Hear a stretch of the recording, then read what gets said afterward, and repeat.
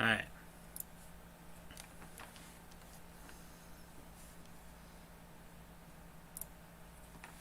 Alright, welcome to 428 Shibuya Scramble once again.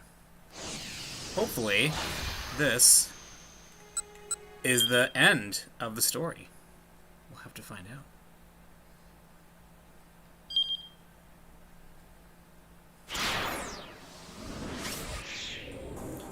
Alright, so Kano, Achi, and Minorikawa are the only ones who are left. So...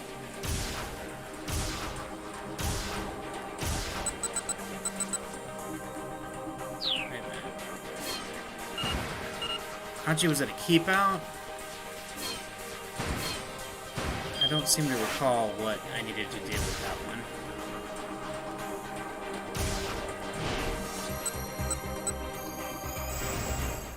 Okay, let's see.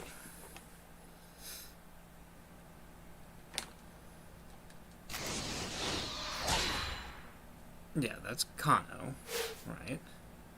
Did this not save something that I did before? I'm wondering if it did.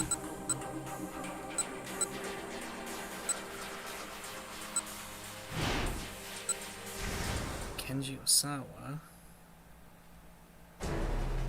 Let's see.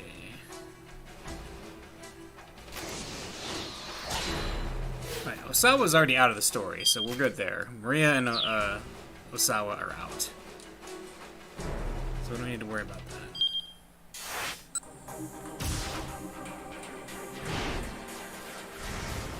Chiaki can't move.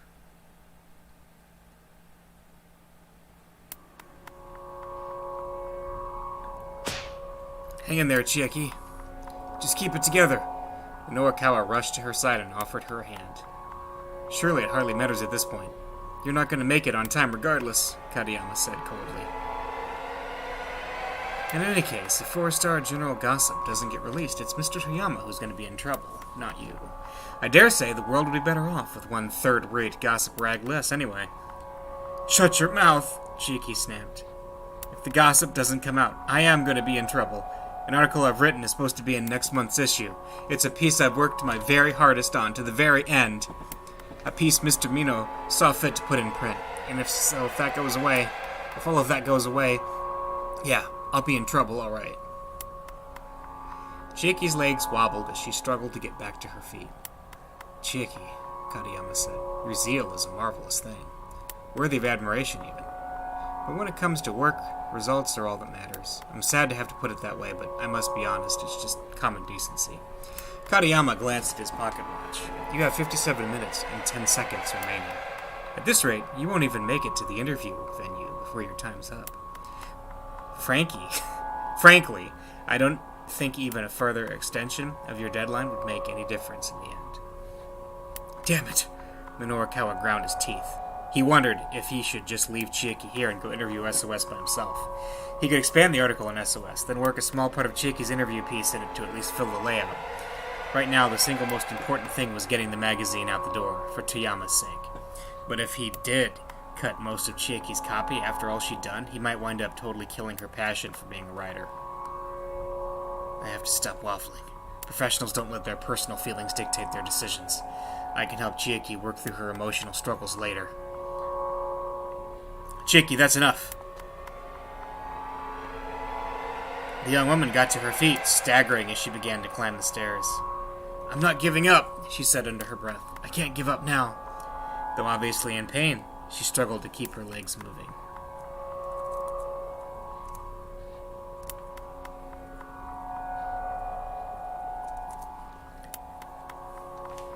Damn, I can't do it. Look how hard she's fighting to stay in the game. I can't tell her I don't need her article now. Releasing the next issue of the Gossip wasn't just going to save Toyama. It would save Chiaki as well. Minorikawa couldn't abandon either one of them. Which left him with a hell of a dilemma. He needed to make a decision. If he didn't stop wavering soon, they'd be out of time. But try as he might, he couldn't come up with a plan. Then he heard a familiar voice from behind him.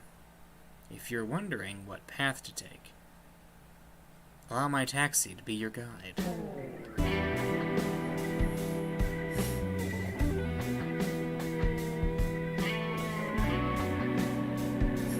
It's this guy again.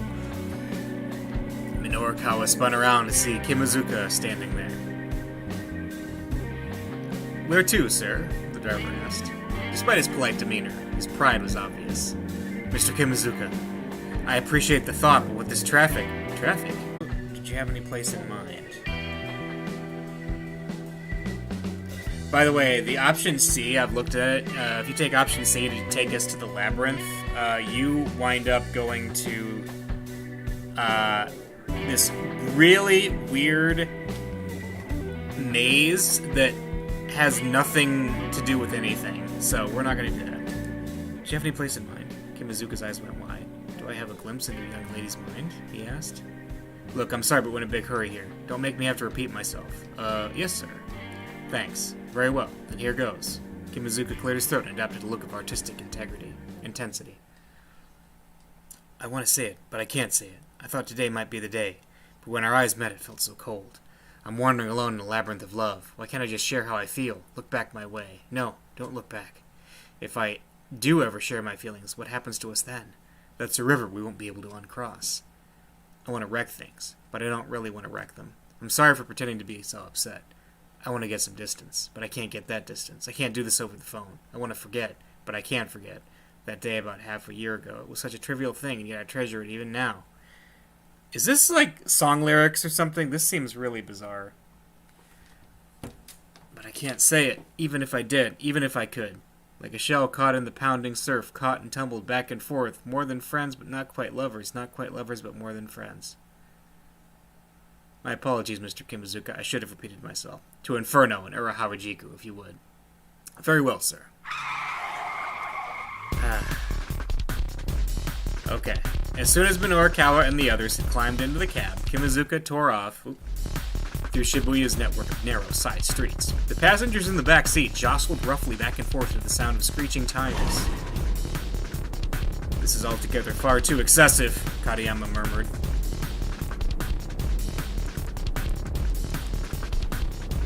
Wincing as his head bounced repeatedly against the window.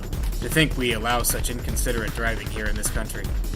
Chiaki, meanwhile, had opened her laptop and was somehow working furiously to finish her copy. The sound of her fingers clicking across the keys echoed within the vehicle. How's it going, Chiaki? Minorikawa asked. Just a little more. Her eyes were glued to her monitor, her face all seriousness. Kimazuka glanced over at Minorikawa. If I may ask, sir, what business do you have at this bar? Just a little interview. I hear a local gang called SOS uses the place as their big hangout. You're interviewing SOS? Sir, I feel it might not be best to get too involved with that lot. There was something about the driver's warning that seemed a little off. Do your taxi driver connections tell you what SOS is up to? Minorikawa asked. Originally, they were something of a vigilante corps, in the name of keeping the neighborhood clean and safe, but lately I hear nothing but bad things about them. These loan sharks had said something very similar. Minorikawa reminded himself that he'd better be on his guard. Katayama chimed in. And just how do you plan to go about interviewing a gang like this? That's nothing for you to worry about. I have a plan. Oh, and just what exactly is this plan? It's a secret. Katayama gave him a derisive grin. Clearly, he wasn't impressed. Minorikawa turned to look at Chiaki. She appeared too engrossed in her copy to even hear the conversation. I realize this is for work, Kimazuka said worriedly, but do you really need to take such risks? Yes, I do. Minorikawa thought back to that look on Toyama's face, that look when he finally regained his confidence. He couldn't let Heaven Publishing go under. Toyama provided the canvas on which Minorikawa shared his art with the world. Thinking about it now, Minorikawa realized he'd always been chasing Toyama's shadow, though it was galling to admit that man had been the ideal Minorikawa strove to live up to. That's why he'd hated seeing Toyama reduced to such a pathetic state. He wanted Toyama to remain indomitable, to keep busting down any and all obstacles in his own peculiar way. Still, Minorikawa wasn't about to voice these feelings aloud. He felt more than a little embarrassed to be taking it all so personally. When you take on a job, you give it 100%, every time. That's what makes you a professional, he said. Wouldn't you agree?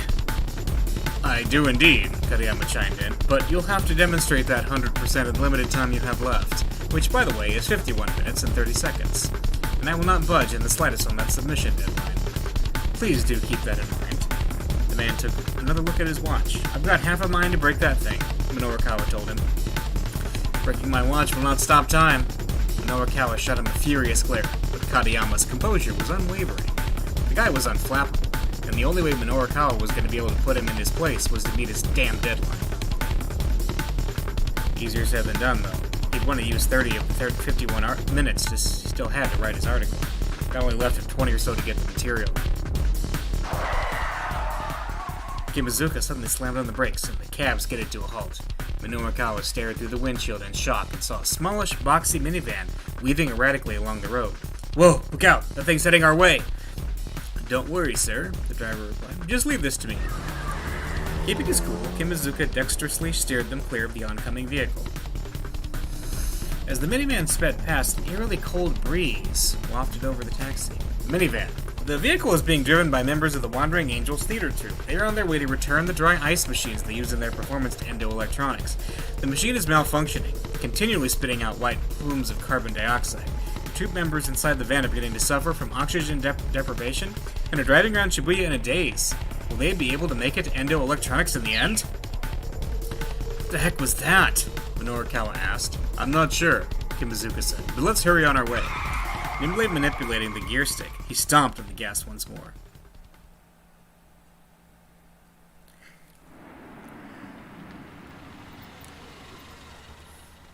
"Here we are, sir." Inferno. They pulled up outside of a dilapidated old pool hall. "You're a lifesaver." Norikawa clapped a hand on Kimazuka's shoulder. "Just be sure to be careful, sir." Norikawa nodded. "Huh? What?" Jiki asked, looking up. "What are we being careful about?" "Nothing," Norikawa said. "You just wait here in the car. You still got that copy to finish up, yeah?" Well, yes. Alright then." Jiki frowned, but resumed her typing. "And you wait here too," Norikawa said to Katayama. "But of course, that goes without saying. Incidentally, you have 49 minutes and 6 seconds remaining." Norikawa did some quick mental math. With the half hour he'd already set aside, that left him 19 minutes. However dangerous SOS might be, he couldn't afford to hesitate for even a single second. Bracing himself, he stepped out of the taxi and headed for the pool hall. Phew. Norikawa took a deep breath as he approached the grimy door. "Here goes." He drew his leg back and gave the door a hearty kick. The mob of young men inside the bar turned as one at the sound of the door crashing open. "Who the hell are you?" Several of them started toward him belligerently. "Just calm down and hear me out," he said. "I've come to interview you." "Interview us? What the hell for?" These were hot-headed punks, all right. They seemed to be itching for a confrontation. Norikawa felt like a punch might come flying his way at any moment. Then another voice called out from further back. "Hold up, guys." It was a young man seated in the far back corner of the bar. His air of authority marked him as the gang's leader. That must be Susumu, then, Norikawa thought. "When you say interview, do you mean for TV? Or like a magazine? Mind telling us who you are?" "The name is Norikawa. I'm a freelance journalist. I'm doing a magazine piece about young people in Shibuya. All I'm asking is just for you guys to answer a few questions." "Huh." Susumu sounded less than enthused. "Just 5 minutes," Norikawa said. "What'd he say?" "Nah, I'm not in the best of moods right now." "Go on, get out of here." Right, Norikawa thought. He's gonna make things difficult. But he hadn't expected these troublemakers to just up and accept an offer to appear in print. Now was when the real battle would begin. "Guess I'll just have to write my piece without your help, then." Susumu took the bait and shot him a look. "Write about what, exactly?" "Your little warehouse raids." "Warehouse raids?" Susumu raised an eyebrow. "What are you talking about?" "Really now? You gonna tell me you don't know your boys are dealing in stolen goods?" "SOS doesn't steal, man. You don't know what the hell you're talking about." "Oh yeah? Why don't you ask those two over there?" He spotted the two fellows he'd seen arguing earlier at the scene of the explosion. Now he pointed them out. Their faces betrayed their alarm. Susumu glared at them. "Is this true?" They averted their eyes and said nothing. "I asked you a question. Have you been stealing stuff?" After a long moment of surly hesitation, both young men nodded. "You idiots!" Susumu marched up to the two and without warning decked them both. "How dare you sully the SOS name!" As the two gang members cowered, He continued to punch them repeatedly. Okay, enough with a beatdown. Minorikawa stepped up to intervene. Let's get down to business here. I won't reveal anything about the warehouse raids. In exchange, you give me my interview. How's that? Not a bad deal, I'd say. But Susumu ignored him, continuing his pummeling of the pair. Well, hey, nobody's gonna play nice with a guy who flies off the handle and beats on people, you know. What'd you just say? Look at yourself. You're clearly not the cream of the crop here, kid. At that, Susumu's fists finally fell still. The rowdy bar went completely silent. Say that one more time, I dare you. I'll put your ass in the ground. The gang leader's eyes were red with rage. Minorikawa snorted, unafraid. That's the exact sort of line I'd expect from a total wuss who's all bark and no bite. Shut your damn mouth. Get the hell out of here. Oh, this is hilarious. SOS's top dog is such a yappy little puppy. Susumu snarled like an animal. You son of a bitch. I am gonna beat your ass. Mr. Mino, I'm all finished. In a buoyant voice. Brilliant, cheerful, and full of energy. Originally, the term indicated a state of bubbling or boiling, so it's effectively a fancy way of describing someone as bubbly. Resounded soundingly through the bar. Chieki! Minorikawa looked and saw that both she and Katayama had appeared in the doorway. I finished my copy. Could you please look it over for me? She thrust out her laptop proudly. Susumu stared in bewilderment. Who the hell are you? Oh, I was under the impression you SOS folks were being interviewed. Chieki broke off haltingly. Yeah, you're right about that. One by one, gang members started to close in around her. Well, it's just, you look like you're really angry is all. Oh, do we now? That's because we are pretty damn angry. Good grief, Katayama groaned. It would seem that getting your interview is quite impossible. By the way, you only have another— You shut up! Minorikawa snapped as Katayama peered at his watch. Just leave this to me. You two hurry up and get out of here. No way, Chieki said. What? Why not? Because I want you to read my copy, Mr. Mino. She looked him right in the eye.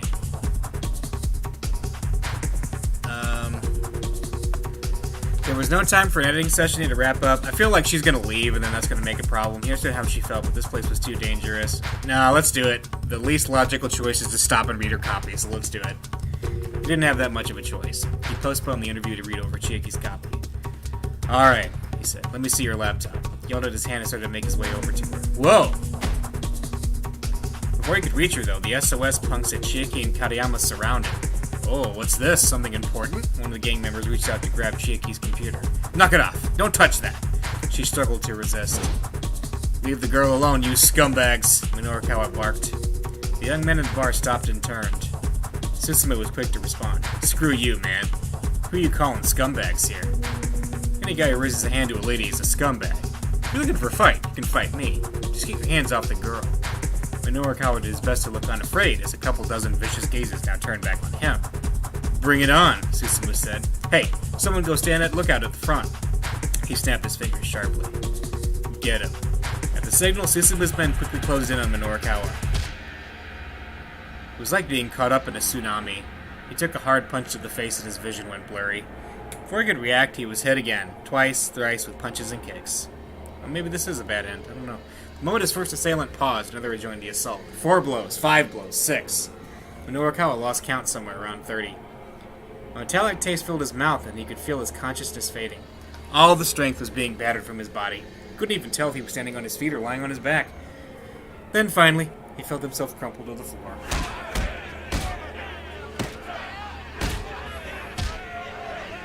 Even then, the beating didn't let up. As he writhed helplessly, the young man kicked him in the gut over and over. Stop it! He heard Chieki shriek. You're gonna kill him!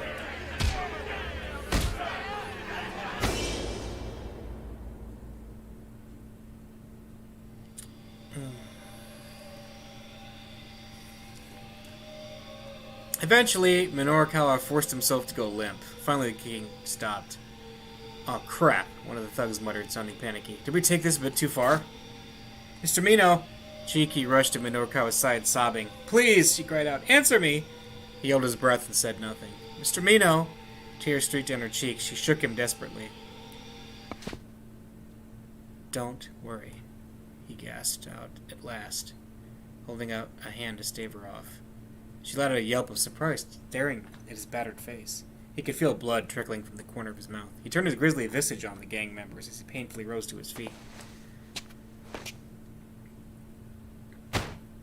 Ha ha ha ha ha ha! Abruptly, Minorukawa broke into a peal of mocking laughter. Mr. Mino? Chiki stared at him, aghast. He only laughed the harder. It seems he took a few too many blows to the head. The poor thing. Kariyama averted his eyes, unable to watch. Minorukawa shot out an accusing finger to the crowd. Looks like I win this round. What? Susumu blinked, dumbstruck. Don't you get it? Minorukawa said thickly around his bruised tongue. What am I saying? You're a bunch of idiots. Now then, if you'll pardon me. Oh, I get it. Minorukawa was halfway to the exit when Katayama's exclamation rang out. You were planning all along to let these guys beat you up, huh? Minorukawa jerked to a halt, his shoulders trembling. You knew they'd turn down the interview, and so by letting yourself get beat up, you'd have something to put in an article, yeah? It's a bit bogus, maybe, but I guess it's one way to get material to fill your pages. Minorukawa broke out into a cold sweat. Shut up, you idiot. But Kariyama continued with his oh-so-brilliant analysis. You sure pulled a fast one on this gang here. I wonder what sort of headline your piece should have. The twilight of Shibuya's legendary street crew? Former vigilante squad, now mere gang of common thugs? Something like that, maybe. Susumu stared daggers at Minorukawa. Go on. I dare you to write that up. Then we really will put your ass on the ground. He moved to block the path to the door, clutching a broken beer bottle in one hand. You moron! Minorukawa bellowed at Katayama. I was this close to pulling it off! Ah, well that's a shame, isn't it? Katayama replied. Minorukawa rolled his eyes. Gee, you think? Susumu slowly advanced on them, beer bottle at the ready. Incidentally, Katayama said, you have 40 minutes and 7 seconds left. Good luck. Minorukawa hung his head. Was everything futile at this point? Hopeless, pointless, and effectual. Not to be confused with feudal, which refers to the socio-political system of the Middle Ages involving lords and vassals and fiefdoms. Alright, cool your jets. I'd say that's quite enough.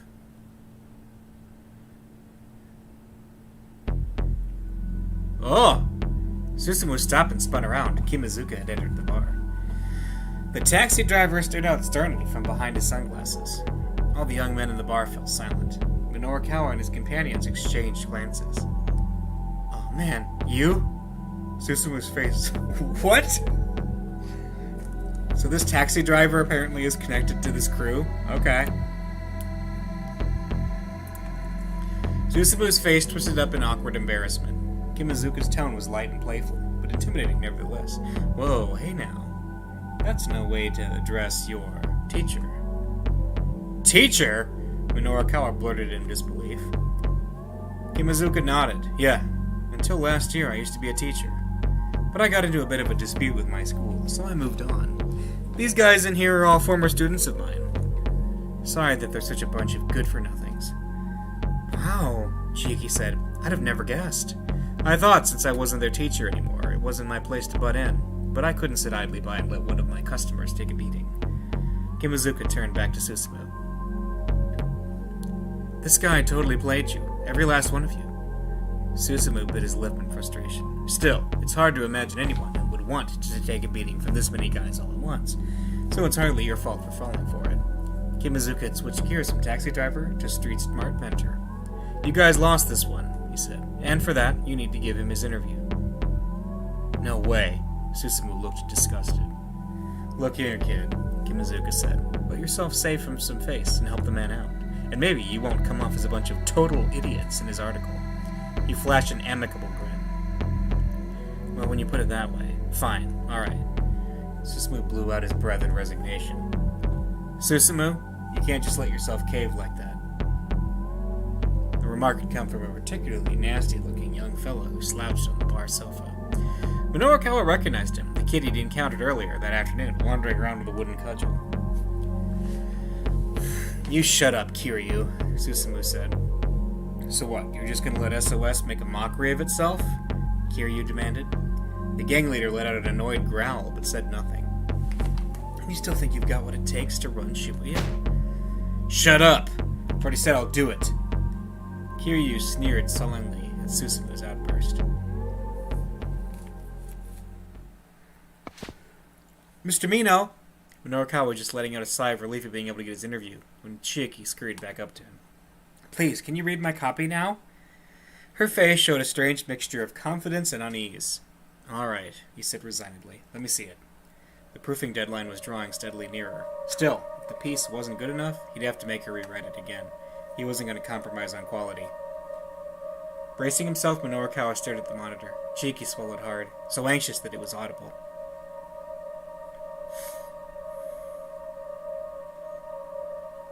What is up with the doily on her laptop? Minorikawa gave the piece a fast once-over, then read it again more closely. When he was done, he closed his eyes, considering. Chiaki held her breath, waiting for his response. It's okay. She looked back at him blankly for a long moment. Really? It's really okay. Is it really? Really? Okay? It really is really okay. Minorikawa watched in surprise as she broke down in tears. Oh, thank you so much.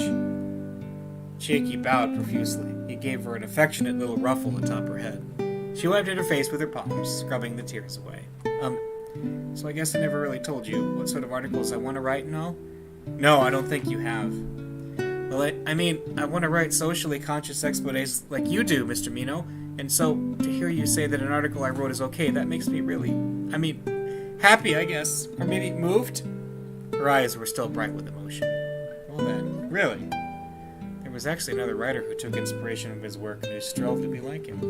Minorikawa had never thought a day like this would come. It was a peculiar feeling. He'd always been the follower, chasing after interviews in order to be more like Toriyama. It made him feel both bashful and proud that the skill and soul he'd honed might be passed on to the next generation. Right, I should be off. Kimazuka gave Minorikawa a slight nod. Minorikawa returned the gesture more deeply. You really have been a tremendous help today. I'm not sure why I'd even be right now if you hadn't been there for me. Oh no, not at all. I was just driving a customer around to go where he asked me to go. Oh, that's right. I still owe you a fare. Opening his wallet, Minorikawa saw he had only a 10,000 yen bill. Still, now was no time to be frugal. Keep the change, he said as he handed it over. But even as he said it, Kimazuka was already handing him some money back. Here, I insist. The driver had already counted out the exact change in advance. You really are a pro, huh? Minorikawa took the money and stuffed it into his pocket. We'll meet again, somewhere out there on the streets of Shibuya. Kimazuka pointed his index finger at Minorikawa's face. Minorikawa responded in kind. After that, the interview with SOS went off without a hitch. Now that the tension was diffused, they were just a bunch of ordinary young guys. The juxtaposition of their appearance and their behavior would make for an interesting piece. So about what you said earlier, Susumu said once, Minorikawa had finished his questioning. About how I'm not the cream of the crop. Ah, yeah, that. I just said it to get you worked up, don't worry about it. Well, let me just ask you what you really think then. How do you think I could be a better leader? I don't know. I'm not really the sort of guy who wants to stand at the top, you know? But I guess I can tell you with two things that'll make things go more smoothly with you and your buddies. Susumu leaned in, listening intently. Forgiveness, and also trust. Minorikawa chewed over his own words. The events of the day replayed in the back of his mind. He'd forgiven Toyama for his fake suicide, and trusted that he'd regain his reporter's edge. He'd forgiven Chiaki for her bungled interviews, and trusted that she'd grow as a journalist. In the end, that's what it was that had helped him through. Forgiveness, followed by trust. Susumu grumbled softly. Forgiveness and trust, huh? Doesn't sound so easy. People gravitate towards somebody who can handle things when they get tough. With that, Minorikawa got to his feet.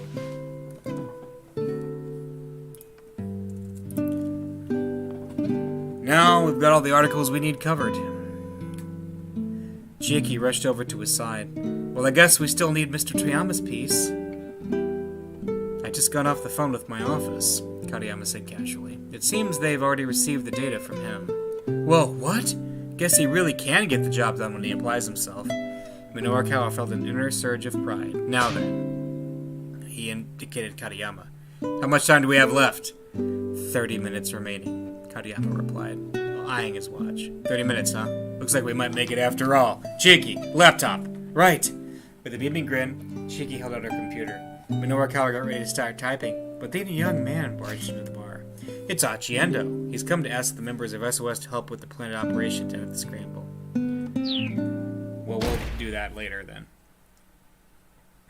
The newcomer hurried over to where Susumu was sitting and promptly prostrated himself on the floor. Whatever this was about, it looked like a big deal. Who was this kid? The gang's feelings looked decidedly mixed. I need people to bring a guy down. I'm here to ask for your help. I know I have no right to ask you this, but please, I really need your help. As Minoru Kawa listened to the young man's conversation with Susumu, he could feel his blood start pumping. It sounded like they were talking about the terrorist plot in which Shibuya had become embroiled. Hey, Cheeky, he said quietly. Did you hear that just now? I did. I'm not sure I follow all of it, but it definitely has the whiff of a major scoop. Minoru Kawa shot her a daring grin. So what's the play here, Cheeky? We interview him, of course. We only have 30 minutes left, right? So we take 10 minutes for our conversation and use the remaining 20 to write up the piece. I'll help you out. You learn good, kiddo. Minoru Kawa ruffled Chieki's hair again. They both blushed profusely, gripped by a surge of excitement. Why are you doing this? I can't make any sense of it whatsoever. Katayama stood peering at them skeptically. If you write up the piece you just did, your interview for, you'll make your deadline. Why go out of your way to trouble yourself further? It's no trouble, Minoru Kawa said. I'm just doing what a professional does, that's all. Katayama let out a solemn sigh. Good grief. He looked at his pocket watch again, then snapped it shut. Well, if you aren't concerned about the time, then do as you like, I suppose. I'll admit you've made me quite curious to read this magazine you're putting together. Minoru Kawa and Cheeky rolled their eyes as they turned away. Already, they were making their way over to Susumu and his gang. The interviews aren't over until you have what you need.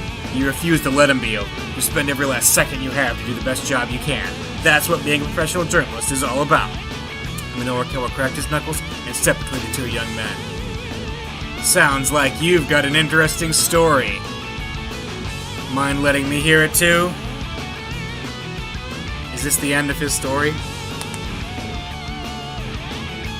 I bet this is the end. Yup. Minoru Kawa's end. End of his story. And what? Is it all going to come back to Kano and Achi again? That's kind of nice, but... Alright. Minoru Kawa's over. But we need him to go to the keep out, I think, for Achi, if I remember correctly. Alright, but let's do Kano next. Kano's cell phone rang. He saw Kuze's name on the display. Kano speaking. What the hell are you doing? The director's voice was shrill with irritation. What's the situation with Maria Osawa? I have her in custody, sir. We need to get her into quarantine immediately. I'll send a counter-NBC terrorism unit to pick her up. Counter-NBC Terrorism Unit, a public safety mobile investigation unit belonging to the Tokyo Metropolitan Police Department, Public Security Bureau. The acronym NBC refers to nuclear, biological, and chemical threats. The unit not only gathers information and investigates terror incidents that make use of these means, but also deploys relief and safety restoration measures. What's your location? Sir, the situation's a little complicated at the moment, Kano replied. He and Stanley made eye contact. Kano gave him a knowing nod. He knew what he needed to do here. He briefly informed Kuze of the plan to take Maria to the laboratory, but was careful not to mention Alphard. Please, sir, Kano said, bowing reflexively to the phone. Let me handle this. Absolutely not! Kuze exclaimed. There's no way I can allow that. Maria Osawa needs to go in quarantine right now. Quarantine, the act of placing infectees in isolation, such as in a medical treatment facility, in order to prevent the spread of infection. For viruses capable of airborne transmission, an airborne infection isolation room, AIIR, is sometimes used, which employs negative air pressure to ensure that air from within the room does not leak outside. Sir, please, just give us a little more time. Giving her the antiviral is the only way we can save her. Oh wait, that's him saying that. If we put her in quarantine, it'll be a death sentence. Kuze let out a growl of frustration. Kano, that isn't your decision to make. Kano had run out of arguments. It was clear that Kuze's only concern was stopping the spread of the virus. Director Kuze, are you just going to let Maria Osawa die? We can't put the lives of everyone in Shibuya at risk in order to save a single person. I know that, sir. That's why I'm asking you to please let me go to that laboratory. And if it looks like we're not going to be able to hack the password, then at that point a quarantine can... Kano! Kuze snapped. I'm giving you an order, and I'm not accepting that order. Listen, Kuze said. How many years have you been a cop? What do you mean by that, sir? Kuze didn't reply. Is this an order from up top? What's going on here, sir? Please, I need some kind of explanation. Stop it, Kuze said. You sound like a child. This is dereliction of duty. Call me a child if you want, but I'm not following an order that I know isn't right. Kano punched the end call button with his thumb. From an objective standpoint, maybe Kuze was right. They needed to think about more than just Maria. If the Ua virus spread through Shibuya, it would be a nightmare of epic proportions. Kano understood that perfectly clearly, but still, he looked down at Maria's face as she lay collapsed on the floor. This girl was still alive, and Kano couldn't stand idly by and let a living, breathing person die. Consequences be damned. He wasn't going to be the one to weigh the worth of someone's life. As he stood, still clutching his cell phone, Stanley gently set a hand on his shoulder. You did fine, he said quietly. Alphard is in possession of the Ua virus. The people of Shibuya are already in danger. He may have already released the virus in the city. If he hasn't, he may do so at any time. Right now, what we need to do is get that antiviral and arrest Alphard. He made the right choice here. Thanks, Stanley. I appreciate hearing that. Stanley gave Kano a slap on the back. He was right. At this point, they needed to focus on the things they could still accomplish. So guys, Achi stepped forward. Who's going to take Hitomi's sister and Kanan to the lab? Maria was in no condition to walk, so they were going to have to take a car. Which meant they needed a driver. I only have a motorcycle license, Achi said. And I don't know where the lab is anyhow. I should go with Maria alone. Kanan looked over at the others. There's no way of knowing for sure when she might become contagious. We shouldn't needlessly risk exposing more people to infection. She knelt down to gather Maria in her arms. In that case, I should drive. Kano whirled around at the sound of a new voice behind him. It's... Tatno! Tatno was standing in the doorway. You! Achi's face went red with rage. Oh, is that how we jump over it? Okay. Keep out! Okay. So, we gotta hop over to Achi then?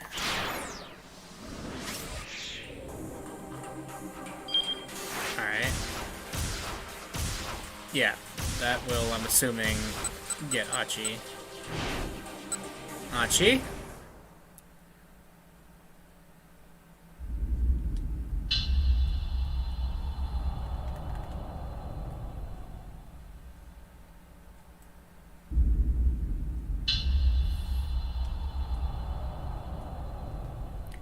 And jump. Here we go.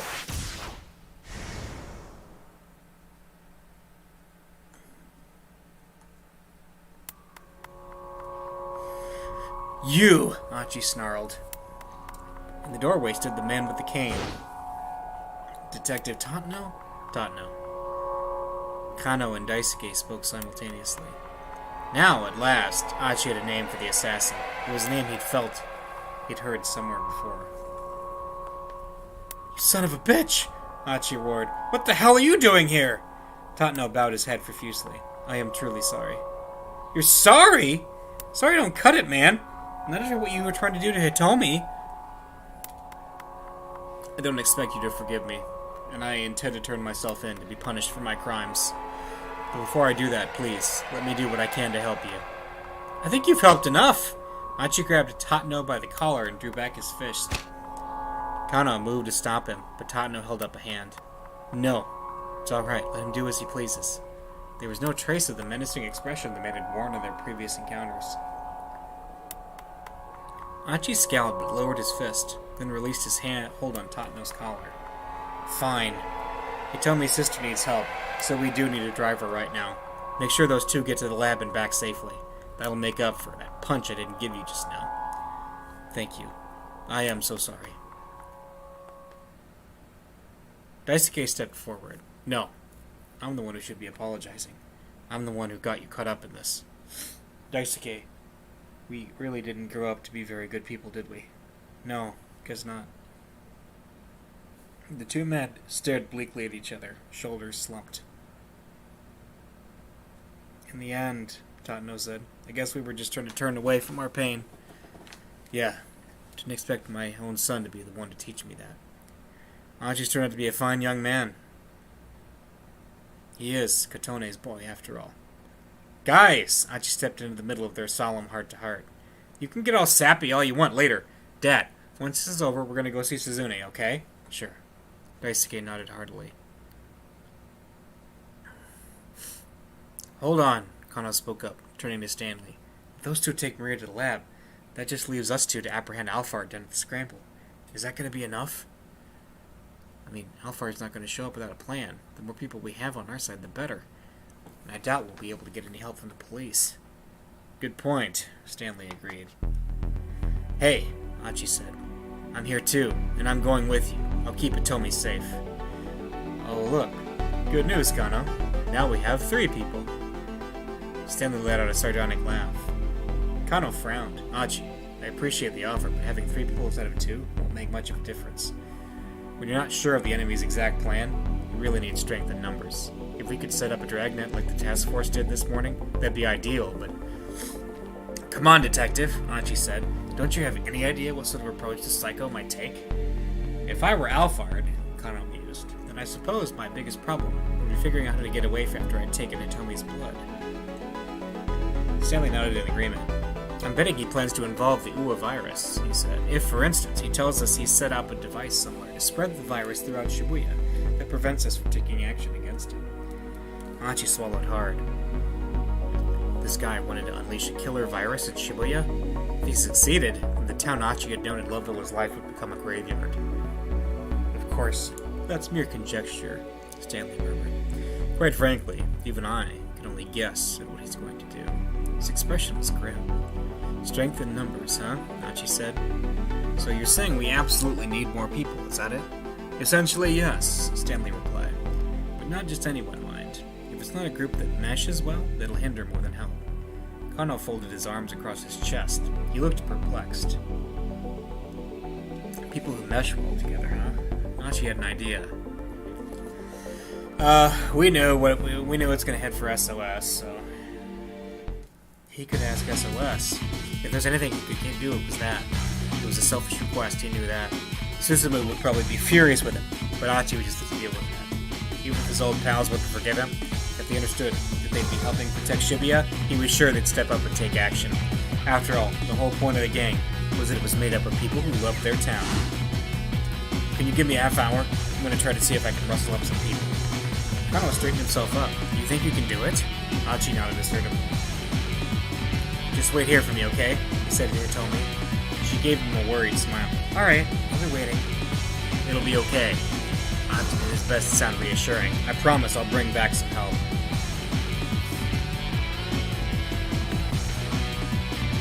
He knew where he needed to go. The pool hall in Ura Harajuku was his old gang's main hideout. Running at top speed, he could probably make it in about 10 minutes. Alright! Rushing out the door with a battle cry loud enough for Kano and the others to hear from back inside the shop, Achi sped on his way. So that'll unlock the Kano keypad. We'll finish Achi's story here, though. Traffic in Dogenzaku was at a near standstill. Had there been some sort of major accident? As Achi ran along the roadside, he heard a middle-aged man screaming angrily. You've got to be kidding me! What do you mean no trains are stopping at Shibuya? The guy was red in the face. No, let's ignore them. Calm down, old man. Achi ignored him and kept on running. Calm down, old man. Achi ignored him and kept on running. Yeah, time's of the essence, I think.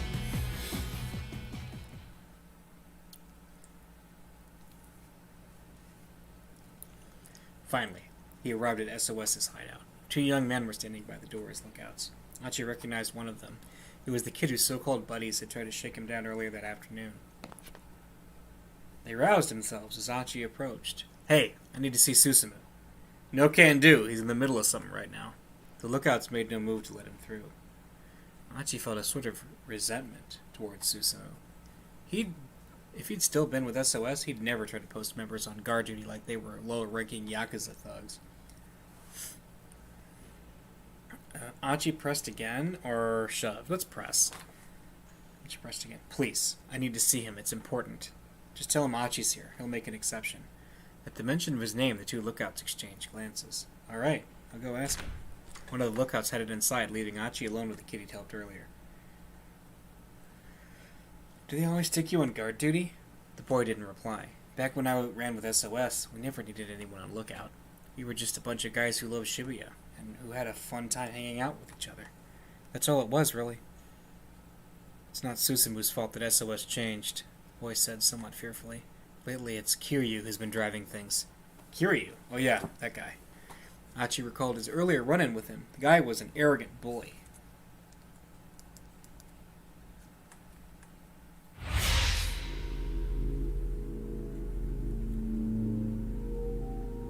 Kiryu was planning to steal Susumu's throne. What for? The boy took a nervous look at the door before hurriedly continuing. He's trying to expand SOS's influence, and he's got a lot of people on his side. Right now, the gang is kind of split into 2 factions. Susumu's guys and Kiryu's guys. Finally, Achi understood what was going on. The gang members had all been acting so weird because they were caught in some kind of internal struggle. Kiryu goes around recruiting new followers by force, and if he doesn't like you, he dishes out punishment. This month alone, he sent 8 people to the hospital. SOS is a total mess, man. This plan of mine might not work after all. Achi felt a sinking sense of despair. If SOS was aroused within fighting, it was doubtful that he'd the dangerous request he had for them. But even still, I want to be a part of this gang, the boy muttered. Achi peered at him in surprise. Why? They shake you down for dues? Stick you on guard duty? That's not a decent way to treat someone. I look up to Susumu. He treats me like he would anyone else, even though I'm way down at the bottom. And it's not just me. Susumu always puts the members of the gang before himself. That's why I want to stick with SOS. Aha. So that's it, huh? Susumu really had been trying his best. And the members of SOS, some of them, at least, admired him for it and stuck by him. Thanks, Achi said. The kid gave him a dubious look. Achi didn't know if Susumu would help him out or not, but he knew it was still worth putting their disagreements aside in order to ask. The door opened and the other lookout returned. Susumu says to come on in. Achi nodded and strode inside. That's the one from Minorikawa. We'll go ahead and take care of that and then continue Achi's. There it is.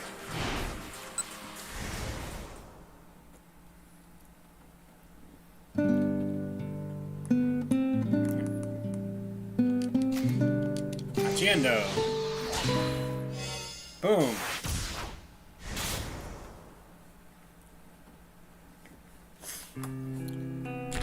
The door opened, the other lookout returned. Susumu says to come on in. Achi nodded and strode inside.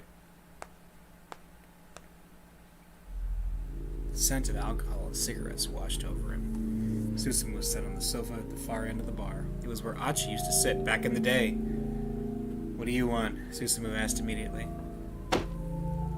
Achi walked up to him and then got down on his hands and knees. Huh? What are you doing down there? The hell is this all about? I need people to bring a guy down. I'm here to ask for your help. The crowd around him flew into an uproar. Peals of mocking laughter rang in Achi's ears. I know I have no right to ask you this, but please, I really need your help. Just some guy, huh? Who? He's an international terrorist trying to get his hands on some wonder drug for a killer virus. If we don't catch him, somebody I know is going to die. And that's not all. He might try to unleash that killer virus here in the city. Susumu burst out laughing. This some kind of joke? You alright in the head there, Achi? The other gang members followed his lead, unleashing another storm of mockery. The laughter continued for quite some time. Let's not be aggressive. Let's be, this is very anime, so let's be all stoic and get people, get their dander up by being stoic and manly. Achi said nothing. He endured the ridicule and simply stared up at Susumu. As patiently as he could, he waited for Susumu to give the proverbial nod. Finally, the laughter subsided, and Susumu crouched down and got in Achi's face. Is that how you go about asking someone a favor? Susumu growled menacingly. If you have a problem with me kowtowing like this, I can apologize some other way, all you want. But don't you care that I just told you Shibuya is in danger? Achi's voice was unwavering. But face it, Susumu. Isn't Shibuya the reason everyone here hangs out with each other?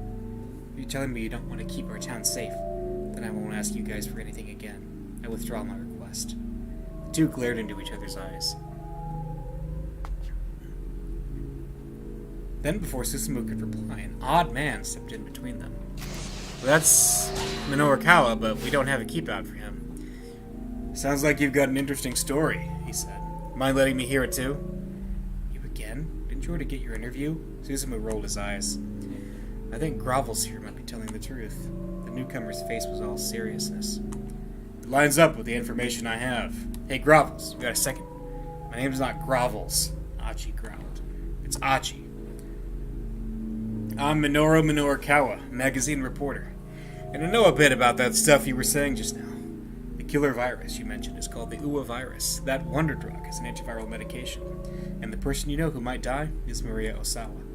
Am I right? Achi was almost too shocked for words. How do you know all that? Minoru Kawa ignored him and turned to the SOS leader. Susumu, he said. Something really is going to go down in Shibuya. What are you going to do about it, boss? Susumu bit his lip. He looked pretty conflicted. Sounds good to me, someone called out. Let's give him a hand. Achi turned to see where the voice had come from. It was Kiryu. You shut up, Susumu said with a glare. Break out of your rut, old man, Kiryu sneered. Achi here's right. Isn't it keeping our beloved Shibuya safe what SOS does? He slipped an arm around Achi's shoulders. You're okay with that, right, Achi? Me going against Susumu's orders to help you out? Kiryu's lips pulled back in a broad, unsettling grin. But first, we have unfinished business, you and I. I mean, I'm willing to lend a hand even though you ditched the gang and all. Oop. But first, we've got to settle our score here and now. You understand, don't you? Yeah, you're right. Kiryu grinned hungrily. It's guillotine time! A bunch of the gang members started up in eager clamor at Kiryu's pronouncement. In a matter of moments, Achi was grabbed from all sides and hoisted up onto a two-pool table. A dozen young men held on his arms and legs, positioning him so his head jutted out past the table's edge.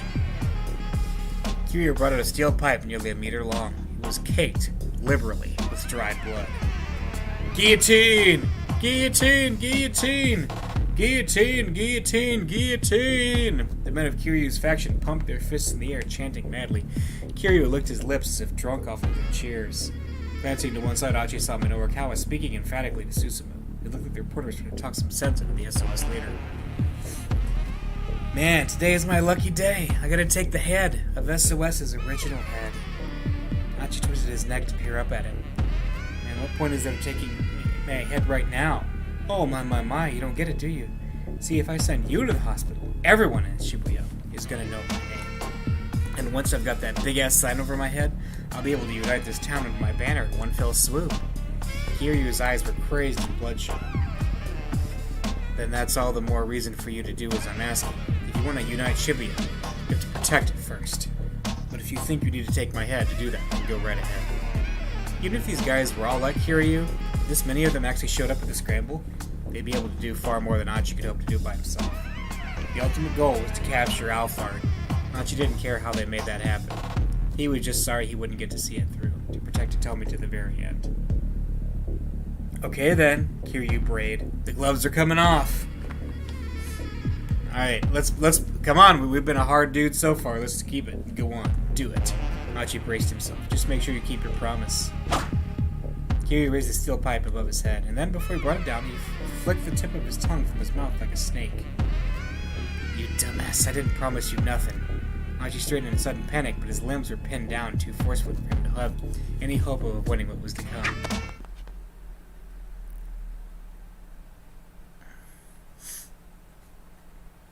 But the steel pipe never struck home. Just when it was about to smash into Achi's head, Susumu grabbed hold of it. The hell are you doing? Enough of this crap, Kiryu. Susumu yanked the pipe from Kiryu's grasp and tossed it onto the floor. Kiryu stood frozen in surprise. A vein pulsed angrily in his head. You guys too? Susumu added, glaring at the others. Let him go. The toughs holding Achi down cautiously took their hands away. Kiryu let out a red-faced cry of rage. But we got unfinished business! Ignoring him, Susumu helped Achi slide off the table. Every man gets to make one request in his life that cannot be denied. Do you remember saying that? The words stirred up some bitter memories within Achi. Yeah, I remember. But you didn't grant me my request. No, I guess not. That's why I'm going to heed yours. No questions asked. Susumu held out his right hand. Susumu, you are... That'll make me the better man, finally. Achi reached out and clasped Susumu's hand in his. Yeah, Achi said, letting his relief show in his face. You're quite the guy. Susumu cracked a tiny grin. It was the sort of smile Achi had seen all the time back when he'd run with SOS. Suddenly, Susumu staggered and dropped to the floor, falling too fast even to cry out. Kiryu had snatched the steel pipe back from the floor, striking Susumu from behind once his back was turned. To hell with this! He growled like a madman. SOS doesn't belong to you guys. Not anymore. I won't allow it. Achi didn't flinch. SOS doesn't belong to anyone, he said. It's not mine, it's not Susumu's, and it isn't yours. We're just a bunch of friends hanging out and having a good time. That's the only reason we get together. Nothing more, nothing less. He turned and looked slowly around the room. Hey, you guys! Do you all get together because someone told you to assemble? Do you get together to follow someone's orders? No, you don't. Of course you don't. The bar fell silent. Achi could see the young men who surrounded him exchanging glances. They could tell that his words rang true. Kiryu saw it too. It only made him more agitated. Shut up! Enough with the warm fuzzies! Abruptly, he charged forward, giving the steel pipe a mighty swing. Achi managed to dodge the attack by a mere hair.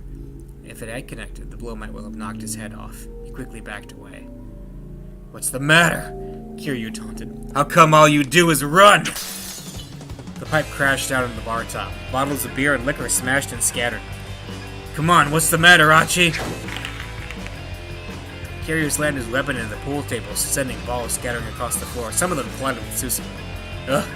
Susumu let out a faint groan. Smirking at the sound, Kiryu stalked toward him. Speaking of unfinished business, with a gleaming grin, Kiryu took aim at Susumu's head, lifting the pipe up high. Stop! Before he could think better of it, Achi was rushing for his fallen friend. Hey, you dumbass. Without missing a beat, Kiryu shifted his weight and swung the steel pipe at Achi's temple. Achi responded with a fast, high kick with his right leg. The steel pipe connected with hard with his shin, but it was Kiryu who went reeling off balance. Kia! Achi pivoted, pulled out his might, and was straight right to Kiryu's jaw. The blow struck home. Kiryu's head snapped back and he crumpled to the floor. There was a momentary hush of indrawn breath. Then the bar erupted in a wild clamor that practically shook the whole building. All eyes were fixed on Achi, marveling at what they had just seen. Heh. Sounds like folks were hoping for a little more of a fight. Susumu got to his feet, his left hand clutching his right shoulder. You alright? Achi asked. Mostly. Guess my shoulder took the brunt of that blow. The gang members from Kiryu's faction rushed to their unconscious leader's side. Achi shot them a steely glare, and they gathered up Kiryu and dragged him out of the bar. I didn't go too far here, did I? Achi asked Susumu. Is it going to cause trouble for you? No. I figured Kiryu would pull something like this eventually. It was just a question of when. Right. I'm sure he's going to go gather up his own bunch after this. Probably wind up butting heads again. Susumu didn't sound especially eager for that fight, but he didn't sound especially afraid of it either. Achi was still worried about a few things. His friend had clearly grown as a leader. Anyhow, back to that story about you needing some manpower. Will the guys here be enough? There were around 30 gang members still in the bar. Hachi looked each of them in the eye in turn. Some he knew from back in the day, while others were fresh faces. I was born and raised in this town. I'm fond of the friends I've met here. This has always been a great place to have a good time. And today, right here in this town, I met someone who's very special to me. And I know this doesn't involve the rest of you, but I'm willing to protect her. Hachi knew he wasn't doing a great job of getting to the point, but the members of SOS listened quietly. And so, it's like, he felt like a grade schooler who didn't know the answer to a difficult question. He fussed with his hair and frowned sheepishly. Okay, so I'm not sure how to really put this, but Shibuya is a special town to me because of getting to meet people like that. And maybe... No, I mean it's like that for you guys too. Don't you love Shibuya? So help me help this town. He bowed low and deep. I want to protect this girl who means so much to me. And the city that means so much to me as well. I know my answer. Susumu clapped a hand on Hachi's shoulder. Listen up, everyone!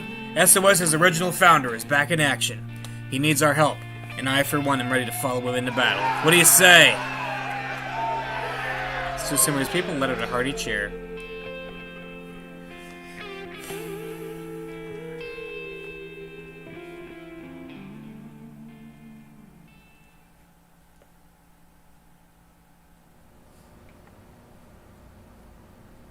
When Hachi marched back into his home, followed by 30 members of his old gang, Hitomi and Kano were obviously overjoyed to see him. Their happiness raised his own spirits unexpectedly high. He felt a palpable sense of accomplishment. "Alright, detective," Hachi shouted. "Let's do this." His resounding cry echoed throughout the workroom, and the gang set out for the Scramble. "What's the matter?" Hitomi asked Hachi as they made their way through the busy streets. "What's the matter with what? You look pretty pale." She peered good and hard into his face. "Do I now? Are you tired or something? I mean, you've kind of been going all out all day long, after all." "Nah, it's nothing." Hachi kept his voice nice and bright. "I'm just a little hungry, is all. So don't worry about me, or Alphard either, okay? I swear I'll keep you safe," Hitomi. "Alright." Hitomi gave a tiny nod. "Just leave it to me. Alphard's got nothing on this guy." He thumped his chest in display of bravado, but he could feel the sweat beating on his brow.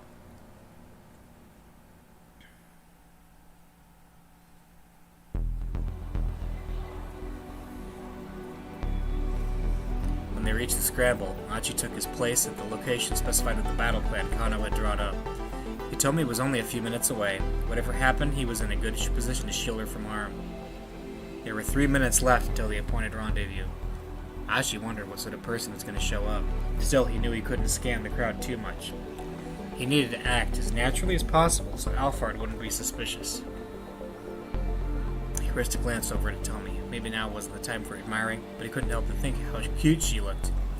In some ways, seeing her there felt similar to when he'd first seen her that morning, in the very same spot. The difference was that this time it wasn't just Hitomi's good looks that made him find her so attractive. They might have only spent a few hours together, but by that time he'd learned a lot about her as a person. He knew what was important to her, what her worries were, her wants and desires. He'd learned what a kind-hearted person she was. Hachi recalled what had happened back in the workroom. Even though her own life had been in danger all day, Hitomi had shed tears for his father and his sister. She really understood people's grief and suffering. What do I do if I can't protect someone as good as her? Hachi muttered under his breath, clutching his right leg. His shin was throbbing wickedly where the pipe had smashed against it. He'd been okay walking so far, but in any intense fighting, the leg might just give out. But he couldn't let himself worry about that now. If it came down to it, he'd be a human shield to protect Hitomi if he had to. Hachi looked at his watch. Only 1 minute to go before 7 p.m. He glanced again at Hitomi and saw her eyes widen with surprise. Quickly he followed her gaze across the plaza. He spotted a tall, white man approaching. Who is it? Oh! I gotta keep out. Alright. So we gotta hit up Kano next. Alright.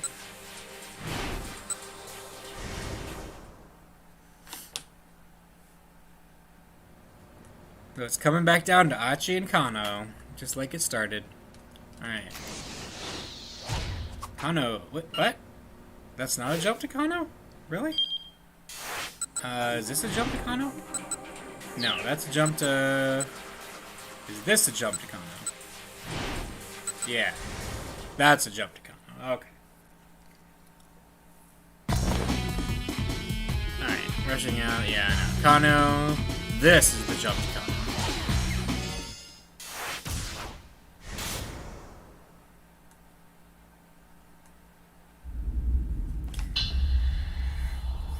Achi's protests were vehement, but he backed down at last. Tatno would escort Kanan and Maria to the lab. That left 3 to try to apprehend Alphard: Kano, Stanley, and Achi. Having only 3 people was a dicey prospect, though, so Achi took it upon himself to head out and gather some backup. Tatno got the car keys from Daisuke, then helped Kanan pick Maria up off the floor. Kano watched him warily. There was no trace of the blood-curdling expression the older detective had shown when he was holding Maria at gunpoint. His face was that of a man with a responsibility, the Tatno that Kano had always known.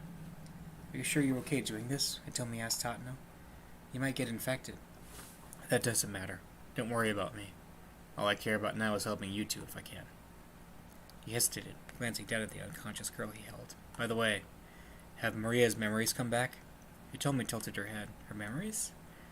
"I suspect she took a blow to the head when she was abducted. When I ran into her earlier, she didn't even know her own name." "Well, she seemed like the same sister I've always known when she came in here." "Good. Then her memory must have recovered."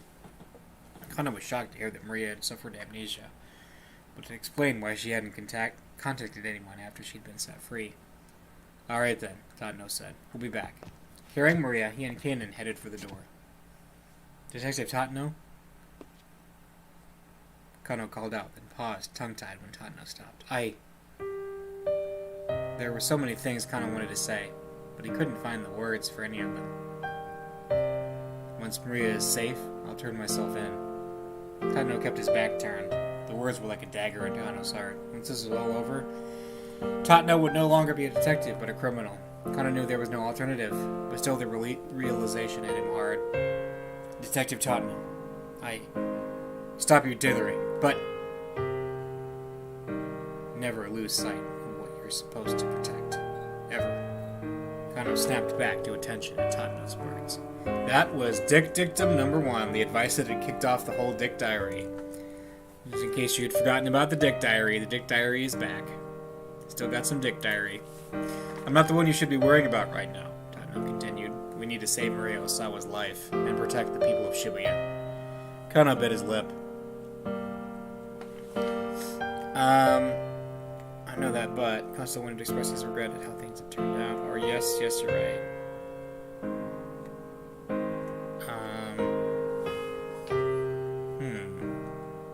I know that, but Kano still wanted to express his regret at how things had turned out for his idol. "You really are a terrible policeman, you know." Kano gave him the very head of a smile that hit out of the room.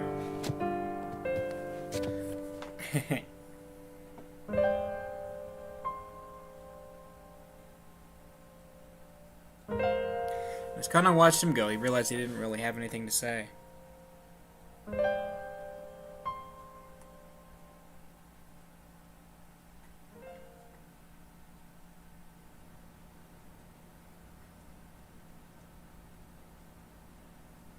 There were only 30 minutes remaining until the time when Alphard had told them Hitomi should be at the Scramble. They needed to get ready for action. "Is the surveillance camera system still up?" Kano asked. "Yes," Daisuke replied. "It looks like what happened earlier, which is a temporary hacking job."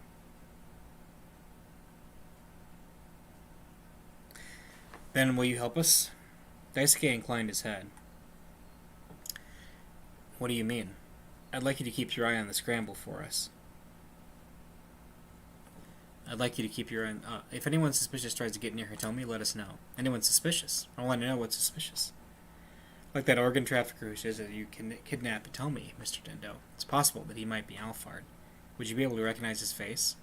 Daisuke furrowed his brow deeply as he began entering commands on his keyboard. "Yeah, don't think I could ever forget. It's because of him that I..." He left the rest unsaid.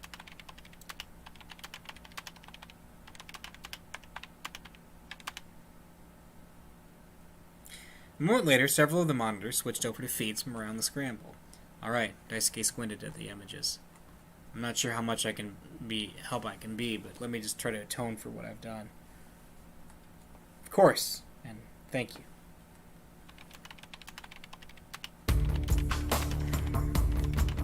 Daisuke's fingers flew over the keyboard, and soon all of the monitors were focused on the Scramble and its surroundings. Then he carefully adjusted the angle and zoom for each of the cameras. Now the whole area was under total surveillance. All they had to do was get their stakeout crew to the scene. Where did Achi go? Kano asked Hitomi. I'm not totally sure, but I think he went to find some of his old friends. Hitomi sounded worried. Friends?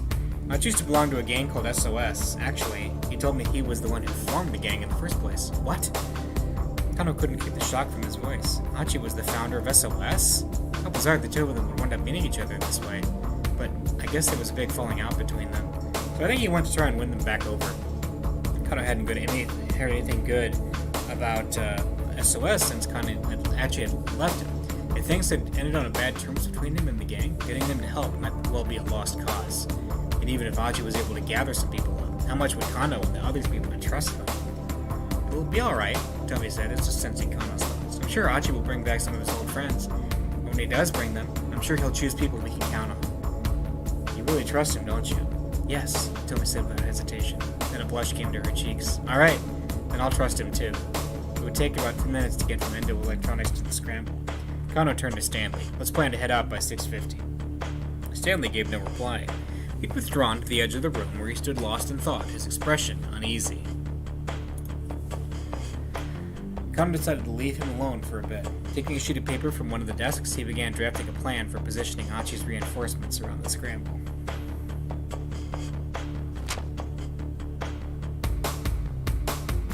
Alright, here we go. In about 5 minutes.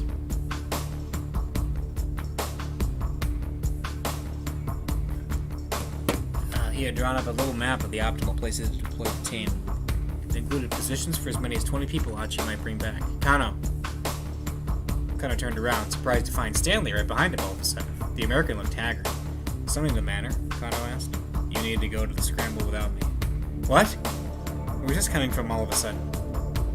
Please, don't ask me to explain. Something else has come up and I have to see to it.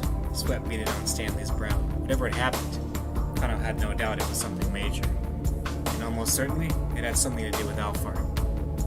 Stanley, Kano said. I understand? Or don't just tell me? I don't think he's gonna tell us, no matter what.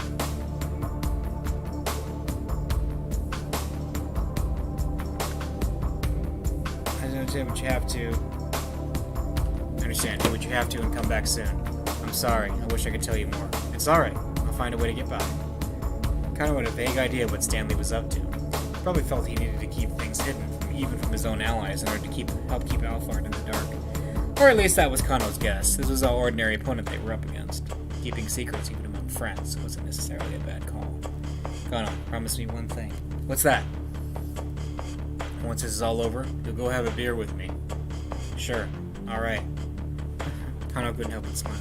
That's a promise now, remember.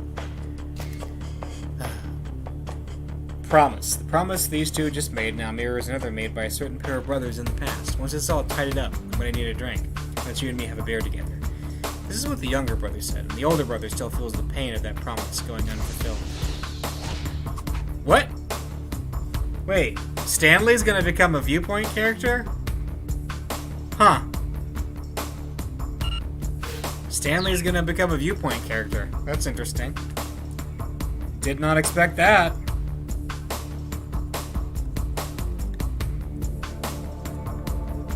With it, Stanley hurried out of the workroom. So we're going to get to see some things from his side. That's neat. Kano glanced at his watch. It was coming up on 6:50. Pretty soon, they'd have to head for the Scramble. But Achi still hadn't returned. We need to head out soon, he said to Hitomi. You said 6:50, she replied. There's still 2 more minutes to go. Kano let out a tiny sigh. He showed Hitomi's fervent hope that the reinforcements would come, but not her confidence. If Achi didn't reappear, Kano would be left to protect Hitomi all by himself, and to try to apprehend Alphard as well. Would he really be able to pull it off if it came to that?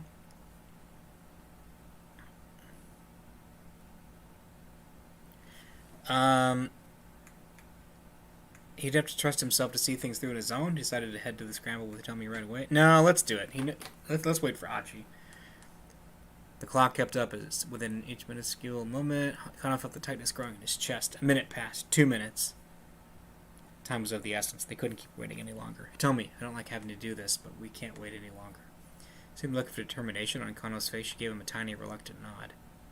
Oh, keep out. Okay. So this is going to be Achi's, yeah. So when is Stanley going to be a character we can play as? That's crazy. Like, super wild. Alright.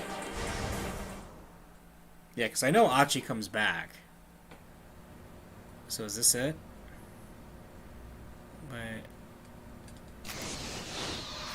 yeah, so we'll pop over to Kano.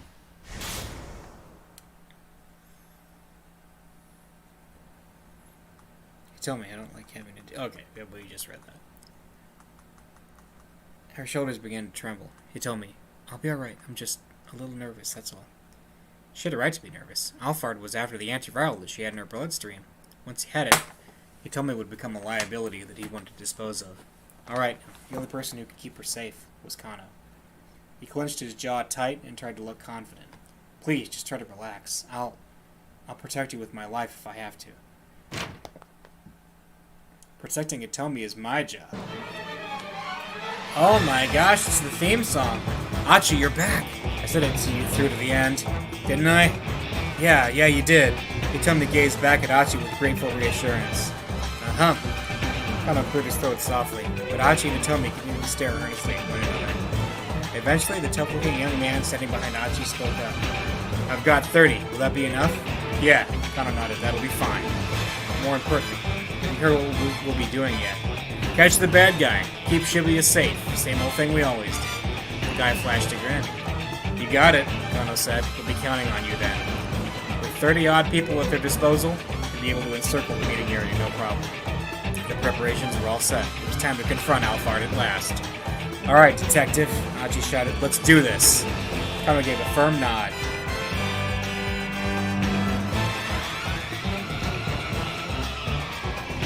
9 minutes later, 6:59 p.m., Kano and the others were in position around the Scramble.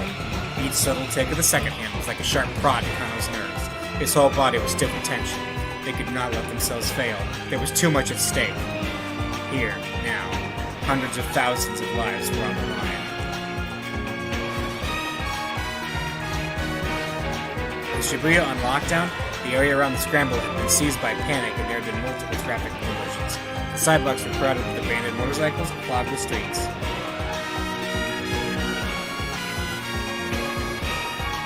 Amid the chaos, emergency vehicles sped by at furious speeds. The fire and emergency personnel and even the police were short-handed, and the whole of Shibuya had begun to look like a war zone. The main roads had been blocked, normal traffic and trains weren't stopping at the stations. In effect, the city was in a state of complete shutdown. Kano glanced again at his wristwatch. 6:59 p.m. in 10 seconds. 11 seconds. 12 seconds. 13 seconds. 14 seconds. He scarcely remembered to breathe. Hitomi stood in front of the statue of Hachiko. She wasn't carrying an attaché case this time, but the moment was otherwise a strange mirror of a stakeout at 10 o'clock that morning. Hey, we got a video! She looked terrified. Kano couldn't blame her. The criminals weren't after some case full of money this time. This time they were out for blood. Her blood. Kano did a slow scan of the area. Achi was standing not too far away. His companions were strewn about here and there, carrying on as normal. Here in Shibuya, these guys fit right in with the crowd, and they had the area around Hitomi completely surrounded. Yet again, Kano looked at his watch. 6:59 p.m., 35 seconds, 36 seconds, 37 seconds, 39 seconds. He forced himself to take several deep breaths. He focused on the sound of his own heartbeat, and exhaled until all the breath was expelled from his lungs. And then it all started. Kano's cell phone rang. I've got him. It was Daisuke, the organ trafficker who devised the kidnapping. It's him. Where is he? Kano asked. Is he close by? I've got him on camera now. He's on the other side of the intersection. Kono looked out across the scramble. There were so many people that it was hard to tell who was or wasn't suspicious. Can you describe him for me? Oh, yep. Hey, hope you're having a good night too. This is great. Can you describe him more for me? The tall foreign guy, the one wearing glasses. The tall foreigner. Kono's eyes drifted over the crowd. Uh-oh, they're gonna clear out and there's gonna be a guy standing there. Ah! It's the teacher! It's, Aha, there he was. As he got closer, Kono's eyes went wide. This man was someone he'd met before. It's Leland Palmer! Leland Palmer! I knew it! The fact that it was a reference to Twin Peaks wasn't lost. That's right. The lecturer from the English department at Hitomi and Maria School. Is he Alphard? Palmer was walking right toward Hitomi. Hitomi didn't seem to have noticed him yet. When Kono glanced back at his wristwatch, it was 7 p.m. on the dot. When Hitomi realized Palmer was approaching her, she was too stunned to react. He walked directly up to her, the corners of his mouth curling up to a smile. "Hello, Hitomi," he said in English. "How are you doing?" "Professor Palmer? What are you doing here?" Hitomi's voice came out in an anxious squeak. "What? I'm here to take your blood, of course." This time he spoke Japanese with an easy fluency totally different from his usual manner of speech. "I'm the one who injected you with the Ua virus."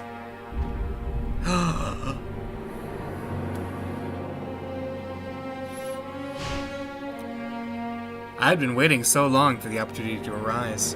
It's been quite agonizing, you know, spending 6 months and more pretending to be a mild-mannered English lecturer. "Professor, you're Alphard, aren't you? Let's get down to business, shall we? Neither of us has much time." Hitomi stiffened. "Please, tell me the laboratory password. After I have your blood."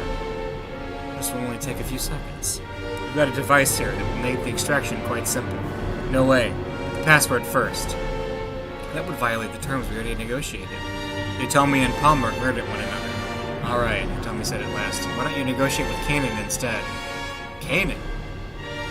Hitomi took her cell phone out and dialed. But the phone rang repeatedly, and Kanan didn't pick up. "What's going on?" Hitomi's face went pale. "Come on, Kanan." Kono, standing near enough to overhear their conversation, grew increasingly anxious as he watches the pair stare at the phone. What was the right move here? Should he keep waiting? Kono rushed into action. Rushed into action. That doesn't make any sense. At this point, they couldn't count on Kanan anymore. Kono rushed into action. "Freeze!" Kono drew his gun and turned it on Palmer. Nearby pedestrians scattered in fear. Seizing the moment, Archie dotted in to protect Hitomi. Palmer let out a tiny sigh. "So you're breaking the terms we agreed upon, then? I don't negotiate with terrorists." Kono inched his way closer, his point of aim never wavering. "Hitomi!" he shouted. "Call Kanan again." Again, Hitomi dialed her cell phone. Palmer opened the attaché case he was carrying. "One move and I shoot!" Kono shouted. But the terrorists ignored the warning, producing a set of small glass vessels from within the case. "They're Ua virus, aren't they?" "If you want to shoot me, then shoot me," he said. "Assuming you don't mind this getting scattered about." Is that... Surely you don't need me to explain. Stanley was right. Alphard had weaponized the virus. Doing his best to conceal his horror, Kono tried to sound defiant. "You can't let that loose here." "And why is that?" "Because if you do, you'll be infected too." "True, but so will all of the innocent bystanders around us." A thin smile crawled across Palmer's face. "Did you come here to carry out a suicide attack, Mr. Alphard?" "Hardly. I have no desire to die here. All I want is to get a little of this girl's blood and then go quietly on my way. That all depends on you, doesn't it?" His face was overflowing with confidence. Kono couldn't shake the feeling that something was off here. Something about this man's demeanor hinted at something. "Well then, what will it be?" Palmer continued. "Will you condemn the people of Shibuya to death?" "I know, Leland."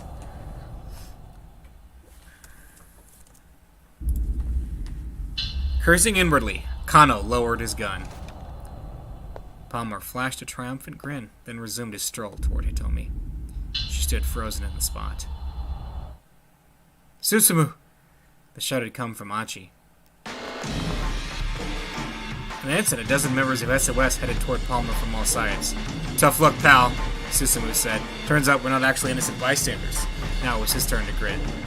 You're completely surrounded. Give up and tell us the password now. Just for the record, we ain't scared of no virus. The tough-looking young man radiated bravado. Without hesitation, they closed in around the kidnapper.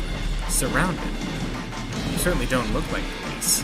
Palmer cast a bemused glance around himself. You're right about that, Achi said. I mean, just take a look. I gathered up a bunch of people who love Shibuya more than their own lives in order to take your ass down.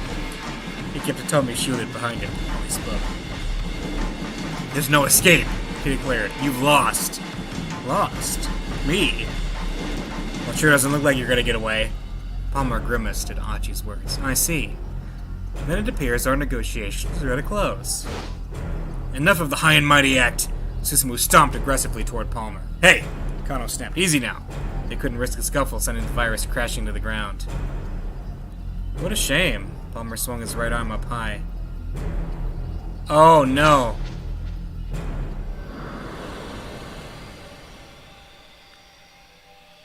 Oh no!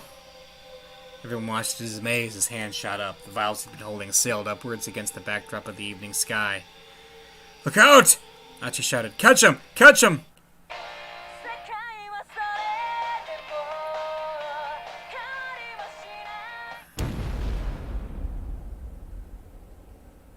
What? What? A tremendous blast blew Gano off of his feet as he crashed to the pavement. Searing pain shot through his entire body. He knew at once that a bomb had gone off, but why? It didn't make any sense. Alphard had no intention of carrying out a suicidal terror attack. Kano was certain of that. If they'd been in his intent, he could have just done so at any time, without going through the trouble of putting on this whole charade. Was there some reason this guy would blow himself up under these circumstances at this specific moment? As he lay dying, Kano had a thought. Could it be? Had Stanley not come to the Scramble because he knew this was going to happen? Oh, no, we still can't use Stanley. This is a bad end. So apparently, jumping forward was not the right thing to do. A mysterious explosion. Let's take the different choice. Let's see what happens. Maybe it's still going to end to a bad end, but we'll see. Let's wait for the phone. I had to hope talking with Kanan would work out. Kind of waited for the call to go through. But Kanan never answered. Had something happened to her in Tottenham? Kind of felt his heart pounding. Now then, shall I take what I came here for? Palmer took a step closer to Hitomi. Oh! Never mind. It's the same thing. Okay. Well, here, we'll get to Achi. Achi Dododan. Alright, so we'll do Achi, because we need Achi. Obviously, to get the ending correctly. Was this guy Alphard?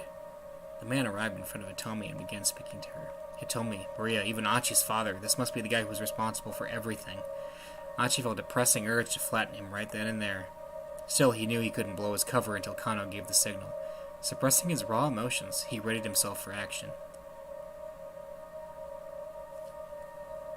Right now, I need to just focus on catching this guy. That he hurt me and I'll hurt him back. That doesn't sound like a great choice. Come first. I need to focus on catching. I have to set aside my hatred. Right now, I just need to focus on catching this guy. Why hasn't it happened yet? Why hasn't Kano given the signal? Freeze! Suddenly, Kano rushed forward, his gun drawn. Ignoring the pain in his leg, Achi dashed for Hitomi as fast as he could. He cut in between Kano and Alphard, quickly pulling Hitomi out of danger. Hitomi! Kano shouted. Call Kanan again! Shielded by Achi now, she brought up her phone and dialed the number. But some time passed and there was no answer. Had there been some kind of trouble on Kanan's end?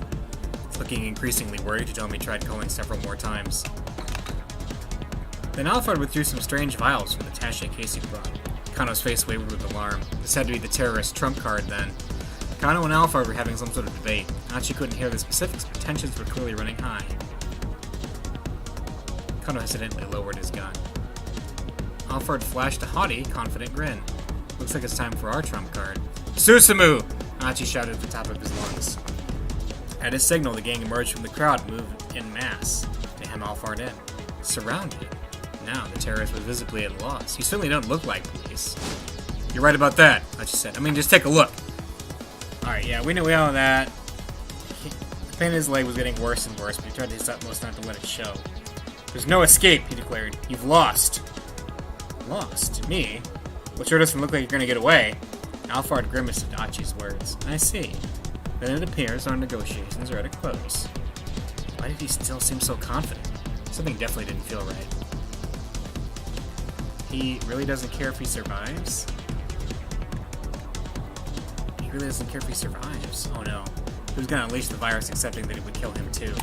Alphard met Achi's eyes, and seeing the haunted realization there, the terrorist flashed a wicked and triumphant grin. Enough of the high and mighty act, Susumu shouted. He began to stomp toward Alphard, but he didn't reach him in time.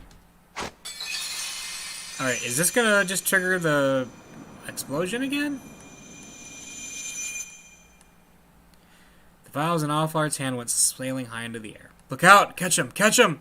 Achi gestured for his comrades to fan out. Then out of nowhere, a huge explosion blew Achi clean off of his feet. His eardrums ruptured and his world was engulfed in an eerie silence as if time had stopped. As he lay crumpled on the pavement, the one thing that still rang in his ears was the tinkling of glass as countless vials smashed on the concrete. So that's another bad end. Okay, so what do I need to do here?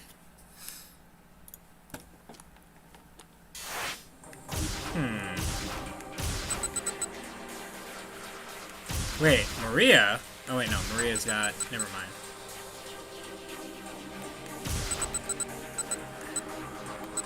His story's over, and they're not letting us jump to Stanley yet, right?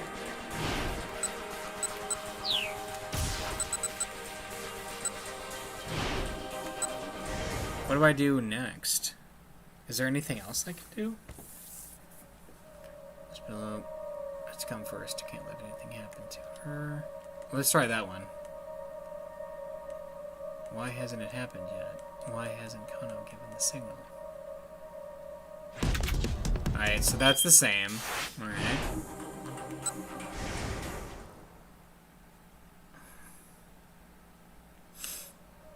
What's the top one? Is he gonna...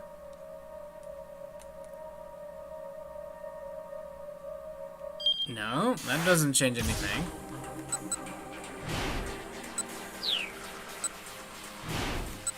Alright, can we go to Stanley yet?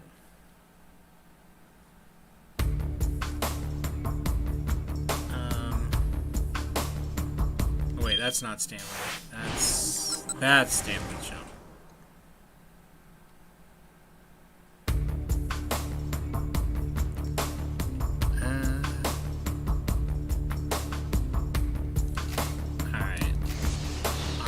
Go to Stanley. No.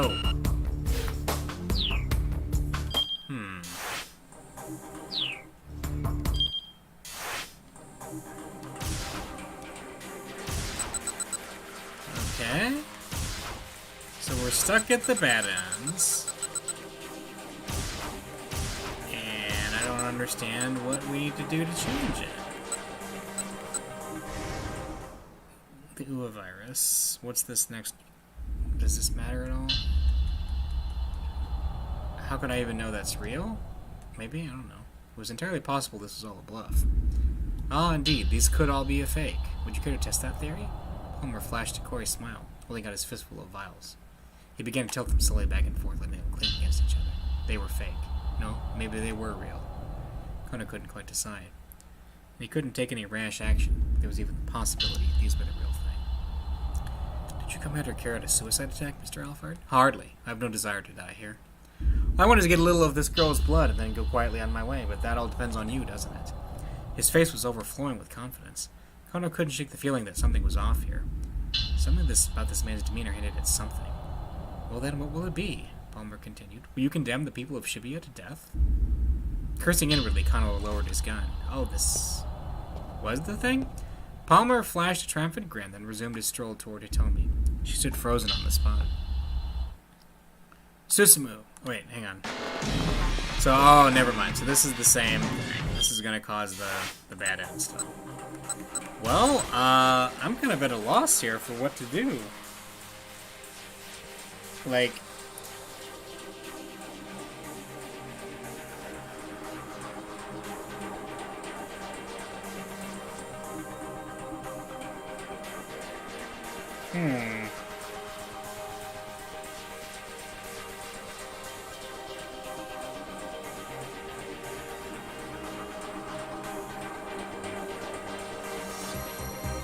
Well, let's see. So we have...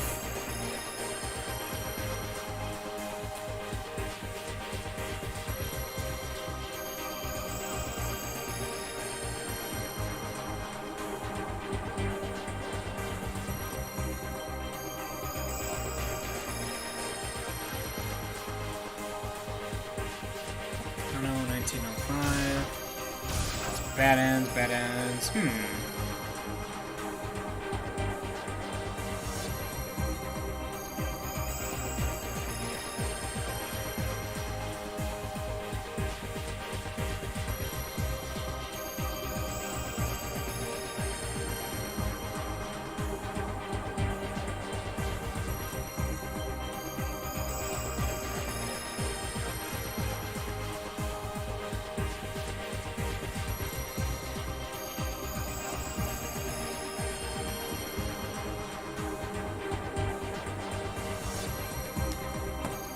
Let's see. Maybe make a couple different changes of choices. Maybe if we can ask Stanley what's going on. Alright. Please tell me we're past the point of keeping secrets. They'd come this far together. Surely it was too late to get all tight-lipped now. I'm sorry. I wish I could tell you more. Stanley dropped his eyes. Kano had a vague idea what Stanley was up to. I felt like, okay, keep Alphard. That was Kano's guess. Alright, do what you have to and come back soon. No?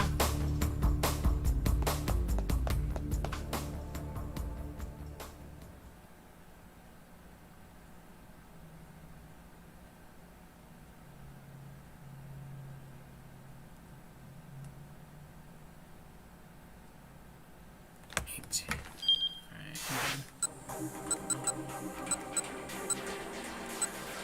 Who goes with Tatno?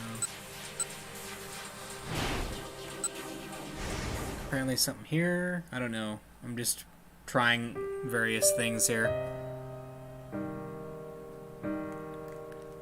Yes, you're right. Yes, then we're good. Head out the door. Okay.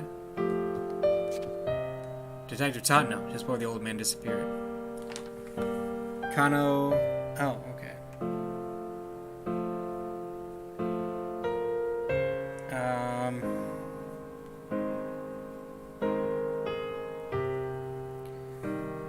Kano gave him a silent salute. It was a breach of protocol to salute while in plain clothes without his cap. Still, it was the best way he had to let Tatno know how I felt. I'll leave the rest to you.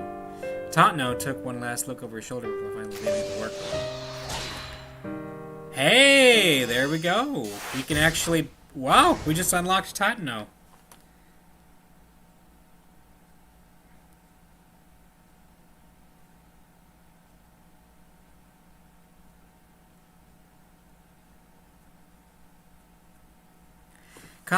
Kyozo Tatno gingerly flexed his right elbow.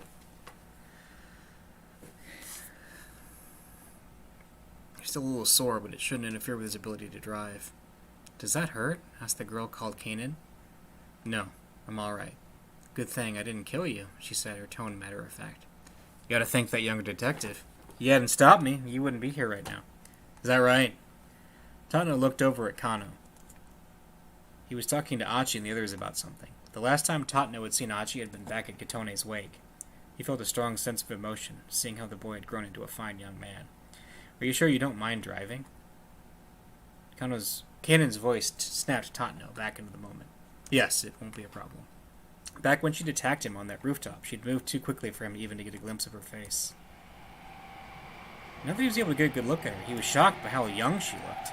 And yet there was a cold gleam in her eyes, a glitter of awareness with no trace of emotion behind it whatsoever. In his long career as a detective, Tatno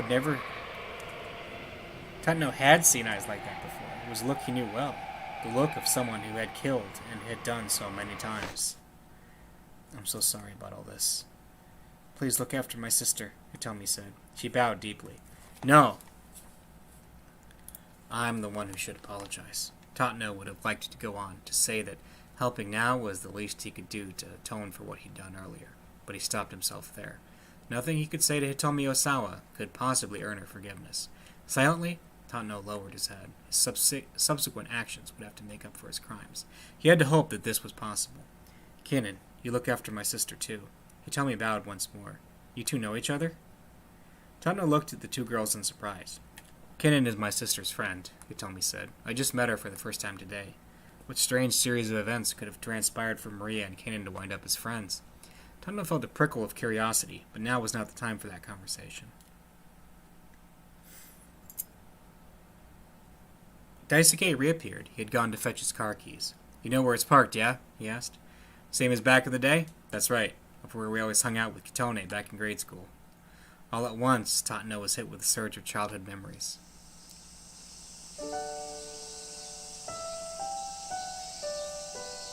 The sky was a piercing blue. The droning of cicadas echoed in his ears. A refreshing breeze brought intermittent respite from the heat. During summer vacation, they spent their days here in the parking lot behind Daisuke's house. And the one day, a week off, they get on summer vacation in Japan. As Tatno and Daisuke played near the stairs at the side of the lot, the blazing sun beating down on them, Kitone would always come along with some iced barley tea for them. The two boys would race to see who could drink theirs up the fastest. The cold and fragrant tea flowed down their welcoming throats. Most of the time it was Tatno who would finish first. Daisuke often wound up choking and spitting his out. Kitone would flash him a motherly and sympathetic smile. Then Daisuke would grin back at her sheepishly and fuss with his hair. That had all been nearly 40 years ago, but Tatno could envision their smiles as vividly now as ever. They were his only fond memories of his childhood.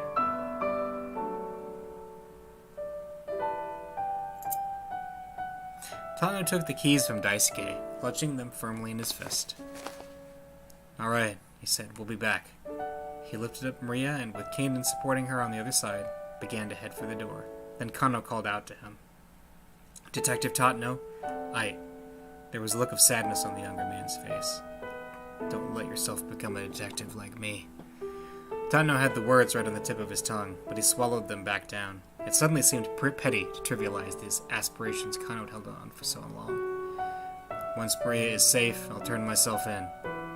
After he made sure that Maria got to the lab, he would cease to be a detective. Instead, would simply be a criminal. In Japan, a charge of plotting to commit the crime of murder carries a prison term with labor of not more than 2 years. But despite the failures that had brought him to this position, nothing he had said up until now had been a lie. Of that much he could be proud. Never lose sight of what you're supposed to protect. Ever. He could at least try to be the detective Kano had so admired until the very end. As Tatno left the room, Kano saluted him crisply. Ordinarily, a detective wouldn't salute in plain clothes or without his cap. The little breach of etiquette just showed all the more clearly how Kano felt. If Tatno hadn't been holding Maria up, he would have returned the gesture.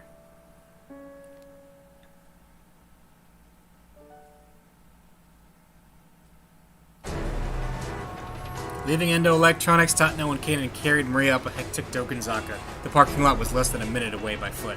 Before long, however, they found their way blocked by a veritable wall of people. Uh-oh. It was a riot squad with Kuze at the head. Riot Squad, a police squad that carries out security and control activities in order to maintain and restore public order in the event of an emergency. The Tokyo Metropolitan Police Department has 9 riot police units, along with a support vehicle unit for a total of 10 such squads. These also comprise teams that carry out certain specific functions, such as the Explosives Ordnance Division and Chemical Defense Unit. Director Kuze, Tatno, what are you planning on doing with that girl? What are you planning on doing with her? already informed Kano that she's to be put under quarantine. If she's allowed to remain free, all of Shibuya will be in danger. Kanon took a step forward. Tatano could sense that he was about to move in for the kill. Easy now, he said softly. Wait. As skilled as Kanon was, she was no match for an entire armed police squad. I'm not going to take all of them, she murmured. I'm just going to take the man in charge hostage.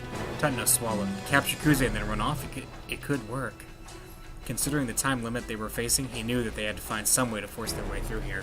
Still, given how far they still had to go to reach the laboratory, he wanted to avoid direct conflict as much as possible. Give me 1 minute. No, just 30 seconds. Tatano turned and stared at Kuze. Two had known each other since their rookie days. Director Kuze, tell me, what is it that you believe in? What do I believe in? Yes. Weren't you always the one who said that you needed to put faith in your subordinates no matter what? Well, yes. Yes, that's right. Kuze's eyes wavered ever so slightly. In that case, put your faith in me. No, put your faith in Kano. In Kano? He believes that saving Maria Osama will let us save Shibuya. He's doing everything he can to make that happen. Kuze's lips curled into a wry grin. That sounds like Kano, alright. Always thinking in such simple terms. Usually the simple answer is the right one, sir. People like you and me overthink things. We make them more complicated than they need to be. Just consider for a moment. Will putting Maria Osama under quarantine clear up this case? No, it won't. So long as we don't know how she was infected with the virus, we can't rule out the possibility that other people have been infected as well. Tatano kept his eyes locked on Kuze's. Director Kuze! Right now, what we need to do more than anything is get our hands on the antiviral drug. We need to be helping Kano. Please, sir. Tatano, buddy. Come on, I can't do that. You gotta understand the position I'm in. The director's voice squeaked into his childish register. Kaden narrowed her eyes. What's this guy's deal? She whispered. It's hard to explain, but when his voice gets like that, it means...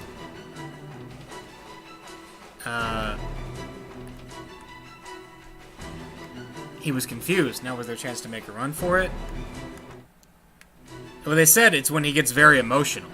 So, he was confused. Now was there a chance to make a run for it? Tatano signaled with his hands to Kanon, then get ready. He didn't get the chance to, though. Ugh! Suddenly, Kuze let out a pained yelp. So then, as Tatano watched in surprise, he proceeded to collapse onto the pavement. Ah! It hurts! It hurts! Have I been infected with the virus, too? The riot squad immediately rushed to the director's side. As Tatano stood there dumbstruck, Kuze secretively flashed him a knowing wink. That was a terrible performance, Kanon muttered. Yeah, but it was a tour de force as far as I'm concerned. Inwardly, Tatano gave his boss a nod of respect. Flipping past the riot squad, he and Kanon headed for the parking lot. Several members of Kuze's team hurried to chase after them. Don't follow them! Kuze cried out as he writhed on the ground. Everyone, stay back!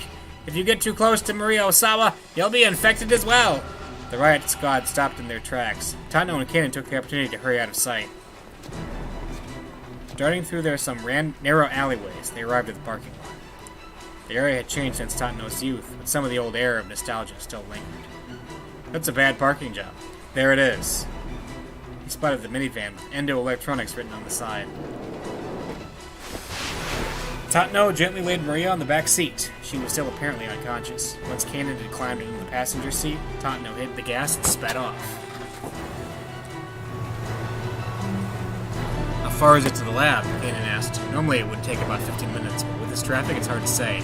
Tatano avoided the step-and-go of Dogonzaka, taking side streets as he headed toward Shibuya Station. Uh-oh. Once they'd re-emerged on the main thoroughfare, however, he spotted a checkpoint set up ahead. Barricades and armored vehicles were blocking the road. The scale of the security efforts showed just how grave the situation truly was. Tatano hit the brakes. What do we do? Kanon spoke without taking her eyes off the barricade ahead. Tatano thought for a moment before arriving at an answer.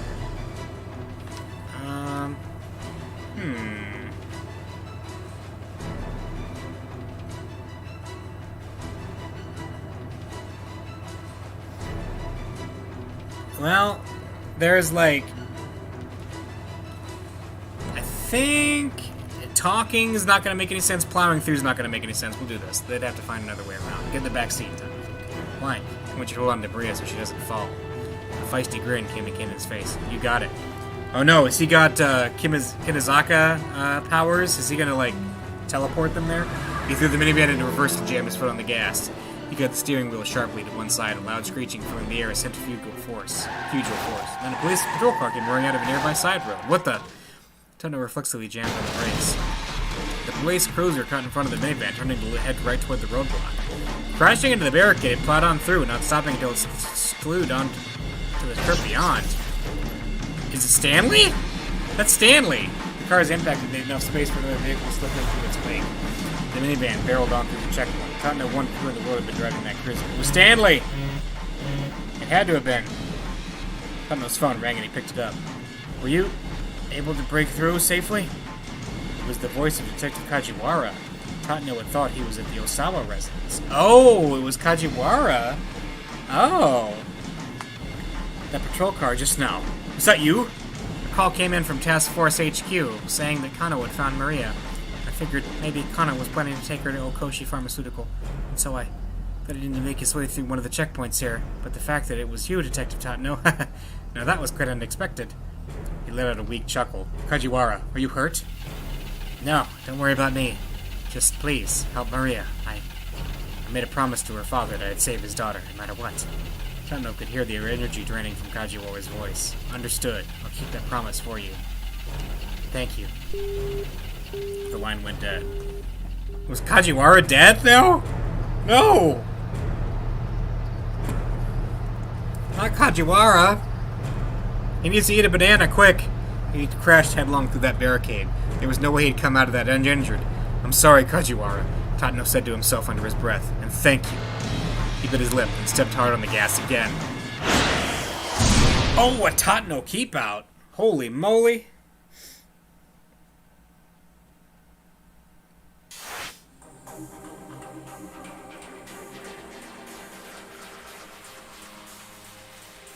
Alright, well, let's see.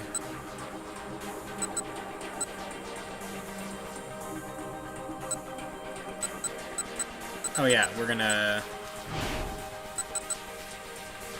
Alright, we're gonna do this thing with Stanley, right? We're gonna try to teleport to Stanley, I think, is what's next. Yeah. So that's him leaving. That ends that scene.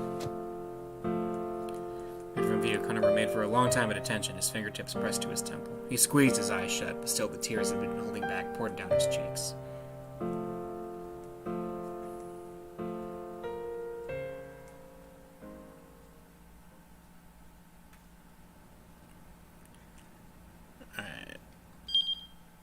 Alright.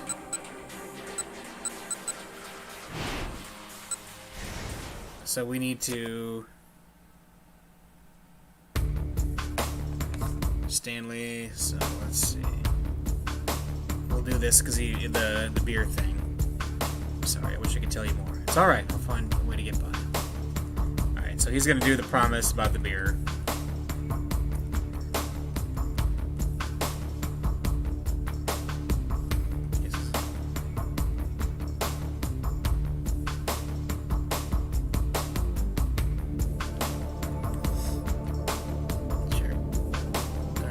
That's promise. So this is yeah, see, now we can jump to Stanley. So this is a little unintuitive. I'm not sure I'm appreciating that. If I didn't have a guide on my phone right now telling me what to do next, I would not have found this in a timely manner. It was 6:00 p.m. Alphard had contacted the motley team at Endo Electronics, and the situation had immediately deteriorated. But the new developments had also provided them with one big chance. A chance that Alphard might appear in person at long last. You did fine. Jack Stanley set his hand on Kano's shoulder. A weak smile came to the detective's face. Stanley paused, unexpectedly moved. For that one moment he saw in Kano the image of his younger brother Frank. Jack, you have to get everyone to a safe place right away. Frank's nervous shout echoed through the hotel lobby. Hang on. We'll continue this in just a second. I'll be right back.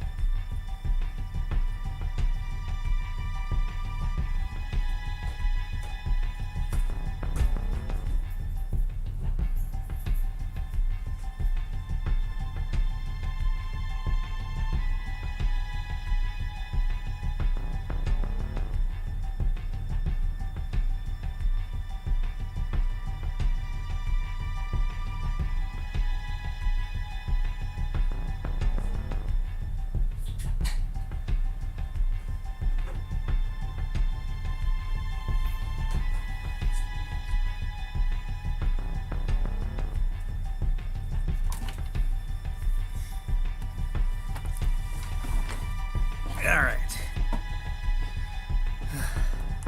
Stanley's younger brother was a member of the Bomb and Arson Squad, subsection of the Chicago Police Department's Bureau of Investigation Services, BIS, that handles investigation of bomb and arson-related cases. This was 2 years ago. The CIA had obtained intel that Alphard was targeting a high-class hotel in Chicago for a terror attack. Stanley and his team had searched the hotel interior and had discovered the bomb set inside a large planter. When Frank arrived at the scene and saw the explosive, his expression grew grim. The detonation trigger is set in the worst possible place. It's going to be a bastard to remove it. In that case, you need to get out of here too, Frank, Stanley said. No, I need to make sure I can figure out how this thing is set up so that the disposal unit knows what to do when they get here. I'll be alright. Look, you can probably see it from back there. Stanley could indeed see the small explosive from where he stood. It was held in place by several screws. The timer had just ticked down past the 30-minute mark. There's plenty of time left for the disposal guys to get here. Jack, I need you to help finish evacuating the building. There are a lot of people here who haven't gotten out yet. But Stanley hesitated. From a cold and logical perspective, Frank was right. He had a job to do, and if Stanley listened to his personal feelings and tried to usher his brother out of there, a lot of innocent people might die. Alright, he said. I understand. Heck, if we had something as simple as some dry ice, we could just freeze this thing. Frank grimaced as he eyed the bomb. Dry ice, huh? I don't suppose ice cream would do the trick. That'd be a waste of ice cream. You're better off just eating it. Of course, even dry ice would be a long shot in place of actual liquid nitrogen. The brothers looked at one another, and for a moment, the tension dissolved into laughter. Alright, Stanley said. I'll be back. Hey, Jack, once this is all tidied up, I'm gonna need a drink. Let's you and me have a beer together. Sure, you got it. Stanley headed for the hotel lobby, which was still overflowing with guests. Oh, did the bomb blow up? He made the right choice here. Stanley gave Kano a thump on the back, and the detective cracked a tiny grin. What about my choices, though? Debating his own next move, Stanley stepped away from the others and took out his cell phone. He made a call to his superior, Gordon. Gordon? From, Is it Gordon from, Twin Peaks?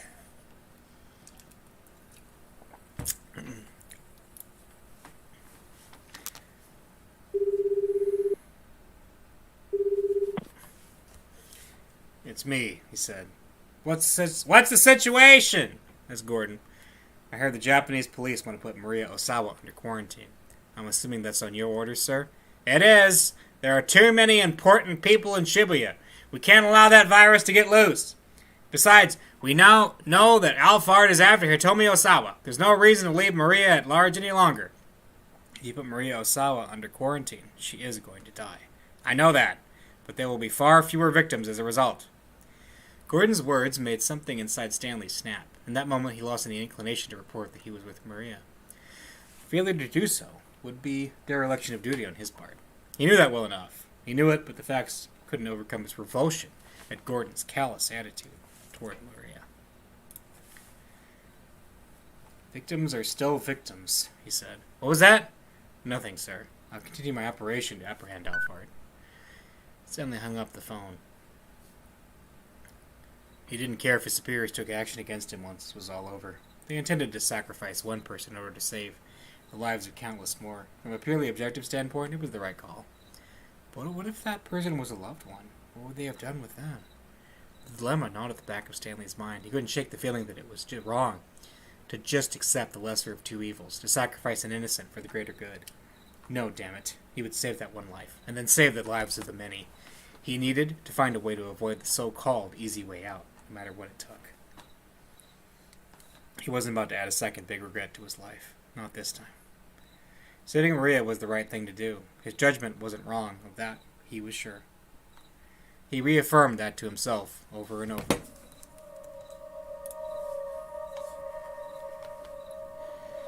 Kano was watching Totno prepare to depart. The group had put together a reasonable plan of action. Totno and Cannon would head to the lab with Maria in an attempt to get the antiviral for her. Stanley would accompany Kano and the others to the Scramble to apprehend Alphard. It was a two-pronged plan of attack. Still, could they really count on things going as smoothly as Cannon had suggested? Stanley thought back to her earlier words. Once Alphard has made contact with Hitomi, call my cell phone. I have plenty of information Alphard might want to bargain for. I can negotiate with him directly. That meant that getting the password hinged on whatever deal they struck. What sort of things might Alphard request in exchange? Stanley cast a thoughtful look at Kanan. She was helping Tatno to carry Maria out of the room. Stanley doubted she'd answer if she asked just what her bargaining chips were. He held his tongue, watching as she looked at the others. Whatever else happened, he needed to focus on capturing Alphard. He glanced at the monitor displays in the workroom. The disembodied sound of Alphard's voice from earlier crept back into his mind. I will appear at the rendezvous in person. After all, it wouldn't do for the star of the show to miss the final curtain. Those words notwithstanding, it seemed absurd that Alphard would like to show up in the flesh. Nationality, age, sex, so much about the terrorist mastermind was shrouded in mystery. Why would someone who had hidden so well for so long ever reveal their true identity? And yet, Alphard had gone out of the way to claim that was precisely what was about to happen. It almost seemed like he'd made turning up in person a major selling point of the deal. I'm looking forward to meeting all of you then. There was no doubt about it. Alphard wanted them to expect him on site and in person. So why would that be?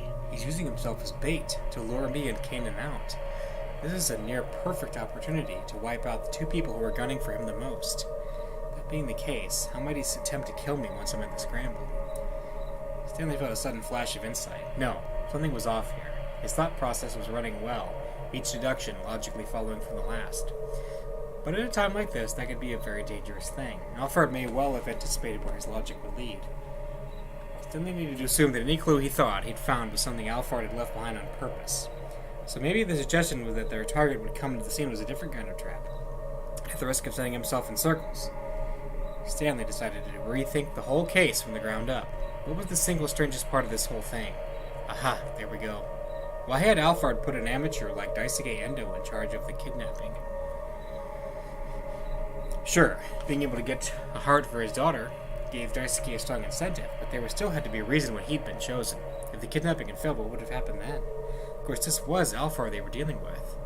Maybe the possibility of failure was somehow part of the plan. Hell, Daisuke had managed to accidentally kidnap Maria instead of Hitomi, hadn't he?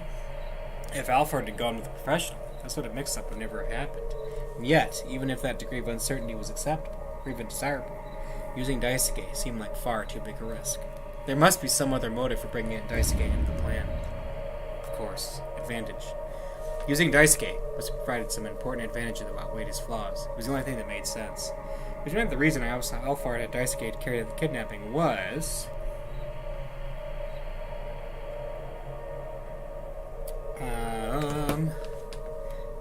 not an alibi. I mean, those two, whatever. I think this. He had something else in mind. To carry out some other objective. He'd set up the kidnapping, devised the ransom relay, and so they kept the full attention of the police on that. All the while, Alphard himself was working towards his true goal, getting Hitomi's blood. Which meant that Daisuke kidnapping Maria by mistake had in fact been a misstep.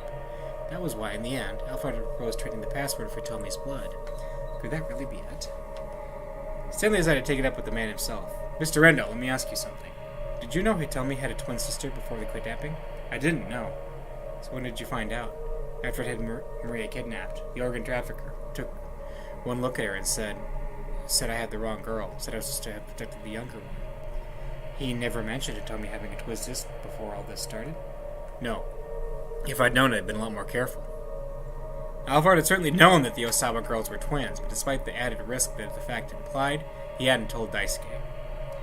There was only one logical conclusion. Daisuke's mistake hadn't been an accident.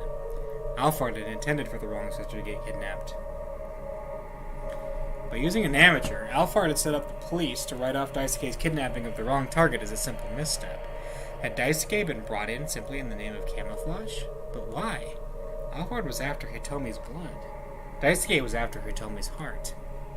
They both wanted the same thing, so why target Maria instead? Then they turned of logic and run out of steam again. Still, he was sure he was on the right track. He just needed to keep following till he found out where their track would lead.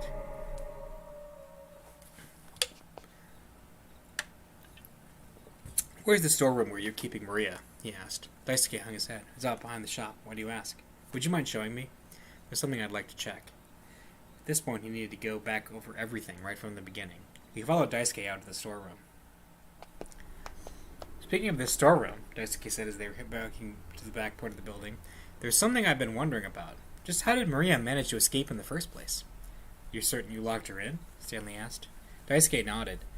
At 8 o'clock this morning, the organ trafficker came by to check up on her, and made sure to lock the place back up after he left. I see. The visit must have been when Maria was injected with the UA virus. It makes sense, based on our working timeline of when we expect her to go symptomatic. When they got to the storeroom, they spotted the padlock that had held it shut, lying broken on the ground. Daisuke picked it up and opened the storeroom door. Ah, look at this mess. It was obvious immediately that merchandise had been stolen. I doubt Maria did this, Daisuke said. Maybe some thieves broke in? He made a quick inspection, assessing what had been taken. Some digital cameras and laptop computers were missing. This looks like the work of some local thugs. This kind of thing has happened to me a few times before. Daisuke let out a sigh of exasperation. Stanley, meanwhile, was carefully looking around inside the storeroom. Where did you have Maria Osawa? He asked. Behind those cardboard boxes. The boxes he indicated were piled high, closing off one corner of the room. If Maria were unconscious behind them, the burglars might well have never noticed her. So Maria was able to escape from the storeroom thanks to the burglars breaking the lock, Stanley mused. Just what impact had that stroke of misfortune had on Alphard's plan, he wondered. What had Alphard planned to do with Maria if nobody had broken in? Well, he was going to trade her for Atomi, right? That was the whole point of the van thing. Yeah, he was going to trade her for Atomi. It certainly seemed reasonable enough. He needed to kidnap Maria in order to infect her with the virus, first and foremost. And she had indeed been injected with it at 8 o'clock that morning. Next, Alphard would have carried out a hostage exchange for Atomi in order to obtain her blood. Maria would be free to go, but infected with UA. What purpose would that serve? It was simple enough to deduce. Once you learned that Maria had the virus, Kenji Osawa was certain to take action. He would bring her into the storage facility in order to administer the antiviral, just as he'd done with Atomi. But Alphard had Tanaka killed, though. So what's that about? That meant that the storage facility would be open once more. That was what Alphard was really after. A way in, so he could destroy the antiviral samples at the lab. It was the only logical conclusion, infecting Atomi 6 days earlier to ensure that she would be carrying the DDS in her body. But it also served as a sort of dry run for today. If it turned out that Osawa wasn't able to access the antiviral storage on his own, the entire plan would fall apart. Atomi had been a test case in order to make sure. The negotiations at the Scramble were almost certainly a smokescreen. Alphard wanted to lure Stanley and the others to the Scramble. Stanley and the others to the Scramble in order to clear their way for an assault on the lab in the meantime. The first order of business was to stop him from getting inside. But how? Should Stanley lead the stakeout of the Scramble for Kano and the others while he headed to the lab himself? He couldn't decide that alone. He headed back into the shop with Daisuke to see where things stood with the others. Uh-oh, keep out. Oh no.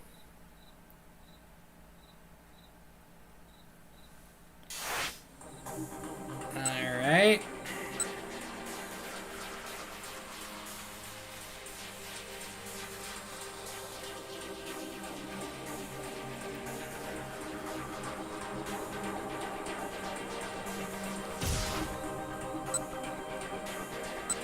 Alright, so there is, though, a jump from Kano for Stanley. It's this. No. Is it this one? Stanley, there we go.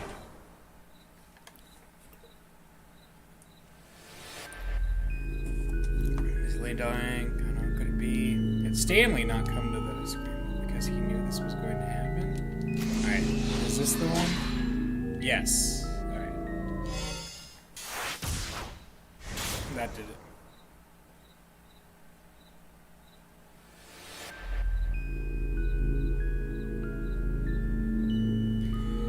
Kano's plan of action for the Scramble was steadily coming together.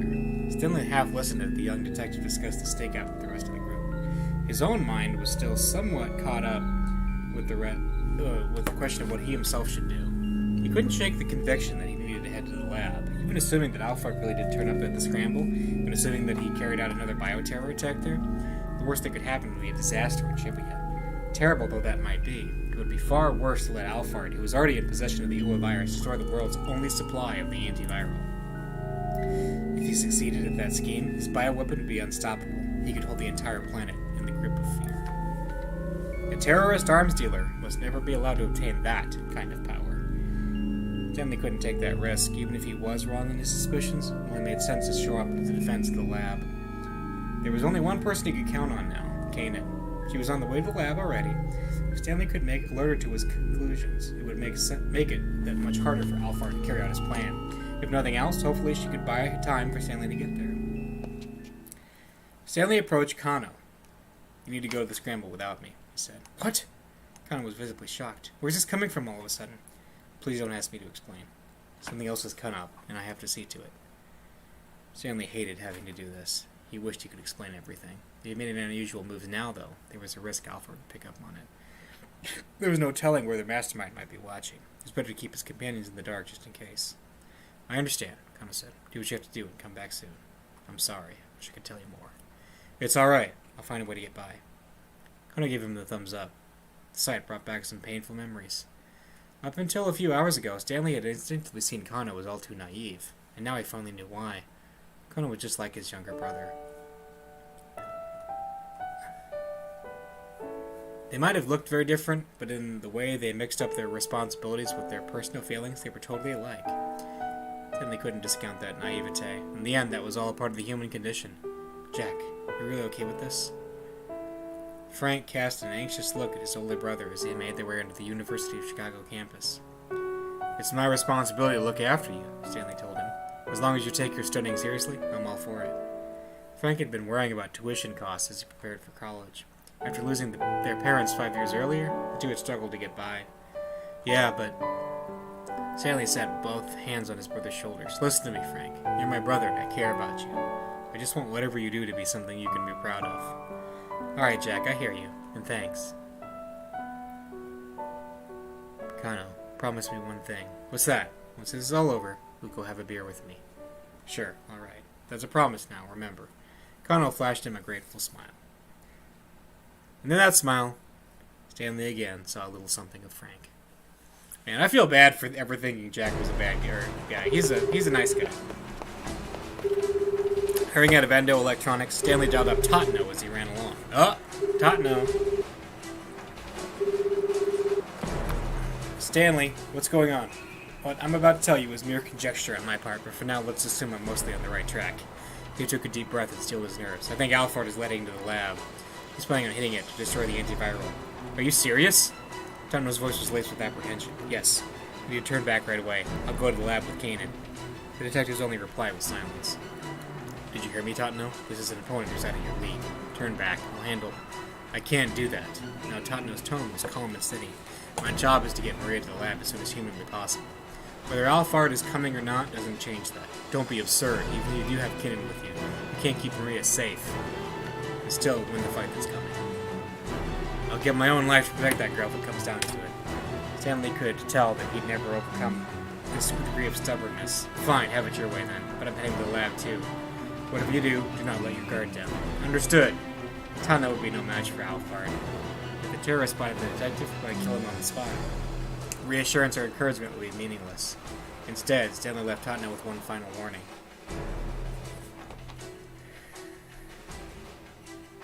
Just keep Maria safe. That's your job. I think sounds about right.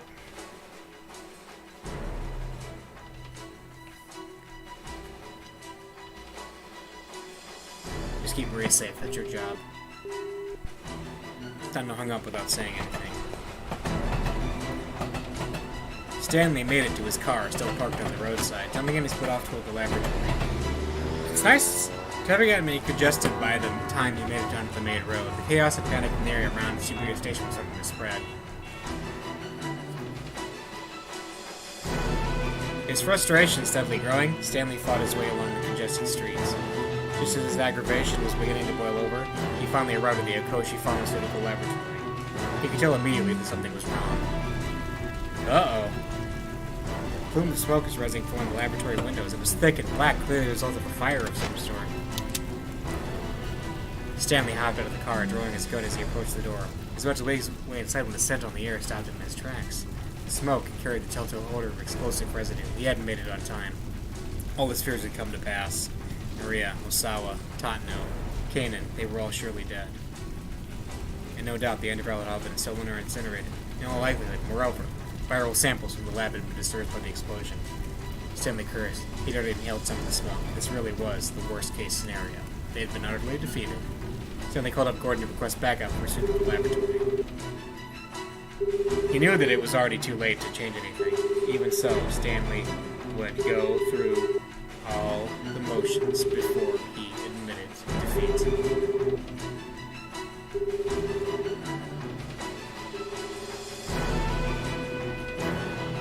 Yikes, complete failure. Yikes, that's a bad ending, huh?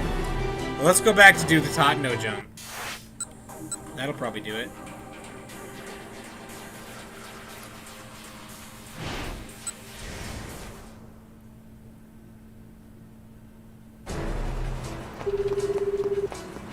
Let's see if we can change something from Tatno's end, huh?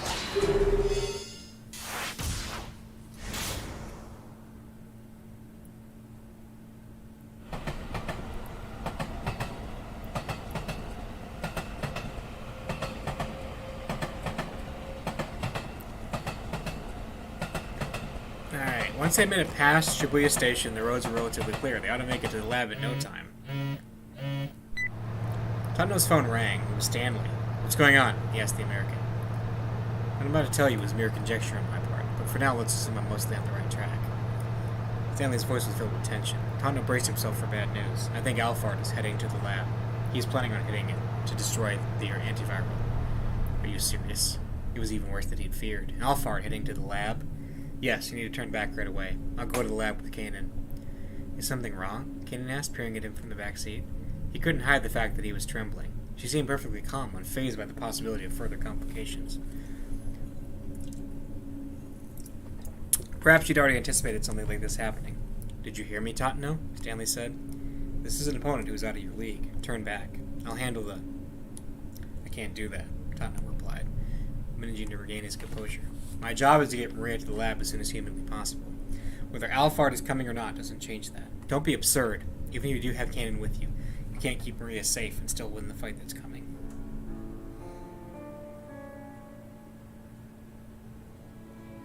Maybe Stanley was right. Almost certainly he was, but Tatno couldn't put Maria's life in danger by turning back in order to save his own. "Kanan," Tatno glanced at the young woman in the back seat. "Yes? If Alphard shows up, don't worry about protecting me. Just keep Maria safe." "You got it." That was all Tatno needed to hear. "I'll give my own life to protect that girl if it comes down to it," he told Stanley. "Fine, have it your way then, but I'm heading to the lab too. Whatever you do, do not let your guard down." "Understood." Tatno hung up. "That was Stanley?" Kanan asked. She probably already surmised the situation. Even so, she showed no sign of concern.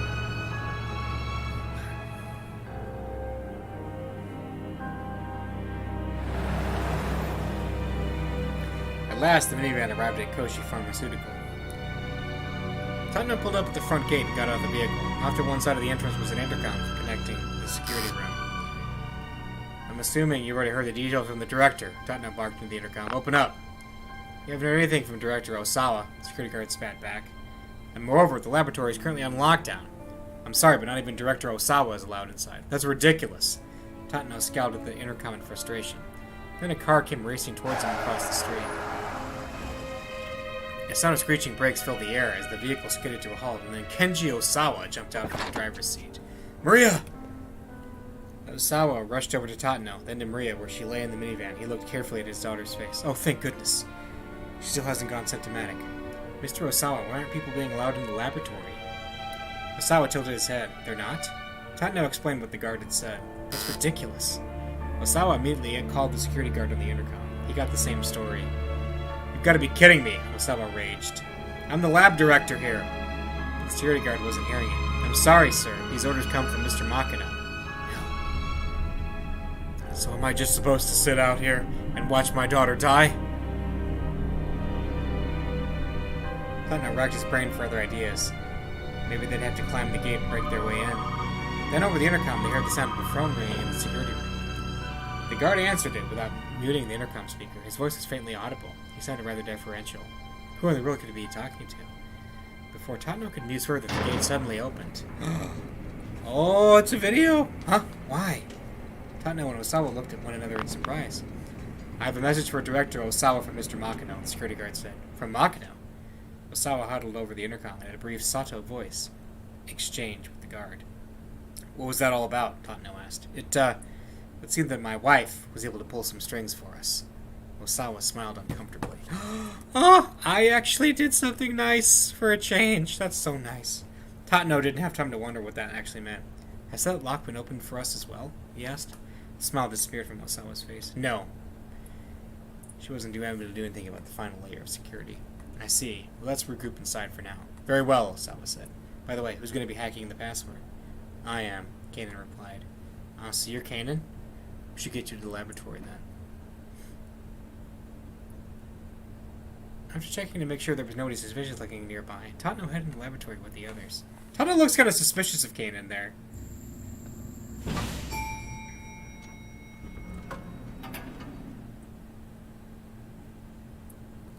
It took about 20 seconds for the elevator to reach the first basement level. The biohazard storage area was evidently fairly deep underground. The doors opened to reveal a long, straight corridor. There was a door at the far end with a device at one side for checking IDs. Kanan approached the device, setting the laptop she'd borrowed from the security room on the floor in front of it.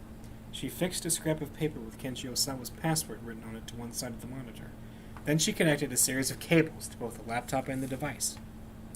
Tatno tried to contain a sense of urgency, focusing on keeping watch over Kanan as she worked. Kanan began to slowly tap away at the keyboard. The screen displayed a series of numeric values that changed with each keystroke. She checked the changes carefully, timing the movements of her fingers according to some formula. Any device let out a warning sound and the display lit up. Incorrect password. The input had been rejected. Was this really going to work? Tatno felt his impatience growing. Osawa's face showed a similar unease. Kanan looked at them. How many failed attempts are we allowed? 2, I believe, Osawa answered. After a third failed attempt, the storage area is locked down and can't be reopened with an input from the full board of directors. Kanan had already resumed typing before he finished speaking. There's a very slight difference in power consumption from the device when it processes the correct password compared to an incorrect one. There's a minuscule difference in the time it takes to run the process as well. If I can analyze those and compare them. Kanan's voice trailed off. She continued working. There was another warning sound, a second failed attempt. A single bead of sweat ran down Tatno's forehead. But Kanan didn't so much as bat an eyelash. Ah, I see. Her face remained full of confidence. It won't be a problem, she assured them. This isn't my first time with this type of mechanism. Slowly, one at a time, Kanan pressed key after key while keeping her eyes fixed on the laptop screen. With each keystroke, a wave formed at the top of the screen, looking almost like an echocardiogram readout, wobbled slightly. The laptop let out a tiny sound. A sequence of 10 characters appeared on the screen and Kanan read them off. Tatno jotted them down in his notebook, then stepped up to the scanner to enter the twin passwords for Osawa and Tanaka. They got in. The door opened. Kanan let out a sign of relief. Osawa gathered up Maria and headed into the storage area. Tatno felt a surge of relief as he watched the two of them go. Kanan, meanwhile, was fastidiously putting away her equipment. What do you think? Tatno asked her. About what? She asked, her gaze as serious as ever. About Alphard. Why hasn't he shown up? If what Stanley had said was true, Alphard ought to be coming their way. It was both strange and unsettling that they'd been able to get inside without any interference. This isn't over yet, Tatno continued. Don't let your guard down until we know Alphard has been dealt with. Right. Kanan pulled out a pistol. You keep those two safe, she said. I'll go check things out front. She got back in the elevator and headed up.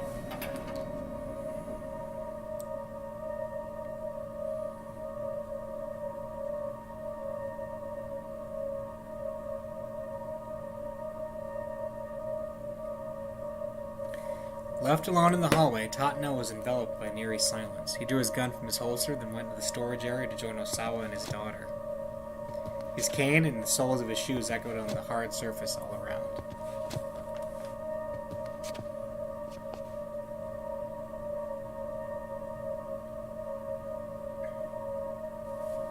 the end of the hallway, Tatno came to another door and took up position there, determined to guard the two individuals inside. This was the only way in. If anyone was coming, they'd have to pass through here. Putting his back to the door, he let out a sigh. A great weight of exhaustion settled over him. Too much had happened over the past few hours. He'd recalled too many painful memories that had been long buried deep within his mind. And he'd realized that his whole life was ripe with things he could never undo. If you're coming, then come on. Tatno aimed his gun down the empty corridor. Right now, he just needed to protect Maria. That had become his life's sole purpose.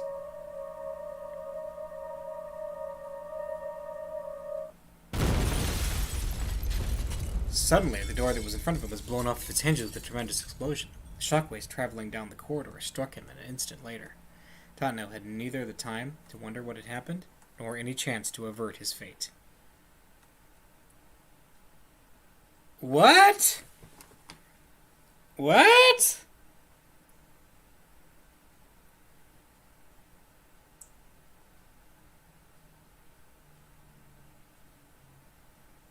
Okay.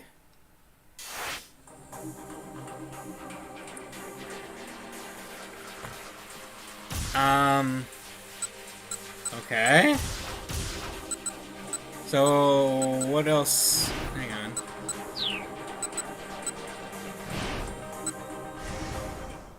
So, was there something else to be done here? I don't get it.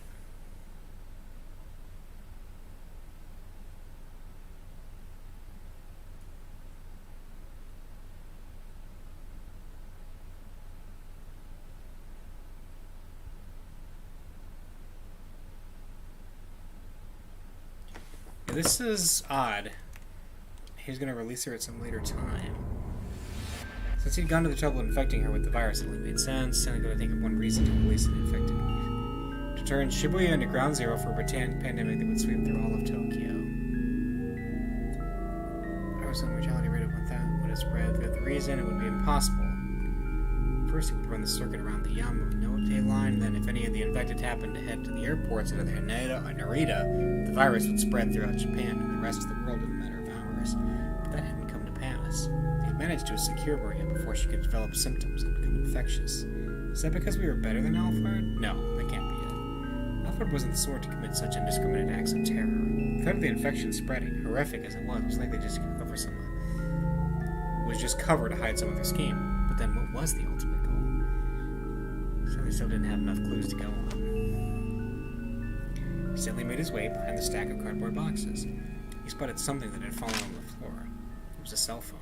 Next to it was a woman's handbag. Stanley unzipped it, held a jumble of makeup, tissues, and other personal effects, but nothing at all unusual. If he was going to find any clues here, it would probably have to be from the cell phone. He tried turning it on. There was no response. It appeared to be broken. Let me see that, Daisuke said from behind him. I'll see if I can fix it. Do you think you can? Stanley asked as he handed it over. I won't know until I try. But that sign out front, saying that I run an electronics shop, isn't just for show. Turning his attention back to the handbag, Stanley searched it more thoroughly and found a photograph tucked inside that he'd overlooked in his first inspection. What the hell? He stared at the image, swallowing the lump in his throat. What is it? Is it a keep out? Oh, I was right.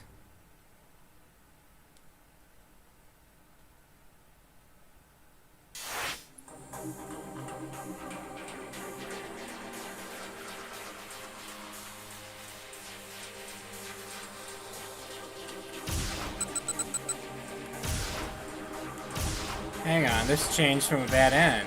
Interesting.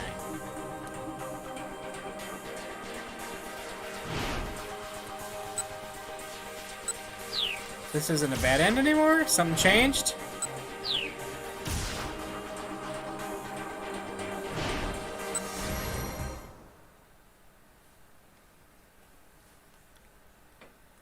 Oh, the phone was a bomb, wasn't it? Sutsmu. The shouted come from Achi. Okay, and then they surround... Yeah. So we know all this.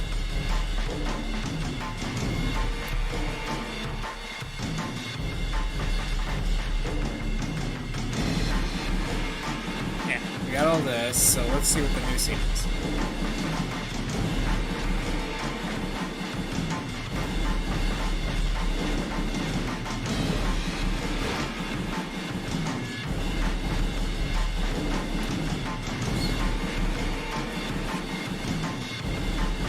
he's gonna throw it. So, is this gonna lead to a... Everyone watched...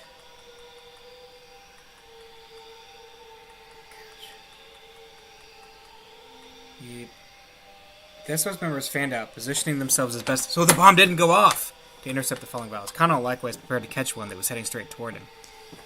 As he did, he caught sight of Palmer speeding away. Kano made up his own mind on the spot. There was only one right call here, and he needed to make it.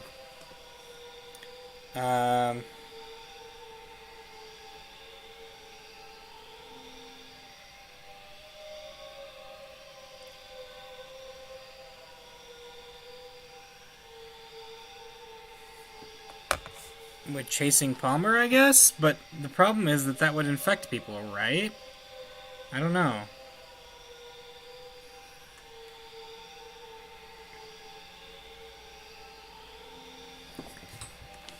Protect the lives of the people nearby? Well, we'll do this one. He had to chase after Palmer. It didn't matter if he didn't grab the vial. Something about the way this was playing out made Kano sure of it. Calling upon all his rugby training, he broke into a sprint. Deftly dodging through the crowd, Kano kept Palmer in sight. He would catch him. One way or another, he was going to bring that bastard down. Steadily, he gained on his quarry. At last, he drew within striking range, immediately dived into an expert tackle. He caught Palmer around the waist, their bodies collided with violent force. Oof! Palmer went down flailing and hit the pavement hard. Even then, he tried to resist, but Kano straddled him and held him down. "Tell me the password!" Kano snarled. The kidnapper sneered triumphantly. "You made the wrong choice." "Wrong choice? The Ua is out now. Now nobody can be saved. You've just killed everyone in the city." "No," Kano shot back. "Nobody's gonna die." "And what makes you so sure of that?"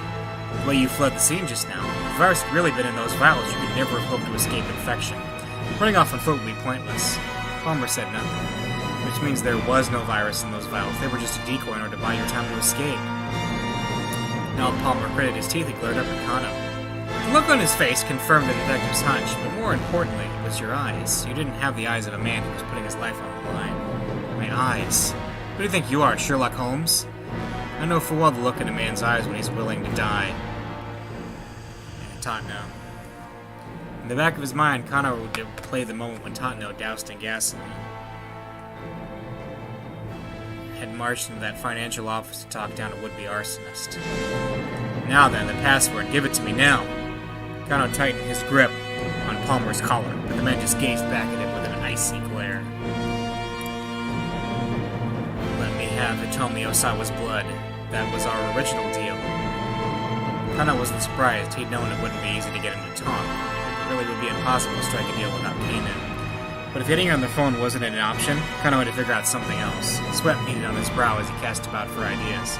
Then he happened to catch sight of a car that had been overturned by an accident nearby.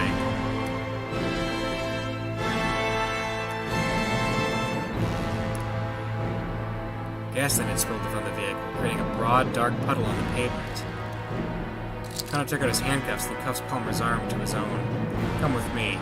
Shaking his captive back to his feet, Kano led him over to the car. Then, without hesitation, he sat down in the pool of gasoline. Yanking on the handcuffs, he pulled Palmer down beside him. Kano pulled a lighter from his pocket. Palmer snorted. "Just what this is supposed to be, hmm? Tell me the password. Or, well, do you light the gas? You'll be burned to a crisp yourself." "Yeah, probably." Kano heard the casual desperation in his own voice. "What the hell are you thinking?" The smile vanished from Palmer's face. Kano scowled down at him. "I just want to...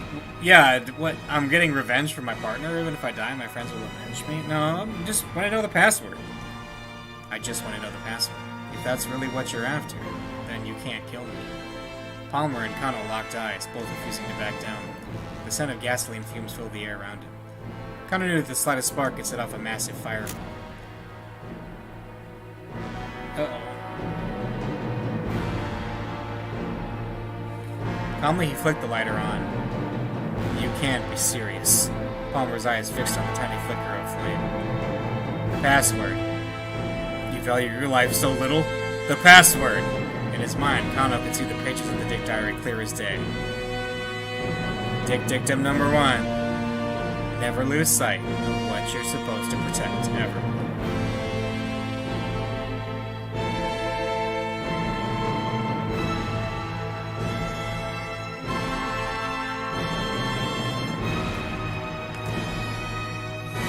Palmer glared in defiance. Kano brought the lighter closer and closer to the gaslight. He could practically feel his own life growing shorter as his hand descended. And yet he felt no trace of fear. His body was numb, his senses strangely distant. Time seemed to slow. The world around him dissolved into a blur. He was surprised at how calm, how remote he felt, here in the midst of this life-or-death confrontation. And then, far in the depths of Palmer's eyes, he saw the barest hint of doubt. He fixed his gaze on that point of weakness and didn't look away. Palmer's shoulders slumped perceptibly. Now Kano was certain of it. This was a man who'd never put his life on the line before. Shizuo's words sounded at the back of his mind. You need a cool mind, but a fiery spirit. A detective without both of those is worth nothing.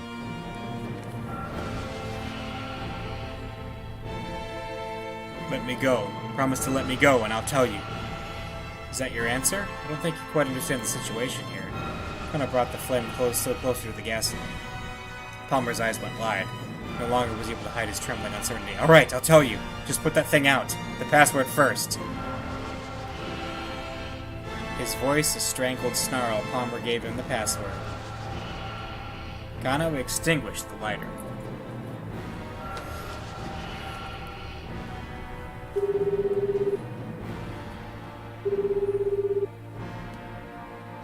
Pulling out his cell phone, Kano dialed up Osawa. As he did, he recalled his last exchange with Stanley at the electronics shop. That's a jump for Stanley, but I don't think we need it. Looks like we'll be able to have that beer together after all.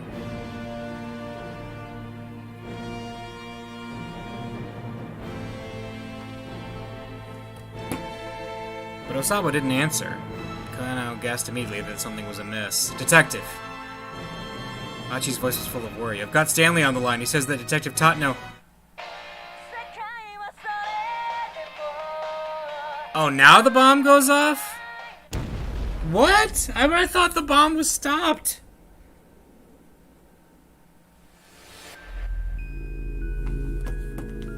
Kano didn't get to hear the rest of Achi's words. A thunderous blast hurled him to the pavement. Where had the explosion come from? His lighter certainly hadn't set the gasoline in place. Kano hadn't been that clumsy. So what had happened? Only one possible answer came to mind. Palmer had blown himself up. But that only confused Kano further. His captive had already given up the password. What would prompt him to set off a bomb at this juncture? And as he was losing consciousness, Kano continued to rack his brain. Well, he didn't blow himself up voluntarily, I'm assuming. Which means he's not Alphard, but he found no answers. It's Mr. Yanagishita. He's Alphard. That's why he hasn't shown up in such a long time.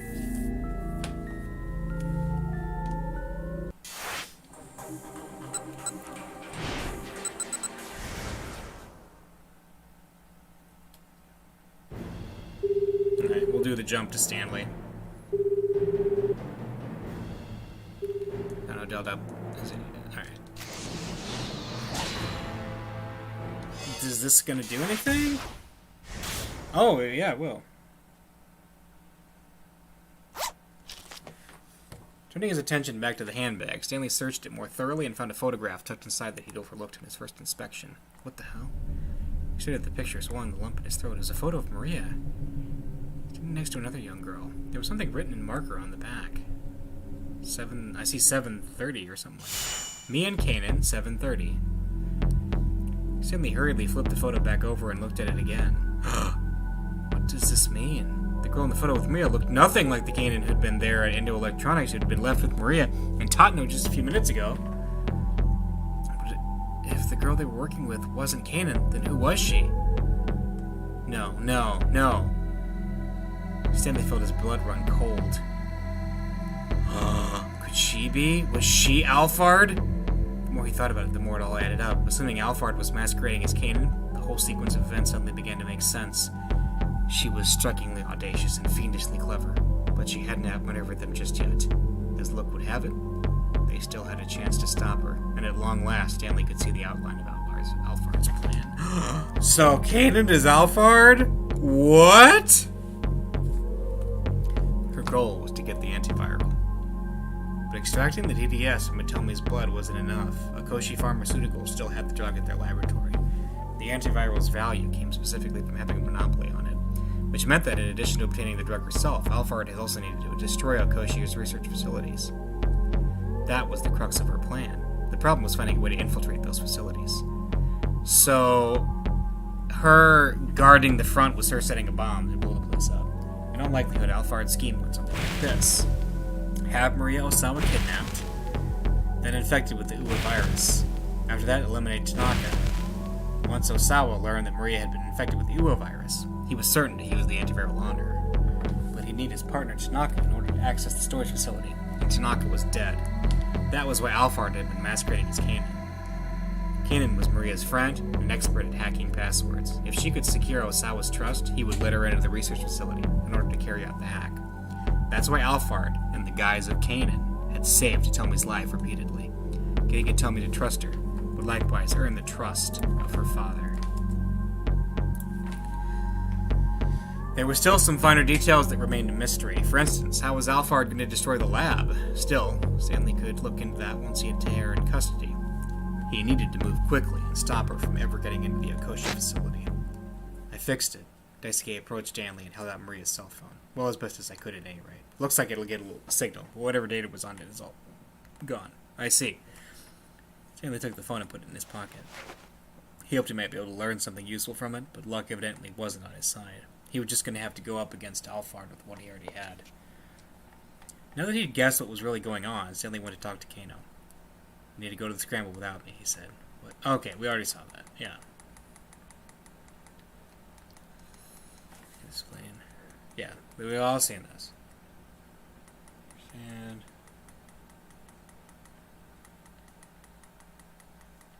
yeah, we've seen all this. Yep.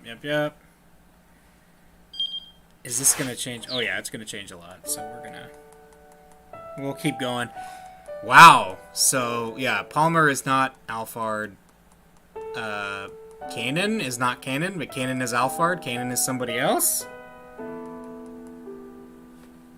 University of Chicago. Private university in Chicago, Illinois, lauded as one of the most foremost research institutions in the U.S. More than 90 alumni have been awarded the Nobel Prize. The school has been made a number of major contributions to the world beyond simple academics, including the construction of the world's first artificial nuclear reactor, Chicago PAL 1, and the Chicago School of Economics, a school of economic thought that stresses monetarism. Alright, so let's keep going.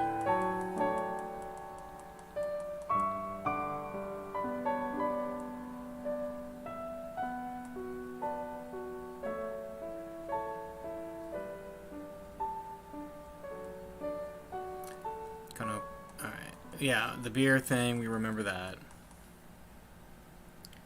And that ends. Stanley again saw a little something of Frank. Yep. Yeah, no. No.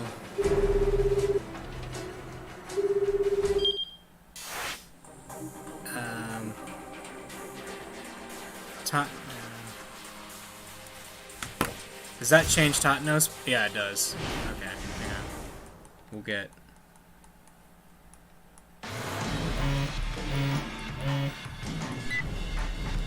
Totnos' phone rang. So this is... Okay, this is going to get through the Kajiwara thing. Because Totno's story has changed now, too. Because we found out who,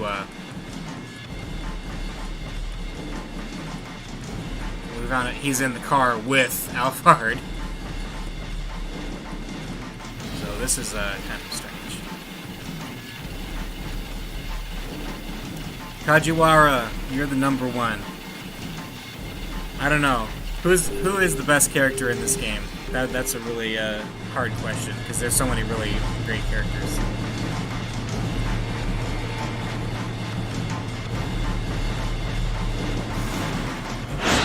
Alright, there's a keep out.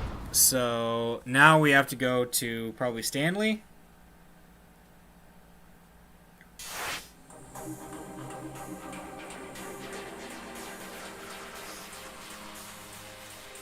So, alright, Stanley again. Is there a Totno jump?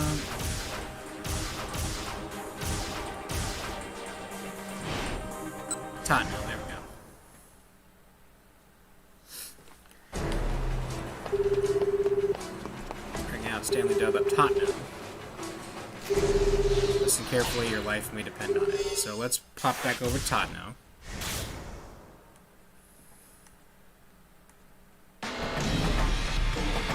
Once they made it past Shibuya Station, the roads were relatively clear. They ought to make it to the lab in no time. The phone rang again. It was Stanley. What's going on? He asked the American. Listen carefully, your life may depend on it. I'm going to ask you some questions. If the answer is yes, say that's right. If it's no, reply with, will do. For a moment, Tottenham was bewildered. From the urgency in Stanley's voice, however, he realized that there was some kind of emergency. That's right, he said after a moment's thought, but ought to let Stanley know that he understood the code. Is Kanan with you right now? That's right. That Kanan is an imposter. Tottenham gripped his phone more tightly, hoping it would stop the trembling in his hand. It's her, Stanley said. She's Alphard. The detective had to stifle a gasp of alarm. I don't have time to fill you in on the details, but I've got some pretty incontrovertible evidence. You need to turn back now. Tottenham struggled to come to terms with what he just heard. He glanced at Kanan through the rearview mirror. She was holding Maria tightly in her arms. Was this really all an act on her part? And if so, why? There was only one possible reason. If Kanan really was Alphard, then she had only one goal. She was pretending to help Maria in order to get into the lab, where she would be able to steal the antiviral. But wait, hold on. Kanan was Maria's friend, wasn't she? You tell me it said as much as yourself. Kanan is my sister's friend. Maria certainly knew what her own friend looked like, and so it was obvious that Maria might be present. It didn't make sense for a clever imposter to pretend to be Kanan. Or did it? When Kanan showed up on the roof of South Hill making her surprise attack on Tottenham, Maria had taken off down the staircase without ever looking back. And when she turned up at the Endo-Electronics workroom, Maria had already collapsed and fallen unconscious. Tottenham felt a chill spreading through his body. As far as he knew, Maria had never actually seen the girl who was now sitting in the back seat. But then what about Atomi? Shouldn't she have known what Kanan looked like? No, because she didn't go on the trip where they met her. I don't have to remember just what Atomi had said. Kanan is my sister's friend. I just met her for the first time today.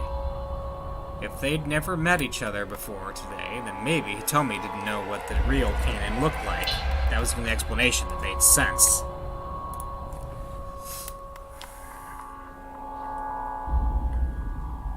Hey, Tottenham, are you still with me? Stanley sounded like he was on the verge of panic. At any rate, you need to find a way to turn back without her realizing what's going on. Even if Kanan really was Alphard, Tottenham would keep heading down toward that lab. He went over the code of responses in his head. Yes was that's right. No was will do. Will do, he said. Saving Maria is your top priority, isn't it? That's right. Got no affirmed. Alright then. Guess I'll have to head that way myself. In the meantime, do not let her inside that lab. That's right. I'm not hung up. Who was that? Kanan asked. Tottenham felt his heart skip a beat. That was Kuze, that cop from earlier. He tried to keep his voice as level as possible. He was worried about us and wanted to check up.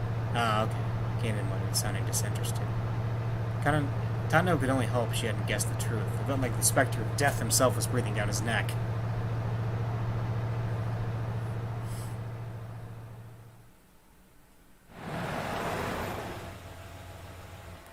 At last, the minivan arrived at Koshi Pharmaceutical. The original Stanley.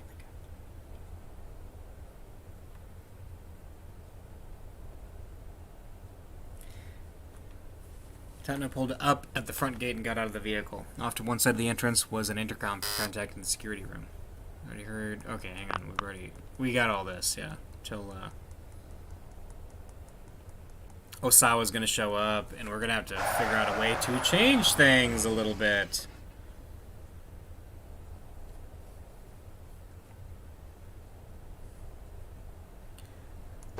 Kenji Osawa. There he is. Yep, it's Kenji.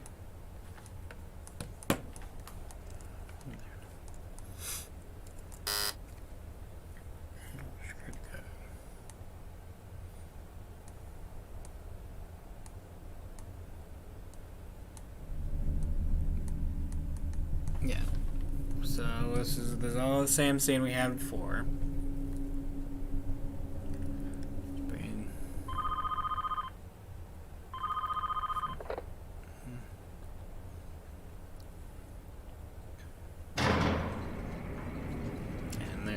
the front.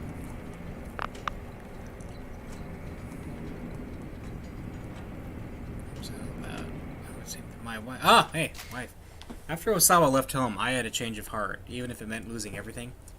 She decided she wanted to save Maria's life. Although Maria was not Ai's real daughter, it turned out that the time they'd spent together had sowed the first seeds of a familiar bond. Well, that's nice. That's nice. That's very nice. I'm glad I grew a conscience at some point. Alright.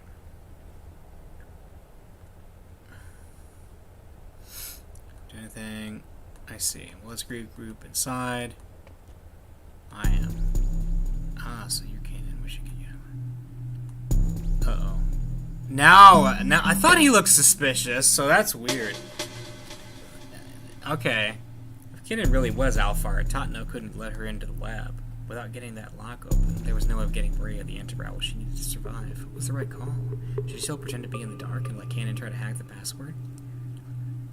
They couldn't go anywhere until Stanley got there. Maybe?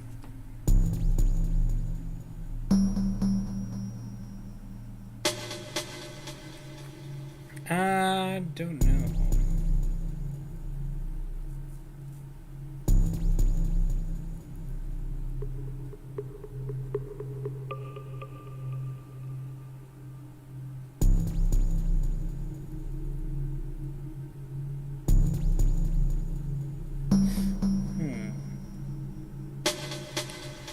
I don't know exactly what he needed to do. What's the matter? Osawa turned and cast a look of confusion back at Tatno and Kanan, both of whom had stopped in their tracks. We'll wait out here, Tatno said. But, I mean, isn't Kanan going to hack the password? There's been a slight change of plans. Go ahead and wait for us at the lab, Director. Alright. We won't have much time before Maria develops symptoms. I'll be inside. Please don't keep me waiting too long. With Maria in his arms and a worried look on his face, Osawa hurried through the gate and disappeared from view.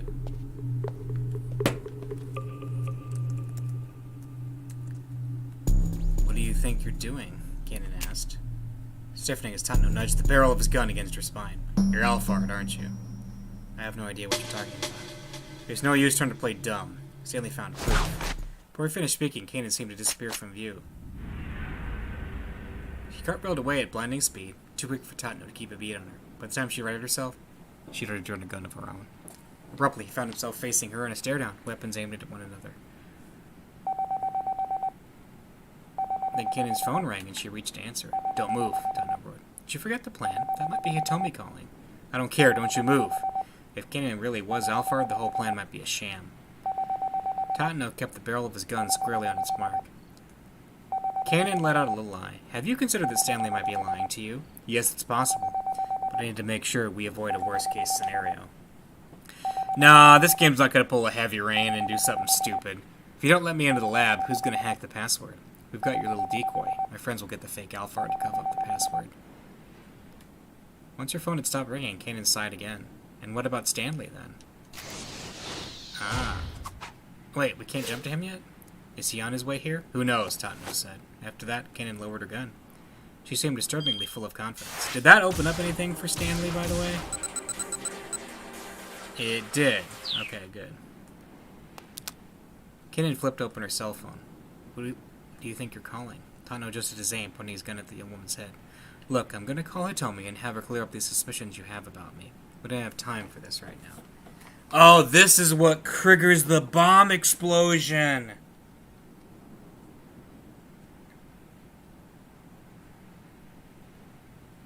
Yep.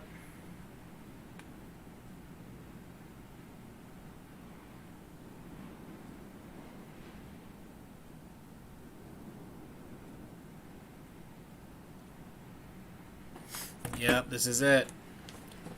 Kanan stood back at Tatno, cell phone in hand, waiting for his reply. It doesn't matter what Hitomi says, I trust my own judgment. Your own judgment, huh? And is this always correct? Kanan began punching in numbers. She never took her eyes off Tatno as she waited for Hitomi to pick up.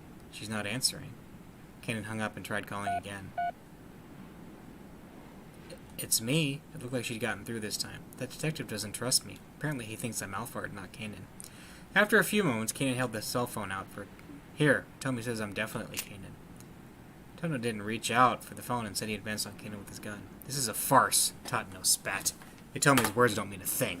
You might be Kanan to her, but you aren't to me. I don't even know if there ever was a real person named Kanan in the first place. So maybe you're Kanan, and you're Alphard. Kanan shook her head, then put her phone away.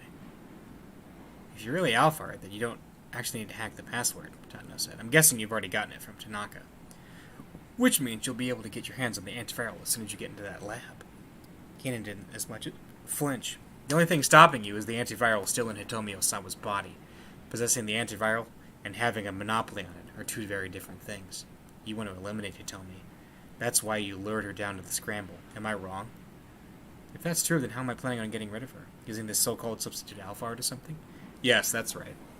Tatno couldn't be certain, but he couldn't think of it of any other way. Kanan let out a laugh. You don't know the first thing about Alphard, she said. Alphard keeps the outlines of his plans blurred so that his deliberate actions just get lumped in with the coincidences. That's the crux of all his plans. That's how he's able to pull off his schemes by himself. He'd never solicit help from a third party. Not help that the party was aware of.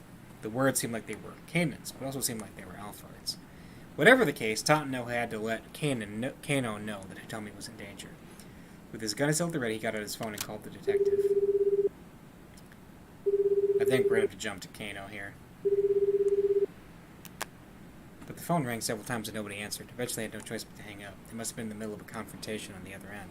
For now, Tatno can only pray that Kano and the others will be able to handle whatever threat they were up against. I am not letting you in there. At that, Kanan let out a faint chuckle. In that case, I'm going to have to eliminate you. Without having her gun raised, she's overrated to intimidation. Tatno might have had her at gunpoint, but he could feel the threat of her presence like a gathering storm. Eliminate me, he said, doing his best to mask any sign of weakness. You're the one who doesn't have your gun ready. I don't need my gun, Kanan said simply. And why's that? Because you can't shoot me. What's that supposed to mean? Kanan glared sharply at Tatno. Her look pierced him like a blade. Then she corrected an unsettling smile and took a step closer to him. Don't move, he warned. Tatno said, I don't want to pull this trigger if I don't have to. Or try anything funny and I'll make sure you regret it.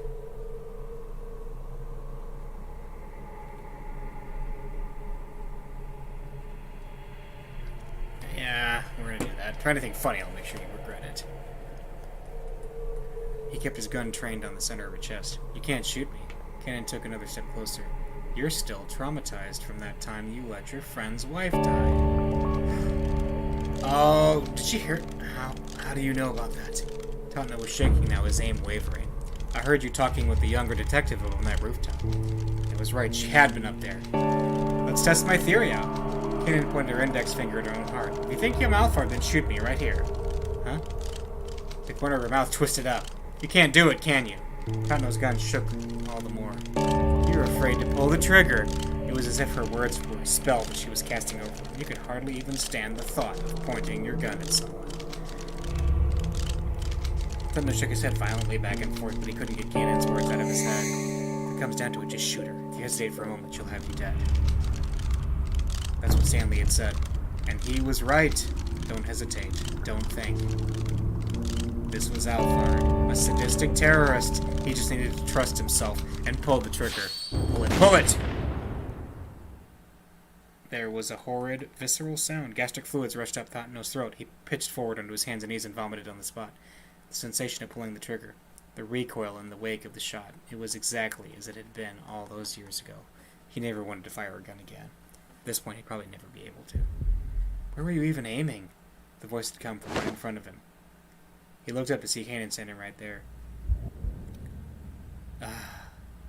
His heart began hammering like mad. This was the end. He braced himself for oblivion, even as his body cried out to survive. There was the dull roar of a gunshot, and then silence. Oh, a bad end. Okay. One last shot, huh?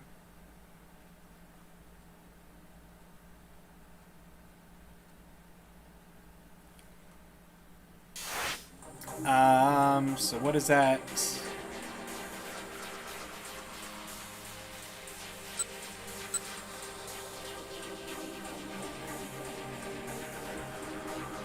So what is next here? Like, what's the way to conclude? I guess we go to Jack again, because Jack seems to have something going on.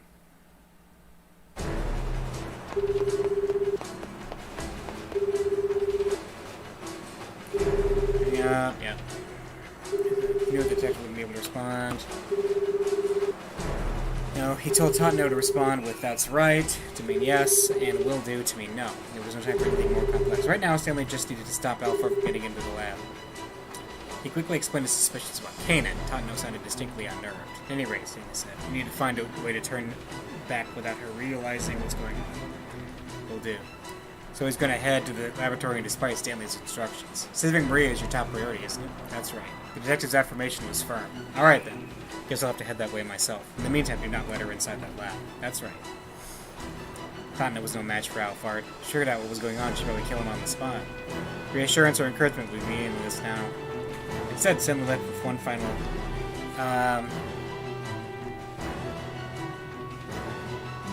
stall, probably?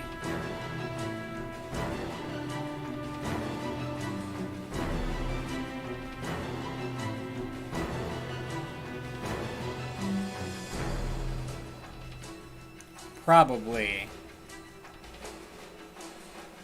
Just find some way to stall till I get there. If she realizes we're under her, you're done for. Yeah. Totno hung up without saying anything. The area around Dogenzaka was in disarray. The government had declared a state of high alert, and the people in the street were rolling around uneasily, unsure just what was going on. Modern-day Japan lacks both the infrastructure and the legal framework to properly deal with a large-scale bioterrorist threat. Coordination between the police, Japan's Self-Defense Force, JSTS, health centers, and so forth would be a monumental task. In all likelihood, if a bioweapon was ever unleashed there, the target site would fall into chaos. The main roads had been blocked off and automobiles and motorcycles were at a standstill. Some vehicles had overturned at the curb in apparent attempt to circumvent the blockade. At any moment now, Kano's team would be putting their plan into action at the Scramble. Stanley wasn't sure who they might have gotten to help, but Kano was certain to put them to good use. Please stay safe. Don't you dare die on me. Well, he's died on us, about, what, 5 times already? Stanley prayed silently as he darted underneath the railway overpass. He made it to his car, still parked on the roadside, and fortunately beyond the blocked-off area. Jumping in as he sped off toward the laboratory.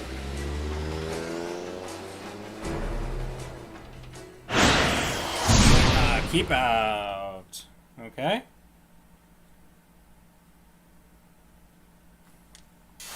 So let's see. I think... Was that this that was Stanley? Yes. Yeah, hang on. This was the one. Yeah. And this will unlock Stanley's keypad, I think. Oh, well. Oh, never mind. Well, is there another Stanley that will unlock that?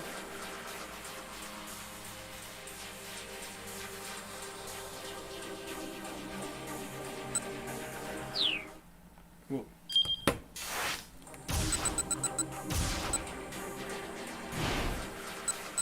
That's Achi.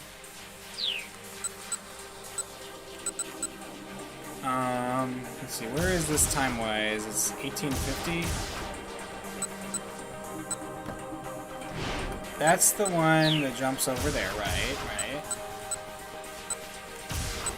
Or did it change anything? Oh, it changed Totno, didn't it? Does that change anything? I bet it might. This might be it, actually. What about Stanley now? Ah, this might be it. Yeah, that did it. Okay.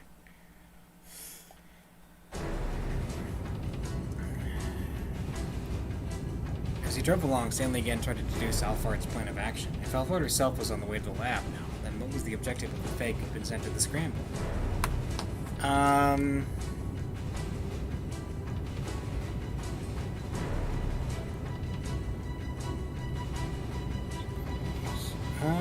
That's a good question.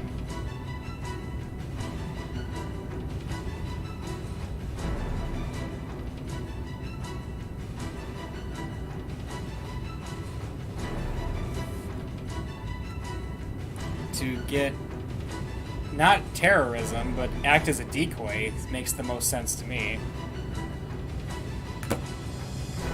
To get it, okay. To act as a decoy, surely that was the imposter's purpose. It wouldn't be a simple matter of providing a brief distraction. Alphard had been careful to wipe almost anyone she'd associated with in the past. That was precisely why all of her defining characteristics, such as age and sex and nationality, had been unknown. It was unthinkable that she'd allow this decoy, who was almost certainly knew who she really was, to stay alive. And since Hitomi carried the antiviral in her body, Alphard likely wanted to get rid of her as well. In all likelihood, the terrorist mastermind was planning to steal the antiviral from the lab. But as long as some of it remained in Hitomi's bloodstream, she wouldn't have a monopoly on it. Aha! Stanley suddenly blurted aloud. He just realized what Alphard hoped to accomplish in the scramble. She meant to eliminate both Hitomi and her own decoy at the same time. The question was how. Beginning with her bombings in Chicago, Alphard had made frequent use of remote-controlled explosives. It was likely she'd opt for something similar here as well. But she wasn't going to be at the scramble herself, so how in the world was she going to trigger the explosion? Was there some clue to be found in something she'd done earlier? Think. Try to remember. Think. Try to remember. If he didn't do something, everyone at the scramble was probably going to die. Then, as he desperately racked his brain, he remembered something Kano had said. It had been while they were at the scene of the minivan explosion together. He said he heard a cell phone ringtone at the time of the explosion. Not sure if that's significant, though. Stanley recalled the recent exchange between Alphard and Hitomi. The two had called each other's cell phones. Alphard hadn't really been checking to make sure she had the right number. She'd been checking to make sure Hitomi hadn't changed her ringtone. That was it. The bomb was set to detonate in response to a specific piece of music, and the ringtone of Hitomi's phone was the trigger. Where could the bomb be hidden then? Stanley didn't have the time to think. He needed to alert Kano and the others right away. As he pulled out his phone again, he recalled the map of his stakeout positions. Kano would probably be right next to the decoy Alphard. It might be a mistake to call him under the circumstances. Maybe he couldn't risk calling Kano. But he could call Achi. Stanley dialed Achi Endo's number. Please don't let me be too late, he muttered to himself as he waited for the call to connect. But although he called repeatedly, Achi still didn't pick up. Was he already too late? Stanley dreaded the answer to that question. Oh, keep out.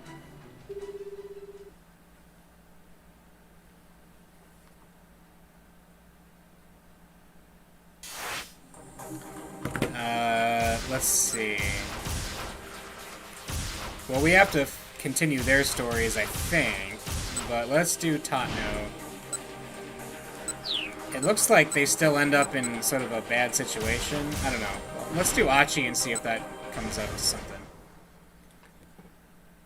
This is getting pretty tight with the decision making.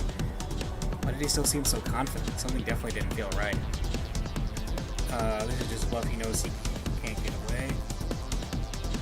This is just a bluff. He knows he can't get away. His only chance would be to try to spread the virus around and then take off the distract. They needed to grab the guy and be done with it. Okay. Enough of the high and muddy act, Suzumu shouted. Evidently, he shared Achi's opinion. He began to stomp toward Alphard, but he didn't reach him in time. Yeah, so we got this.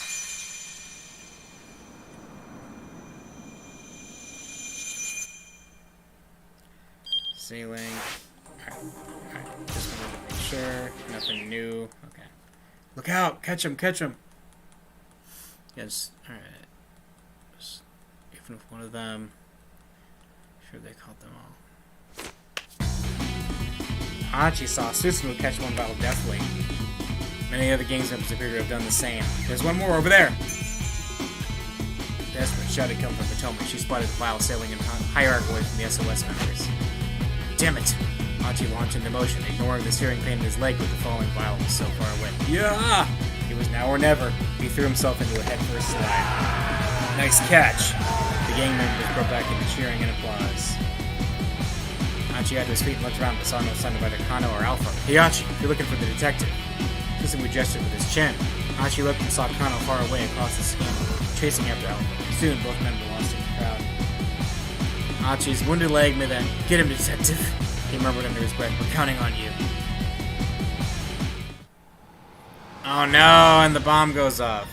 He completed his sentence. A massive explosion blasted Achi off his feet. Tiny bits of metal tore through his arms, legs, and torso.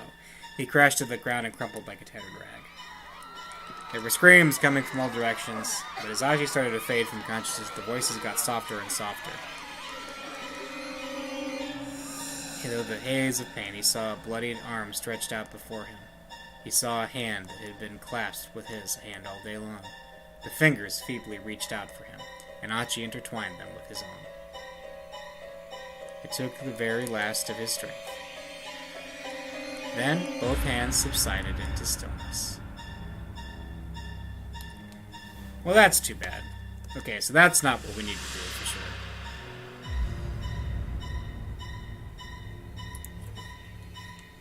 Bad end. I know. So, do we need to do Tatno again?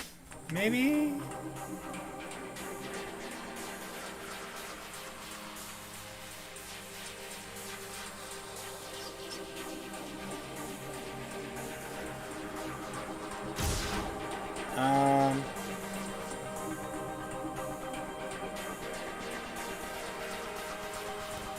Let's see. Whoa, Stanley. Is this the... Wait, this is the same one. But is this going to take us to any different one? Or no? Oh, no. This isn't the right one, though. No, it's not. So that's when the phone goes off and then it explodes up. Yeah.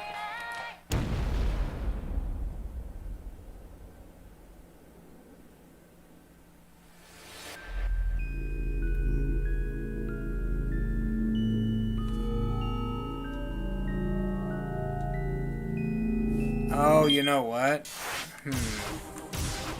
Maybe we can try to prevent her from calling? Let's see. Calling Hitomi. Can I insert back? Stop. This is the sort of nonsense we don't have time for right now. Kennen shook her head, then put the phone away. If you're really Alphard, then you don't really actually need to hack the password. Yeah. Did we get her to not call? Because the call is what blows everybody up. I'm assuming.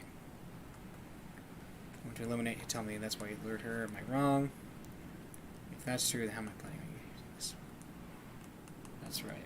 Tano couldn't be certain, but he couldn't think of any other way. Okay, so this is the same. Well, we'll just keep going a Tatno story until we get to a stopping point. He never... Yeah. So, yeah, the idea... Out with his gun, Tatno got his phone call Kano. The young detective was quick to pick up. Detective Tatno, what's going on? We need to get Hitomi Osawa to safety immediately. Alphard doesn't try to get at her blood. He wants her eliminated. What? Hurry. Yes, sir. Once he'd gotten Kano's confirmation, Tatno hung up. Ah. And now your little plan has been foiled, Tatno said. Kano snorted. Has it now? If I really am Alphard, then all I need to do is eliminate you here and head right onto the lab. Even without her gun raised, she still needed intimidation. Okay, so this is the same, I think, scene. So I think we may have just prevented the bomb from blowing up. I think we just did. Let's see. I think we did. Alright. So Kano, he did. The phone rang. Oh, Sawa picked up. It's Kano. I have the password. Are you serious? Sawa blurted in shock. Here, let me give it to you. Are you ready? Yes! 59FBAI4QL1. That's okay. As he passed along the alphanumeric sequence, Kano kept his eye on Palmer. The man stared back at him with an expression of bitter defeat. There was a long silence at the other end of the phone.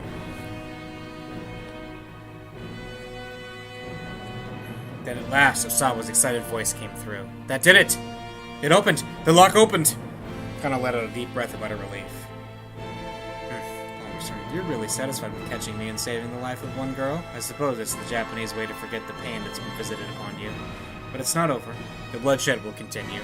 All over the world, women, children, the elderly, innocent, all will bleed. Because absolute justice is on our side. Is that right?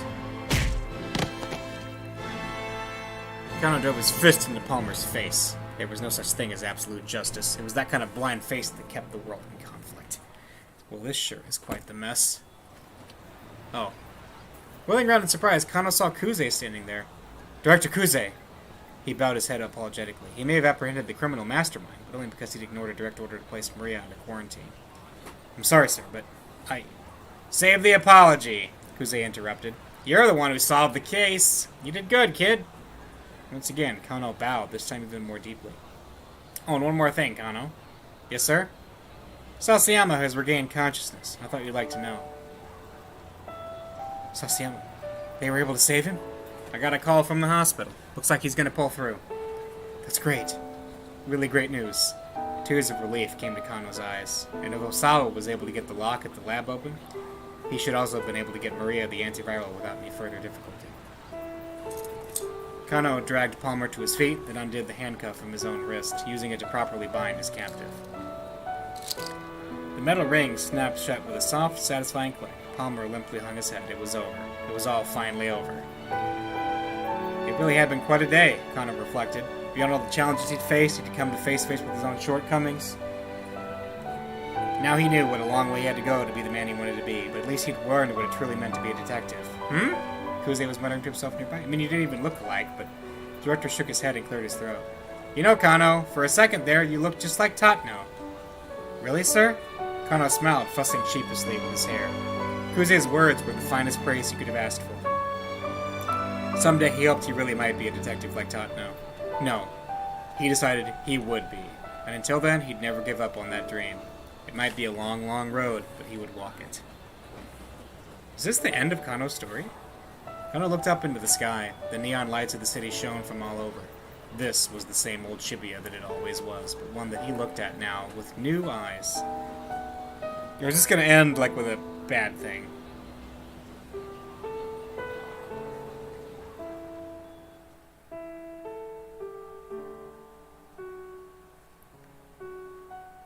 What? Oh, it's a keep out. Okay.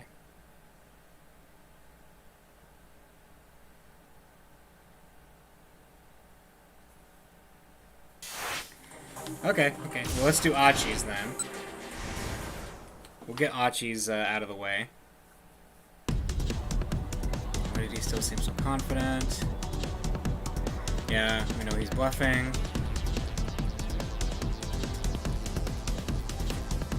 Alright, so we're gonna do that. Because we have fixed the bomb going off. I wish we could skip some of these scenes we've seen like a million times already, but this is what it's at. So we'll just get through all this.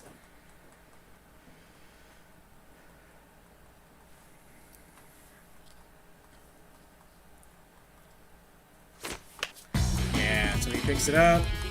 Now, so is like the finale going to be with Tatno and Jack? That'd be kind of interesting. He picked it up.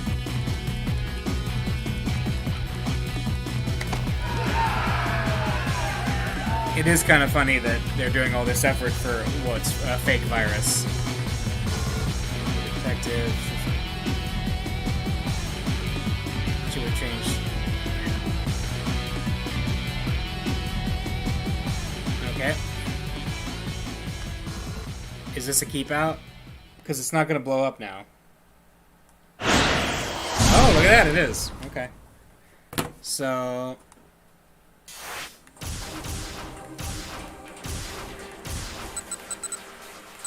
how about Tatno? Oh, Stanley is still available. He has a new story, I guess.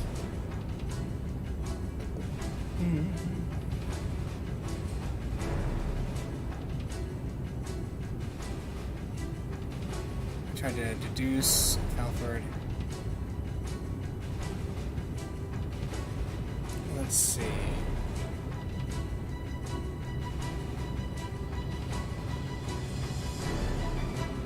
Yeah, same answer, to act as a decoy. Simple matter. Yeah, so we have to do all this.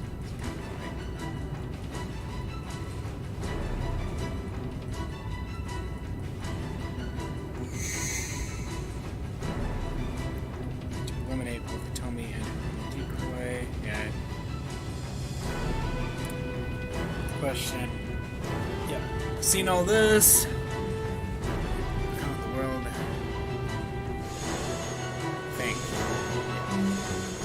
we know it was the phone. We're gonna call Totno up and do all that stuff.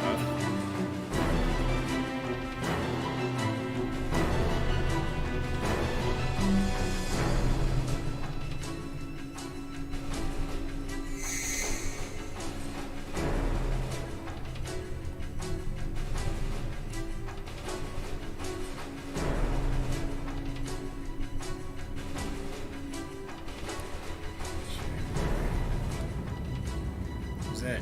Mom was set to detonate in response to a specific piece of music, and the ringtone on Tommy's phone was the trigger. Where could the bomb be hidden then? Shinley didn't have the time to think. He needed to alert Kano and the others right away. He called the map of the stakeout position. Kano would probably be right next to the decoy, Alphard. It might be a mistake to call him under the circumstances. Maybe he couldn't risk calling Kano. Okay, let's see if we can get a hold of Achi. I don't think we are too late.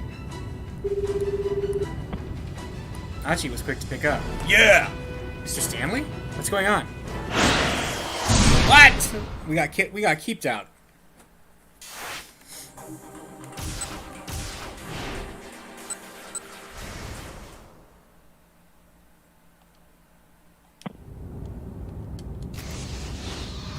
Let's jump to Achi. Yeah.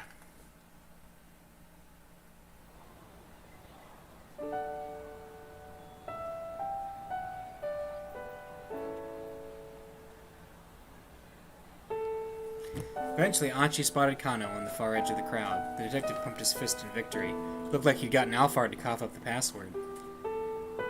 Thank goodness. Finally, some really good news. Now Hitomi and Maria were both safe. A surge of relief ran through Achi's body. Unexpectedly, his cell phone rang. It was Stanley. Mr. Stanley, what's going on? How did the negotiations go? Achi quickly filled him in on the good news. The detective caught Alphard. He got him to give up the password, and I think he's called the folks at the lab. Does that mean the case is closed, then? No. Not yet. Right now, I need you to do exactly as I tell you. For a moment, Achi's head swam. This isn't over yet? Why? What's going on? If you want to save Hitomi, then shut up and listen. Stanley barked. Alright. Tell me what I need to do. First, you need to power down Hitomi's cell phone. Turn off her phone? What for? Was Stanley serious, or just messing with him? I'm pretty sure that there's a bomb somewhere near your location. A bomb? Achi's voice squeaked into falsetto. The guy that Kano just apprehended as a decoy. The real Alphard is planning to eliminate Hitomi and the false Alphard at the same time. Eliminate both Hitomi and his own decoy? Why would he do that? And if the guy they just captured was a fake, then who was the real Alphard? He couldn't wrap his head around it. The more he tried, the more his thoughts became a jumbled mess. Listen, first turn off that cell phone. And then go and look for the bomb. Okay, got it. Right now, he just needed to do what Stanley told him to. He didn't have time to make sense of the situation. Hanging up, he called out to Hitomi. Hitomi, you have to turn off your cell phone. She stared back at him, too confused to act. Look, just hurry up and do it. Right, okay. Pulling her phone from her pocket, she switched the power off. Then Achi turned in Kano's direction. Detective! He shouted. Kano was looking toward him, seemingly already aware that something was amiss. Detective, that's not the real Alphard, he's a fake! A fake? Kano looked understandably shocked. Yeah, I just got a call from Stanley. He said the real Alphard is planning to go get rid of both Hitomi and the fake with some kind of bomb. Kano hurriedly turned back to the fake Alphard and began a fresh barrage of questions. Meanwhile, Achi's mind was racing again. If the bomb was meant to wipe out both Hitomi and the imposter, it would have to be pretty powerful. So it couldn't be anything particularly small. Or could the bomb be hidden then? Achi scanned the area but didn't spot any place that seemed plausible. Kano made his way over to Hitomi. Pardon me, miss. I just need to search you real quick. Wait, Hitomi even planted with the bomb? Achi, keep an eye on this guy, Kano said. If he does anything funny, feel free to punch his lights out. Okay, sure thing. Achi took up watch over the decoy Alphard. The guy was handcuffed, but he was still a diabolical terrorist. Achi knew he couldn't let his guard down for a moment. He kept a close eye on the fake, ready to knock him cold at the first sign of mischief. Meanwhile, Kano continued to search Hitomi. Did you buy all the jewelry and accessories you're wearing yourself? Yes, most of them. The ring I got from my sister. What about your clothes? Oh, I brought them just this afternoon. The top I was wearing before it got torn. I see. Then as Kano continued to search, he cried out suddenly in realization. Hitomi, you have to give me your cell phone. It's a bomb. Hitomi hurriedly pulled out her cell phone and handed it to Kano. Archie looked on in alarm as he realized the detective was going to turn the phone on. Stop! Don't turn that thing on! Kano froze at Archie's sudden shout. Why not? The detective quirked her quizzical eyebrow. I don't know, it's just what Stanley said. He told me to make sure her phone stayed off. The blood drained visibly from Kano's face. Quickly pulling out his cell phone, Kano dialed at the police. He launched into a discussion involving a lot of cop jargon that made no sense to Archie. One thing seemed clear. Tomi's phone itself might be the bomb. But wait. Archie found himself doubting the phone bomb idea. If Tomi hadn't brought her cell phone with her, what would have happened then? Would that just mean there would be no explosion here? He didn't buy it. Surely Alphard would have thought of a way to eliminate Hitomi and the decoy crook, whether she had her phone or not. It was too worrying a prospect to ignore. Archie waited impatiently for Kano to hang out with and asked, well, what do we do? For now, just let me handle this. We don't know when or how this thing might explode. You guys get out of here. Kano set the phone down on the ground so to put some distance between himself and it. Archie followed after him, dragging the fake Alphard along. Oh no! Suddenly there was a tremendous boom, and a furious impact ripped through Archie's body. I knew it, Archie thought as he lay crumpled on the pavement. Hitomi's cell phone was powered off, so it couldn't have been the bomb. Something else must have exploded instead. It was the last thought Archie ever had.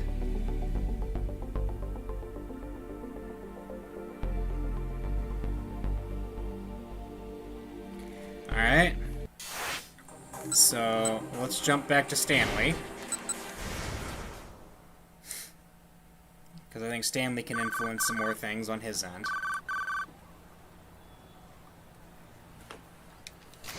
Cool. Excuse me. Alright, Stanley.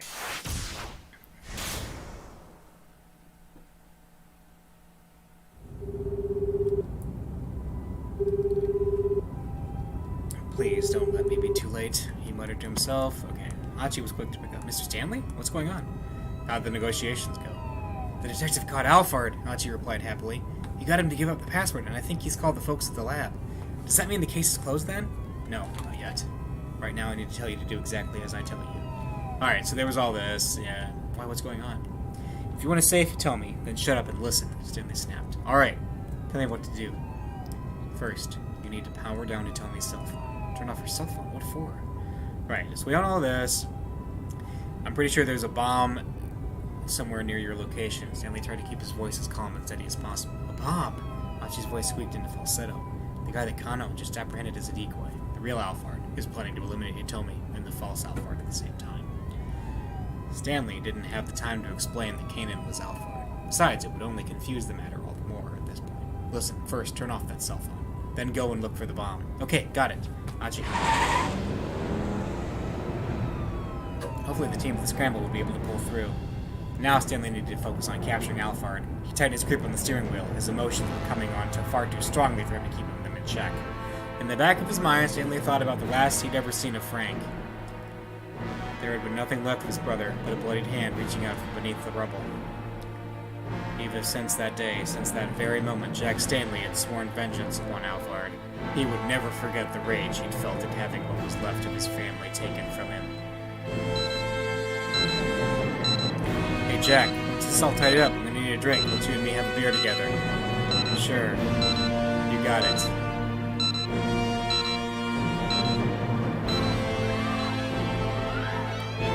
Stanley sprang into action, leading away the throng of panicking civilians, but all the while he couldn't help but worry about Frank. We've got almost 30 minutes left. He'll be fine. Backup will definitely be here in time. He did his utmost to reassure himself with still the doubts gnawed. When the bomb squad descended upon the area clad in their protective gear, Stanley shot a look at his watch. Explosive ordnance disposed as soon. So it's a call of bomb suits or blast suits. Ordering bomb disposal operations to protect the wearer from the shock of a blast or from any hurled fragments. Such a suit, however, is wholly inadequate to protect the wearer from a large, powerful explosive detonated at close range. Full of surge of relief, only about 15 minutes had passed. There was still plenty of time for them to deactivate the bomb with their liquid nitrogen. Thank God.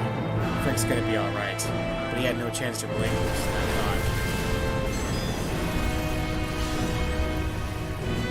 There was an ear-splitting boom as a powerful shockwave shook the area. Stanley whirled back around, staring in horror at the place that his brother had been. nothing remained but a mound of rubble.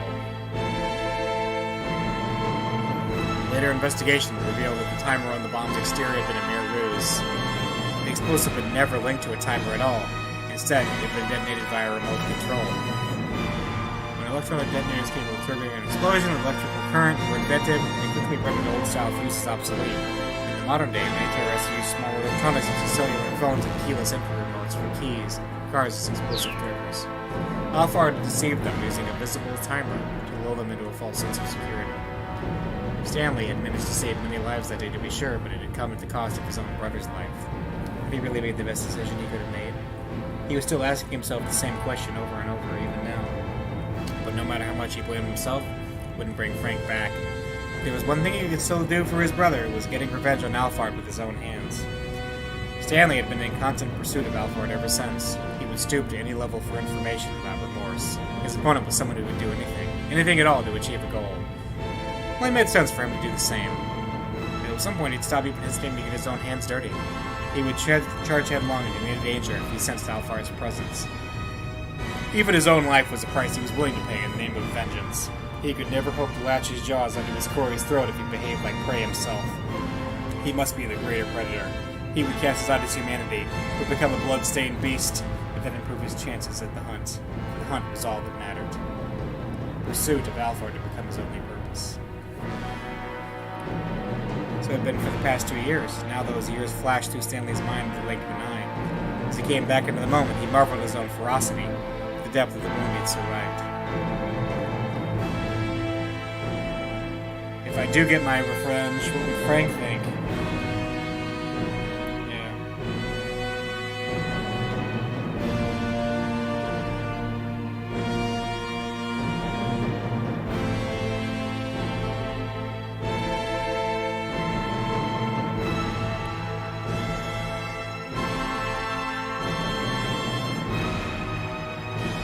If I do get my revenge, what would Frank think? Stanley pictured his younger brother wasn't a smile, but realization gave him smiles. In the end, killing Alphard wouldn't bring his brother back, that went without saying.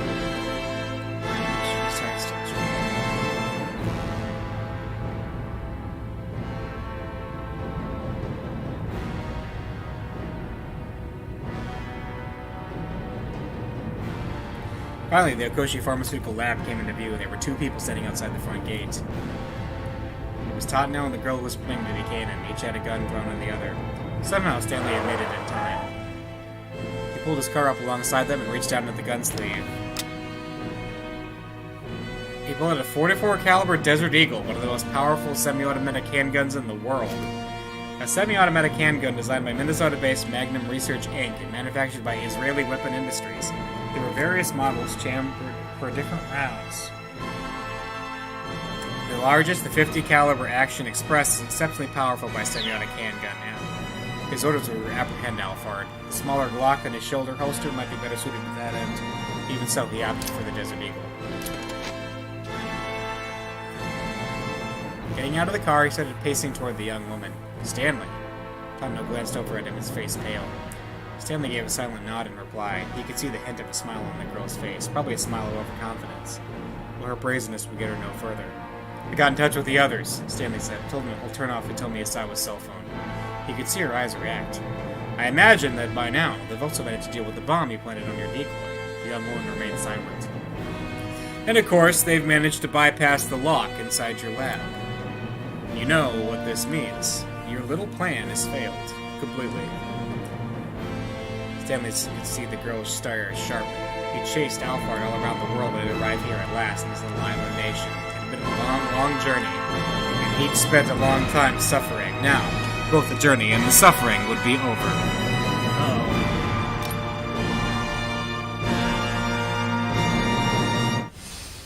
We meet at last, Alphard. Oh! And, holy moly, end of his story. And, okay. Is this the end of Tatano's story too? Wait, let's finish. Let's see if Tatano's story goes to the same place. I'm assuming it does. Anything funny?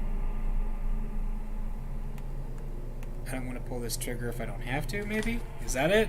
How do we not get Tatano killed here? Try